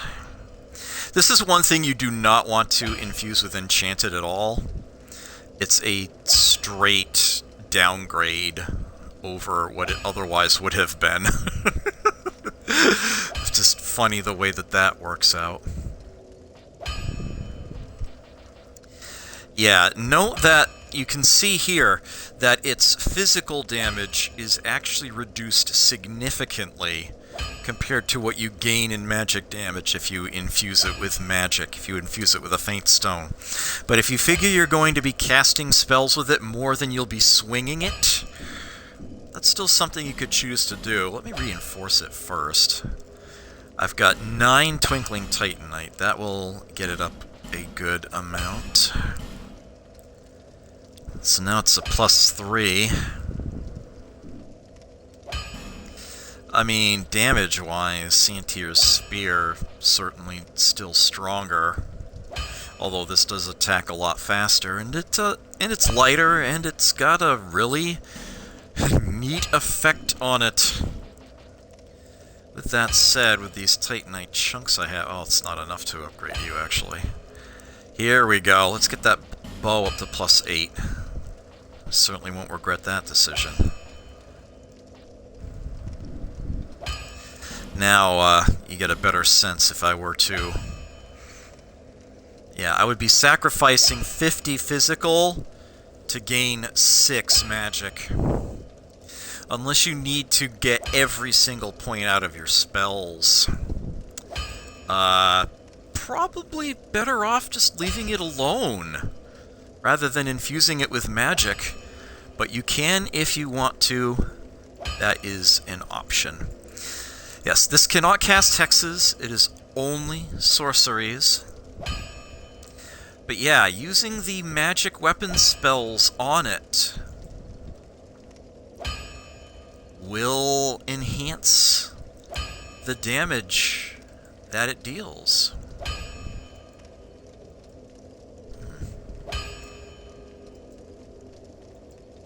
By a significant percentage. So there is that still, at least. Yeah, once we get our hands on Crystal Magic Weapon, it will be even better.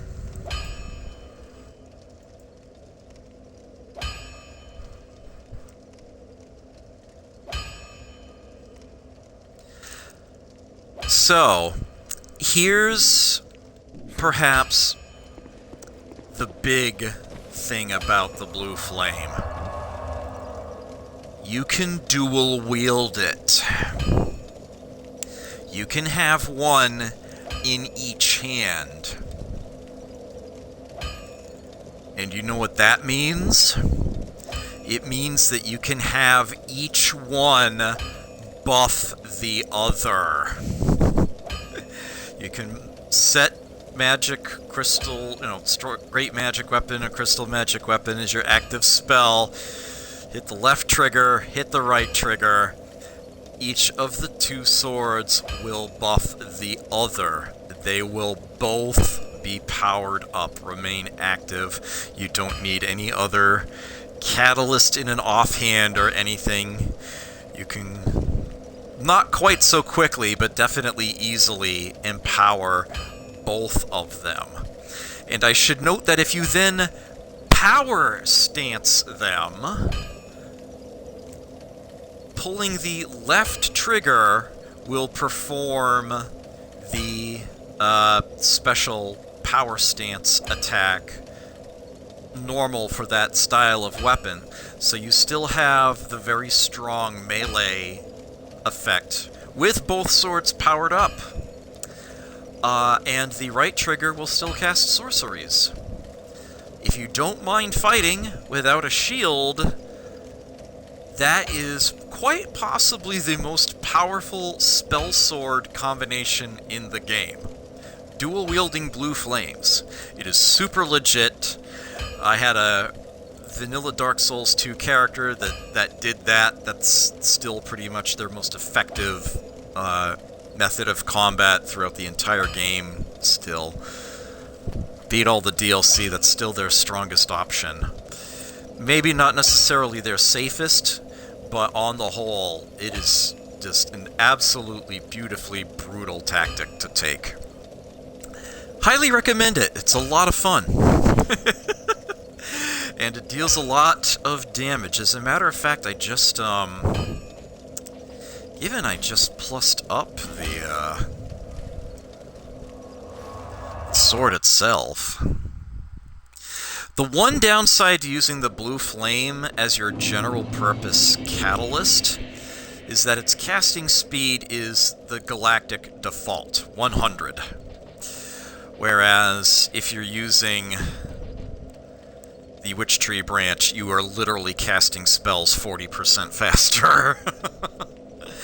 Yeah, that is the one thing that you end up trading out, as it were, is the fact that it's decidedly slower. Yeah, that's actually another, thank you for pointing that out, Skippy. He's in chat with me right now.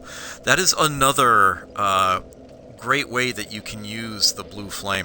One thing to note about the blue flame is that it has 3 prerequisites. The strength, dex, and int requirements. It does scale on all 3, but the most with int.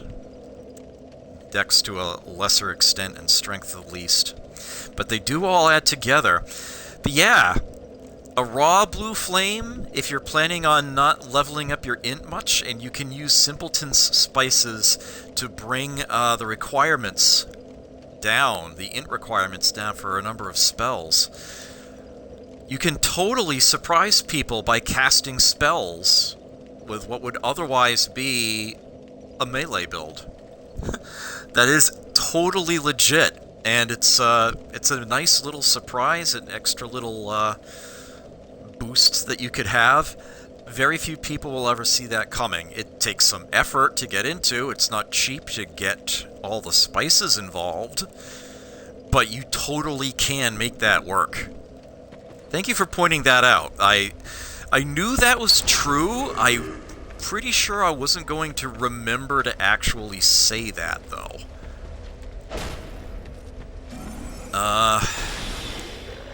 408. Not powered up.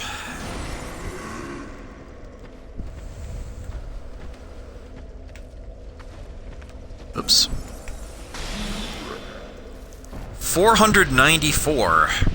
It is a percentage boost.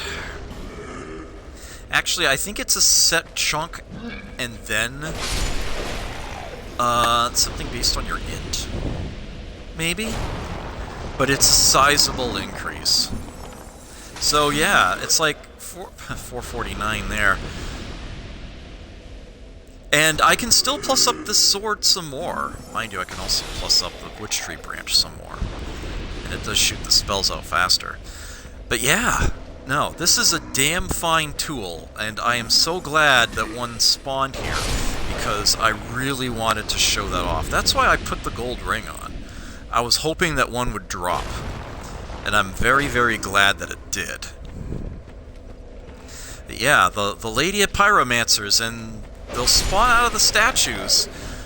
Chances are very, very good, especially if you don't know what you're doing and you end up facing far more pyromancers than you want to. You'll be able to get your hands on one. They're also a fairly rare drop from another kind of enemy, but they're decidedly more frequent. They're sort of an uncommon drop from the pyromancers. But yeah, there's no blue flame to be found anywhere in a chest or on a corpse. You need an enemy to drop it. This is also a lot safer to poke through rocks with than Santier's Spear.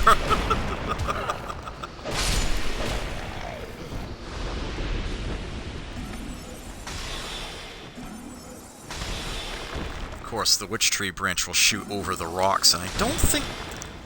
Yeah, that's actually hitting a rock. So that is one downside to having a low-to-the-ground point that spells launch from. But in my experience, in general, it is a good thing to have the spell launch from right in front of your character's chest, rather than a distance in front. I can't resist. Come on, give it to me, please. I beg you. Give me your staff! Fuck.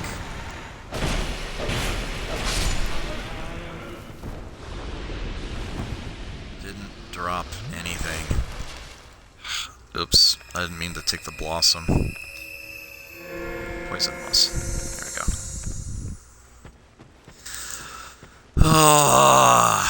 I really, really want to show off this other thing so much.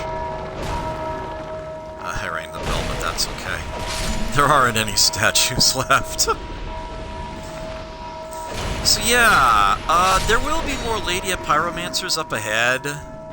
I'll be able to still try to farm for a second blue flame if I want to take the dual wielding approach.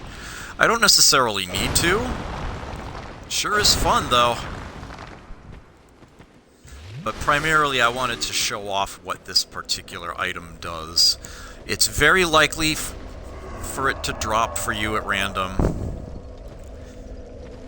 So you probably don't have to farm for it specifically unless you go through this area very quickly and correctly, so that you end up not having to fight many pyromancers. Then you might not get one.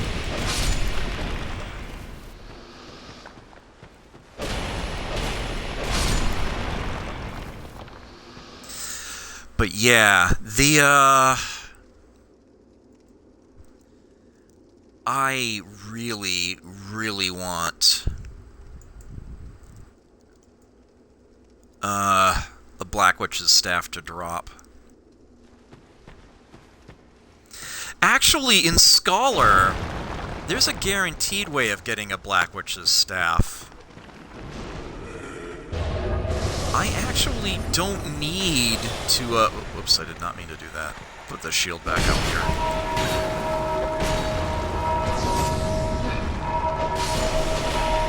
Got myself, discombobulated. Disoriented. There you go. Shouldn't have done that. I hate how these rocks keep respawning. I wish they'd just stay broken.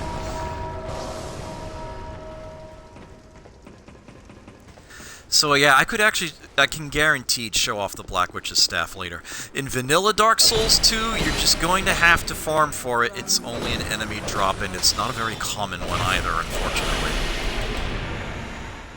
Assuming you want it, you're just going to have to Find black witches and keep fighting them repeatedly until it shows up. Holy crap, I just got one! Now let's not die to the poison, please. Okay. We are in there. That was literally going to be the last time I was going to try to hit her, too. Because I was done talking about other things. My word. The Black Witch's staff. Alright. Staff used by Ladia witches. Imbued with a special magic, making it a catalyst for sorceries, miracles, and hexes. Ladia apostles are adept at magic and wielded unique weapons, but were deemed blasphemous and slaughtered. This spell tool, I actually don't have the faith to use appropriately. It requires 20 faith, and I still have all of 8. I could buy the ring to give me +5 from Lycia. That would bring me to 13. I would still need to get 7 levels to use it. But it might be worth it. So, the first big thing is right what it mentions here. If you want to be an all-around spellcaster, you can use this as your catalyst for both sorceries and miracles and either kind of hex. Those that normally use a staff or those that normally use a chime. This thing is one size fits all. Any spellcaster can use this. The one thing that, for whatever reason, a human can't use it for is to substitute for a pyromancy flame. You cannot use it to cast a pyromancy, even though the Black Witches themselves totally do. Sorry, that's just how it works. You can't. Its casting speed is moderate. It's 120. You can see that here's Olenford's staff, by the way, that we picked up. Olenford, revered as the father of sorcery in Melfia, sought knowledge that surpassed mankind's ken, and so ventured into the Undead Crypt, and did away with his humanity. Some hold the theory that Melfian sorceries and pyromancies originated within the boundaries of Drangleic in ages past. Olenford's staff is actually halfway decent. It's got really good scaling on it, especially for dark. It requires a high int to wield in the first place. But yeah, it doesn't cast things as fast as the Witch Tree branch, so I tend to stick with that. So here's the thing about the Black Witch's staff. Because the Black Witches themselves actually do get to use it for pyromancies, they were, good and proper for us, and they did actually put a fire stat on this thing too. So here's the rub. I know I can't use it properly. I can still try to cast a spell with it, it's just really, really slow. Slower than it would otherwise normally be. But here's the real trick about this thing. The fact that it has... Yeah, actually you can see I'm getting major minuses to all the to the stats there, except for int. My int is high enough that I'm actually getting a +1 on the scaling, despite not meeting its minimums. The very fact that it has 4 damage types, all built into it at once, actually makes it extremely dangerous as a club. Now, my stats are not high enough to wield it properly. But yeah, it's like even then, 76 damage isn't bad. I mean, with a whip I'd deal 79.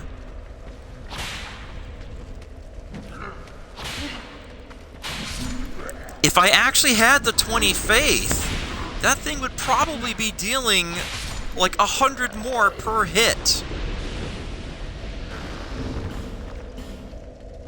So it really is, your one-stop shop. It is so worth farming for. It's actually tempting, even with this character, to get their faith up to 15 and wear the ring of wisdom?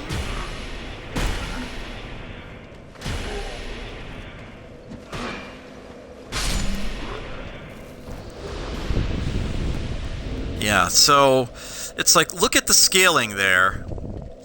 Yeah, it's like, imagine how much damage I'm dealing to those guys at least 120 per hit. It's going to be even more.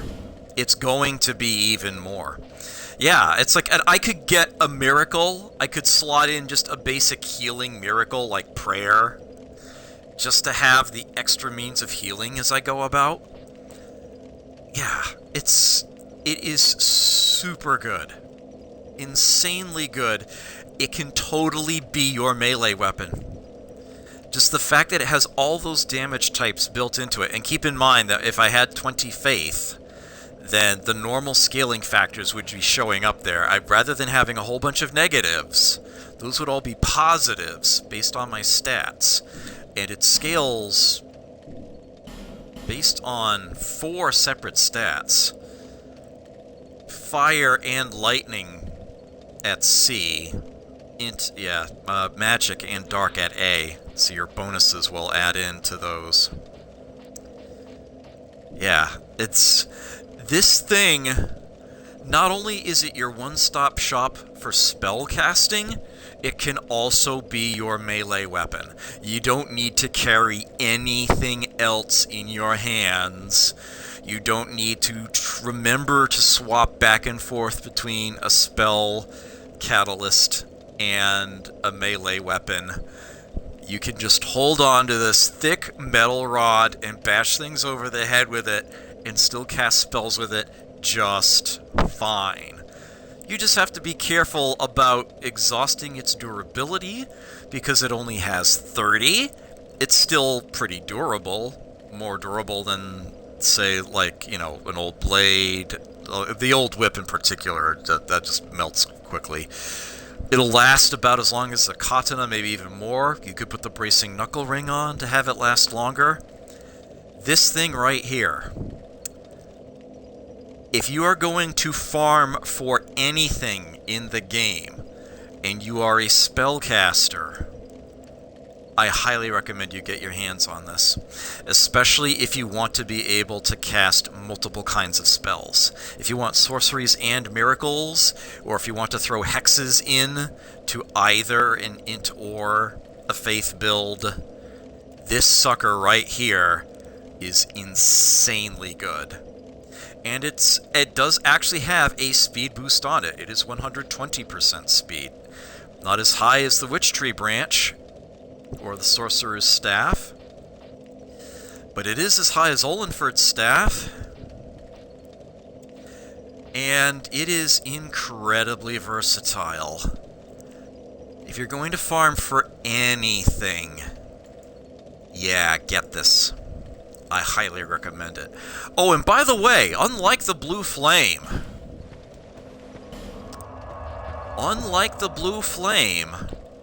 which requires Twinkling Titanite to upgrade,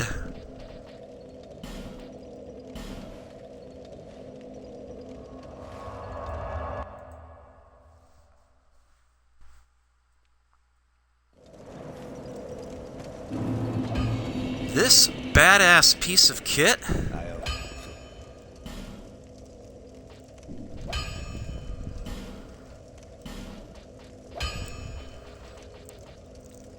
is standard upgrade path. You can very quickly and easily upgrade it with materials you probably already have plenty of. And look at that, I've already brought all those base numbers from 110 up to 176. All 4 of them at once.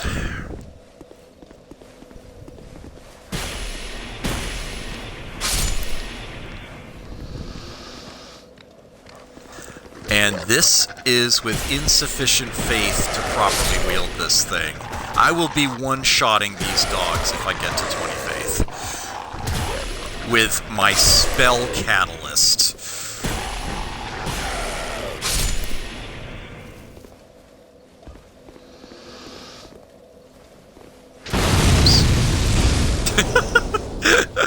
I did that just for fun. Because it is a partially fire-based weapon, it will cause barrels to explode.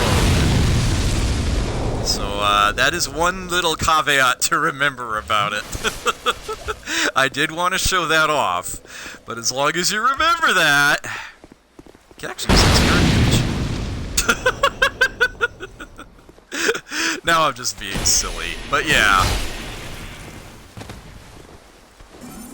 Totally an amazing thing. Oh yeah, that's not gonna cut it.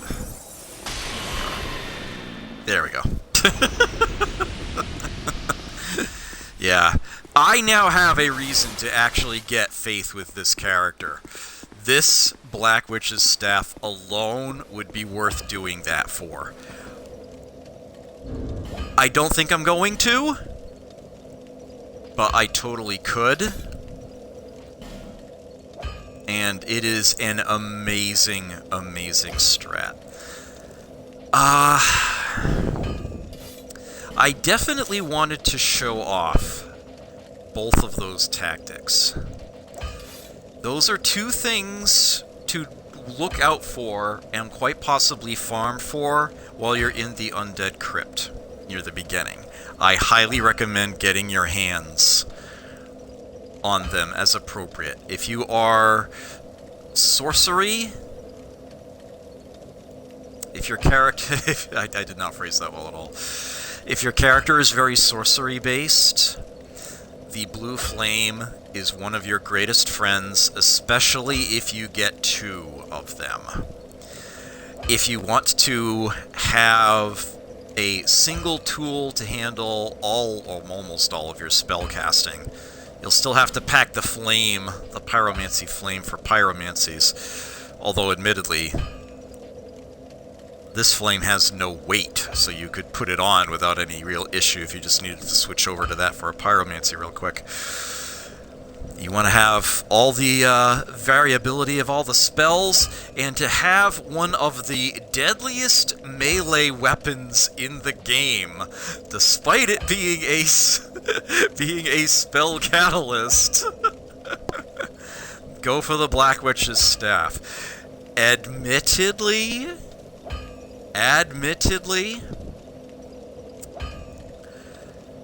any enemy that you hit with it, all 4 of those resistance values are going to be subtracted from the damage you deal, but the simple fact that there are 4 of them in the first place makes this thing a lot deadlier in melee than it probably has any right to be. Yes. There are not a lot of bits of kit in the game that I will be specifically singling out to say so much about, but that is one of them. I'm glad it showed up. I'm glad I was able to say all of this. With that said, it is now almost 1:30 a.m. my time. I need to call it a stream.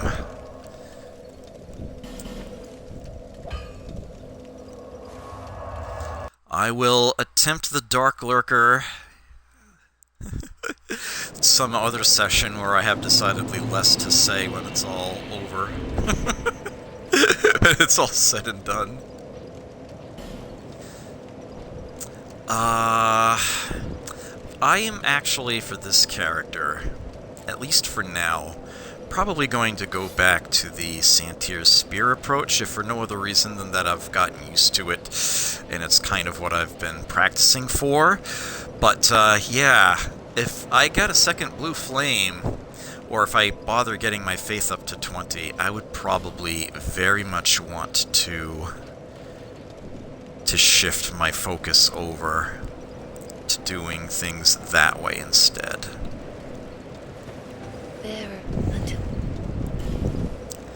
With that said, though,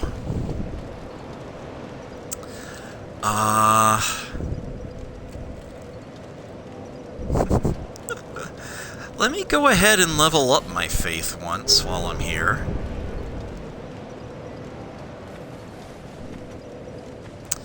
And let me go talk to Lycia.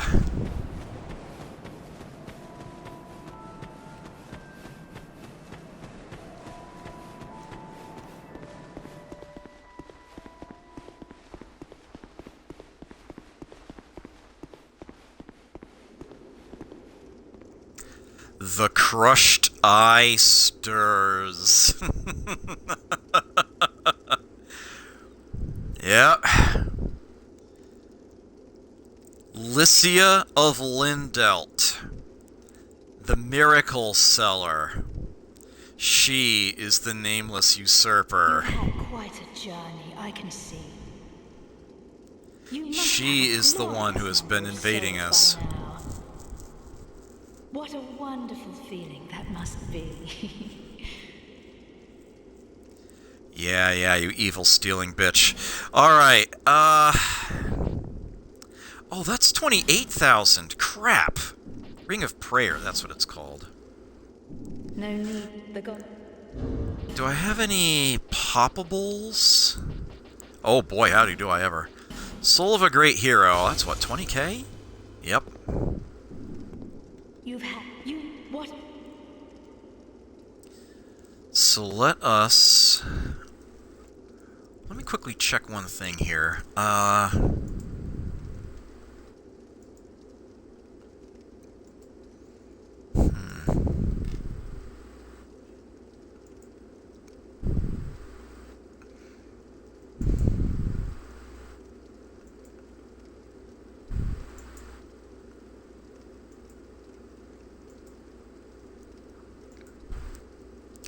Okay.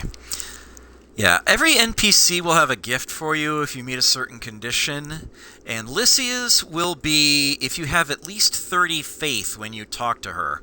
She will give you the set of equipment that she wears, the Saints set, and an Idol's Chime, which is actually one of the better chimes in the game, if I recall correctly. Also, now that we've opened the Shrine of Winter, you can see that she has unlimited quantities of all the spells that she sells. And if I recall correctly, Carillion of the Fold is going to be the same way. Yes. And is Rosabeth also the same way? No, she isn't, I believe. But yes, you could actually buy unlimited copies of the spells that Carillion and Lycia sell once you've opened the Shrine of Winter. That's the trigger for that.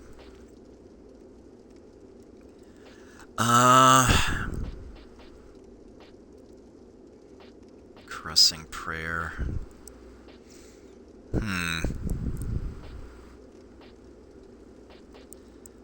3 uses of heal.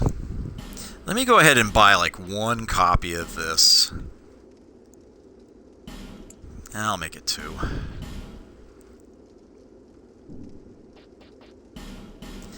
And the Ring of Prayer. To cast mirror weep, you... And the reason I'm doing that now is because I'm not going to be able to in just a moment.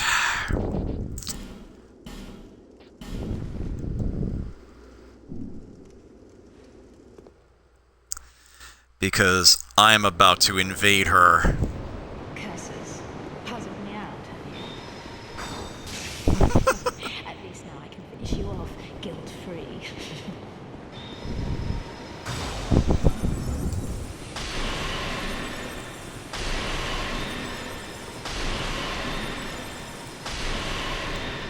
It's important to keep the pressure up on her because, of course, she's capable of healing.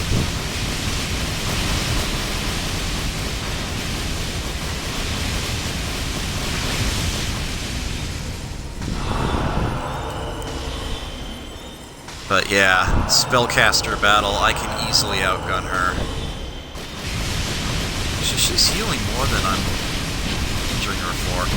But that's okay. I can probably get in there and melee her instead.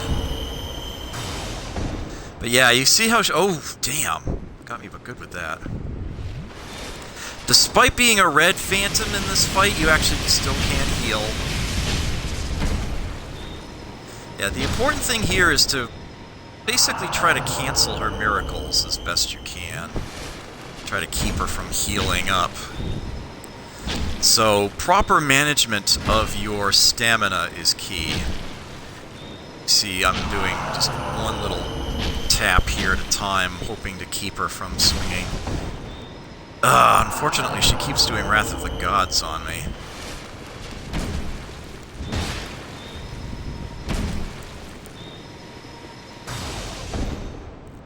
You can try to backstab her if she's going to cast a spell. This doesn't work as well as you might otherwise hope, though. If she's trying to cast Wrath of the Gods and you aren't blocking, yeah, you're in trouble. If she was trying to heal, though, you're in the money. Right now, that's definitely not going to work because she has her back to the wall. I need to solve that situation. Has she run out of spells? I think she might at one point, actually.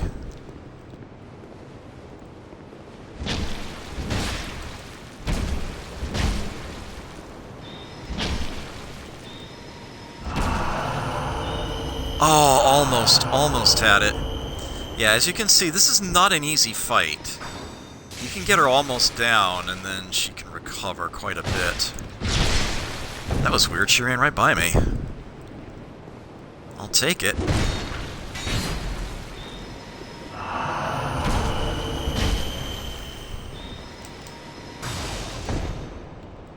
Damn it.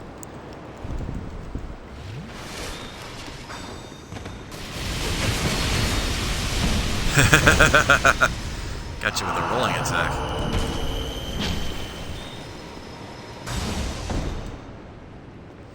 So yeah, this is a bit of a nuisance. Not necessarily hard, but problematic. Probably easiest for those with a major strength build. Of course, you don't actually have to fight her, but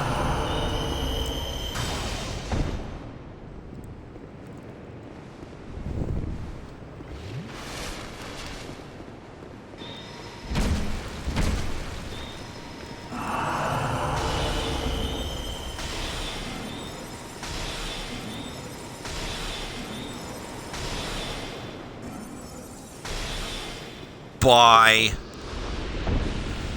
She drops everything she carries.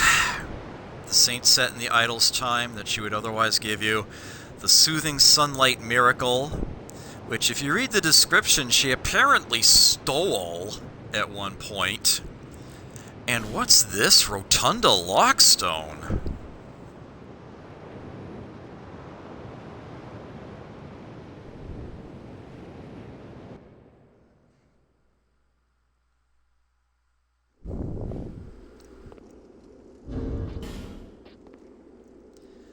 It's under the key items. Moves the Medulla Rotunda. A stone which rotates the Medulla Rotunda. Insert into the central pillar to align the rotunda with a different passageway. Nothing magical about it, but a fine feat of engineering. Works on miracles. She was a flim-flam artist to the very end. She was lying to you all along. She was just trying to fleece you for souls. So here's the Idol's Chime. Only a D on on lightning scaling, an A on dark. 25 faith to use. Decent starting numbers there. Slight speed boost on it, a very tiny one. But yeah, very strong base stats there. In any town, there will be a few folk with unusual urges. They either endeavor to resist these urges, or act upon them out of the view of others. The world is not so welcoming, they may bear their souls true. And if I bring up that miracle... We do actually have some miracles that I've been picking up along the way here.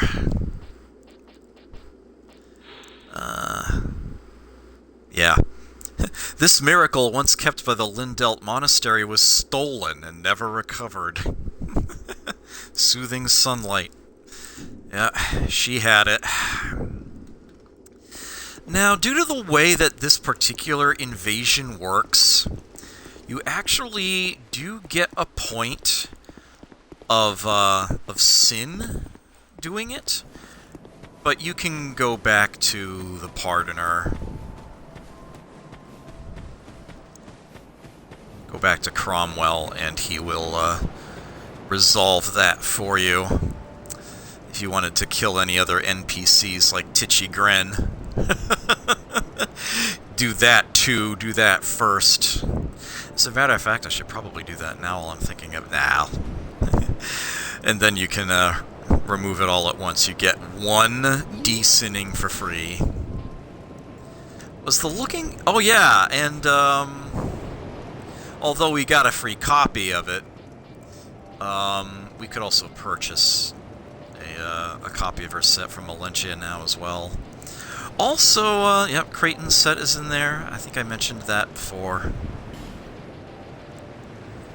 Okay, I think the Looking Glass Knight is the last straw when it comes to the Bright Bugs.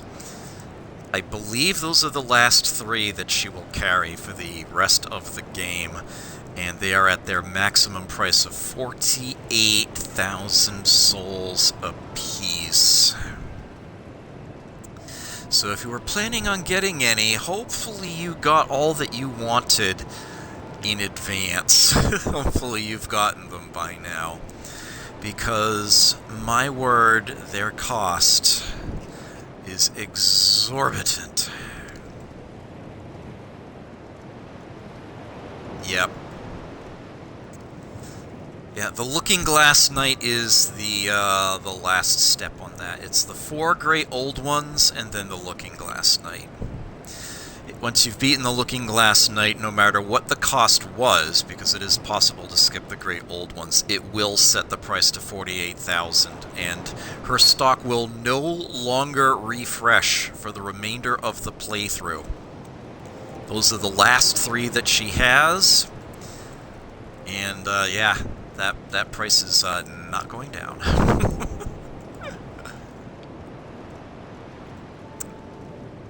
Mean. Hey Soul of Link, good to see you. While we're here, let's go ahead and buy her last human effigy.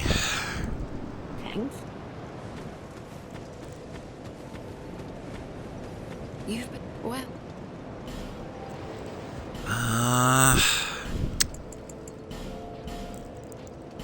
I'd like to have 6 of each of these, just so that I've got enough to upgrade whatever next thing that comes along I want to upgrade is. But if all I can get is 6 and 3, I'll take it. Oh yeah, her miracle too. So there is that. Visit me.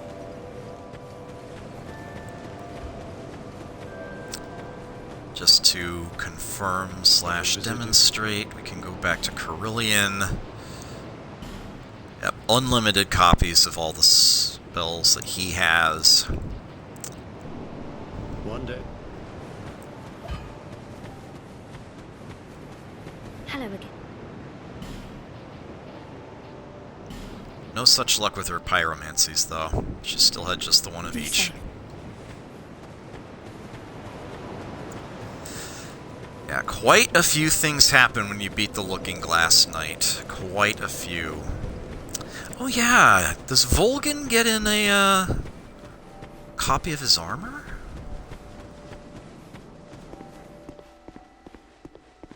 You need up? Yep, there it is. The Looking Glass mask, armor, gauntlets, and leggings are in here. Yeah, like Skippy mentioned before, if you want to look like the Looking Glass Knight, come out of his shield in a battle. Fun stuff.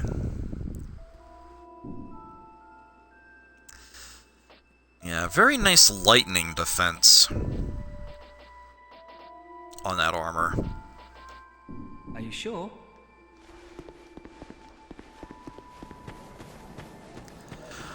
Alright, anything and everything else I wanted to do can wait until next time. I got a lot of the things I was hoping I would get during the course of this. So we're in very good shape.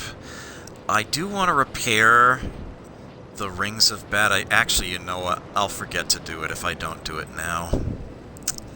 So one last little thing to do.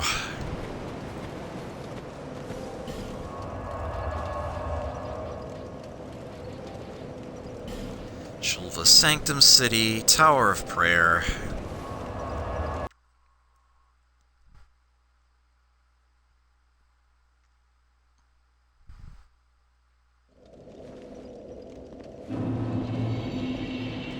Put on the silver cat ring just for sake of argument.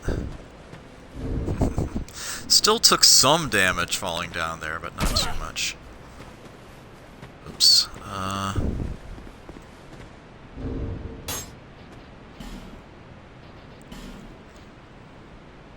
Ring of Steel protection. Why not?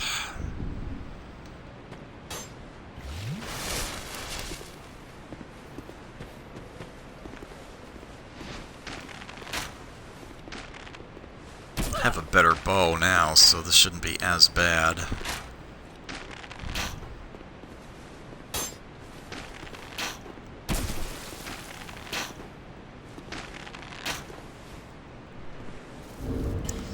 Oh yeah, I didn't have the Ring of Dex on either, did I?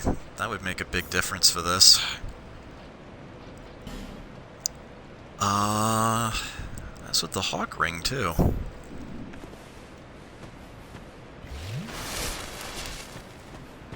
Although I did just take off the clear bluestone ring and I'm about to cast spells.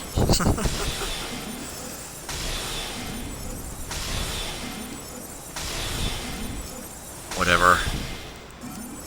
Oops. No, still got him in time, okay. Let's see if we can... No, right. You want to lock on to him. You don't want to zoom in. Yep. You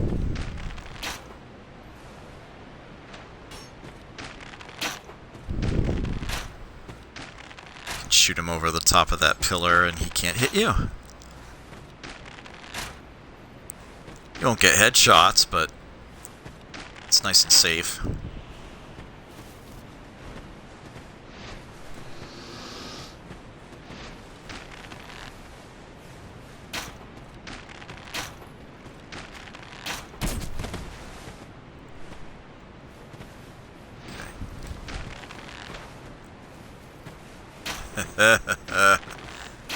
Oh, he's smart enough to wiggle out.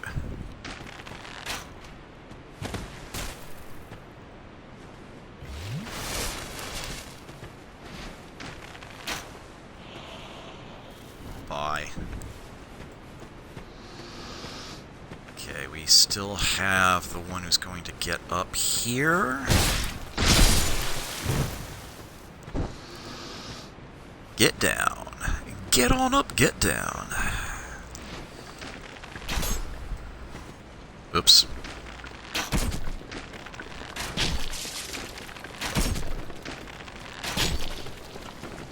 Really? I'm still almost killing them with 4 arrows? Well, that sucks.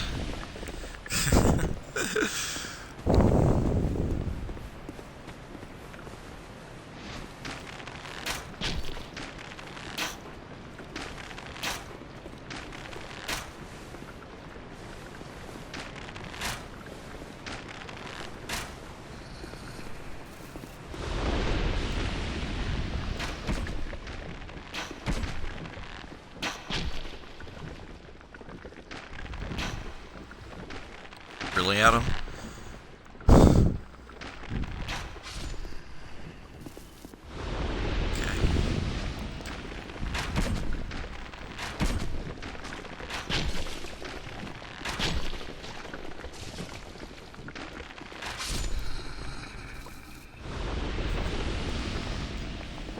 Hello again, my good friend. It's that time once again. Got my gentle, unupgraded whip here. And I do have to put these rings on. He won't repair them if they're sitting in my inventory. He only repairs what I'm actually armed with. One gentle lashing. Thank you so much. Greatly appreciate it. Incidentally, you can try to do forward and attack. I have great difficulty getting... Yeah, that. I have great difficulty getting that to come out on command.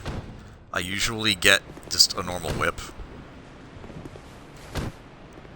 Find it helpful to push forward slightly before I hit attack, but I don't find that consistent. If you hit the tree with that attack in particular, it will do no damage at all to the tree, and you can actually keep using that over and over without making the tree want to despawn. But I still don't recommend trying to do that. You shouldn't need to anyway. Just put on everything all at once. Yeah, it does nothing to Santier's Spear. Santier's Spear is still its badass self. Alright, let's get these off again. Put on a more realistic set of rings. Get the second dragon ring back on. Kind of forgot that I'd set that aside for as long as I did. Kind of didn't mean to. Let's get the... Oops. Clear bluestone ring +1 back on. And, I like the Chloranthy ring +1, an extra slot. Ring of Knowledge, of course, can stay. Let's take you off. Yeah, I think we're good.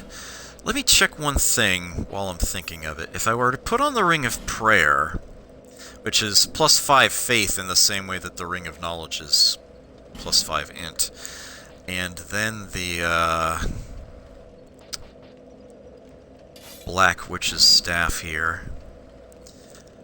Okay, so already the amount being reduced is quite a bit stifled. So I'm +int again. Yeah, just from the 1 level of faith I got by leveling up, and then the 5 more I'm getting from the Ring of Prayer. I'm still less than the 20 I need. But it's a lot closer. I'm also getting an effective faith boost from the Black Hood. You might remember that that actually gives you 2 points of int and faith.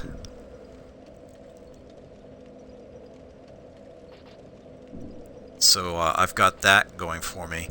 So to hit the minimum of 20, I would actually only need 4 levels of faith, and that's not that bad. That's not that bad to get to. I don't think there are any gloves that really boost stats any. Get the Jester's gloves back on to get more souls.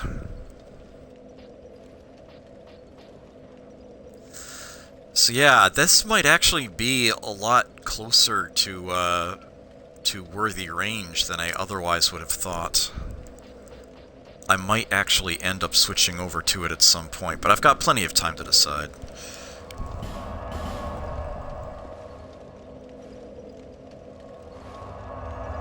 Figure out how I want to take it from here. So next time we'll finish up the Undead Crypt. We've got a boss in there to deal with, and then something fascinating behind it. And that's going to open up quite a few things, and if it weren't for the DLC, it would probably only be 1 or 2 episodes from finishing. But, Yeah, DLC areas are definitely things.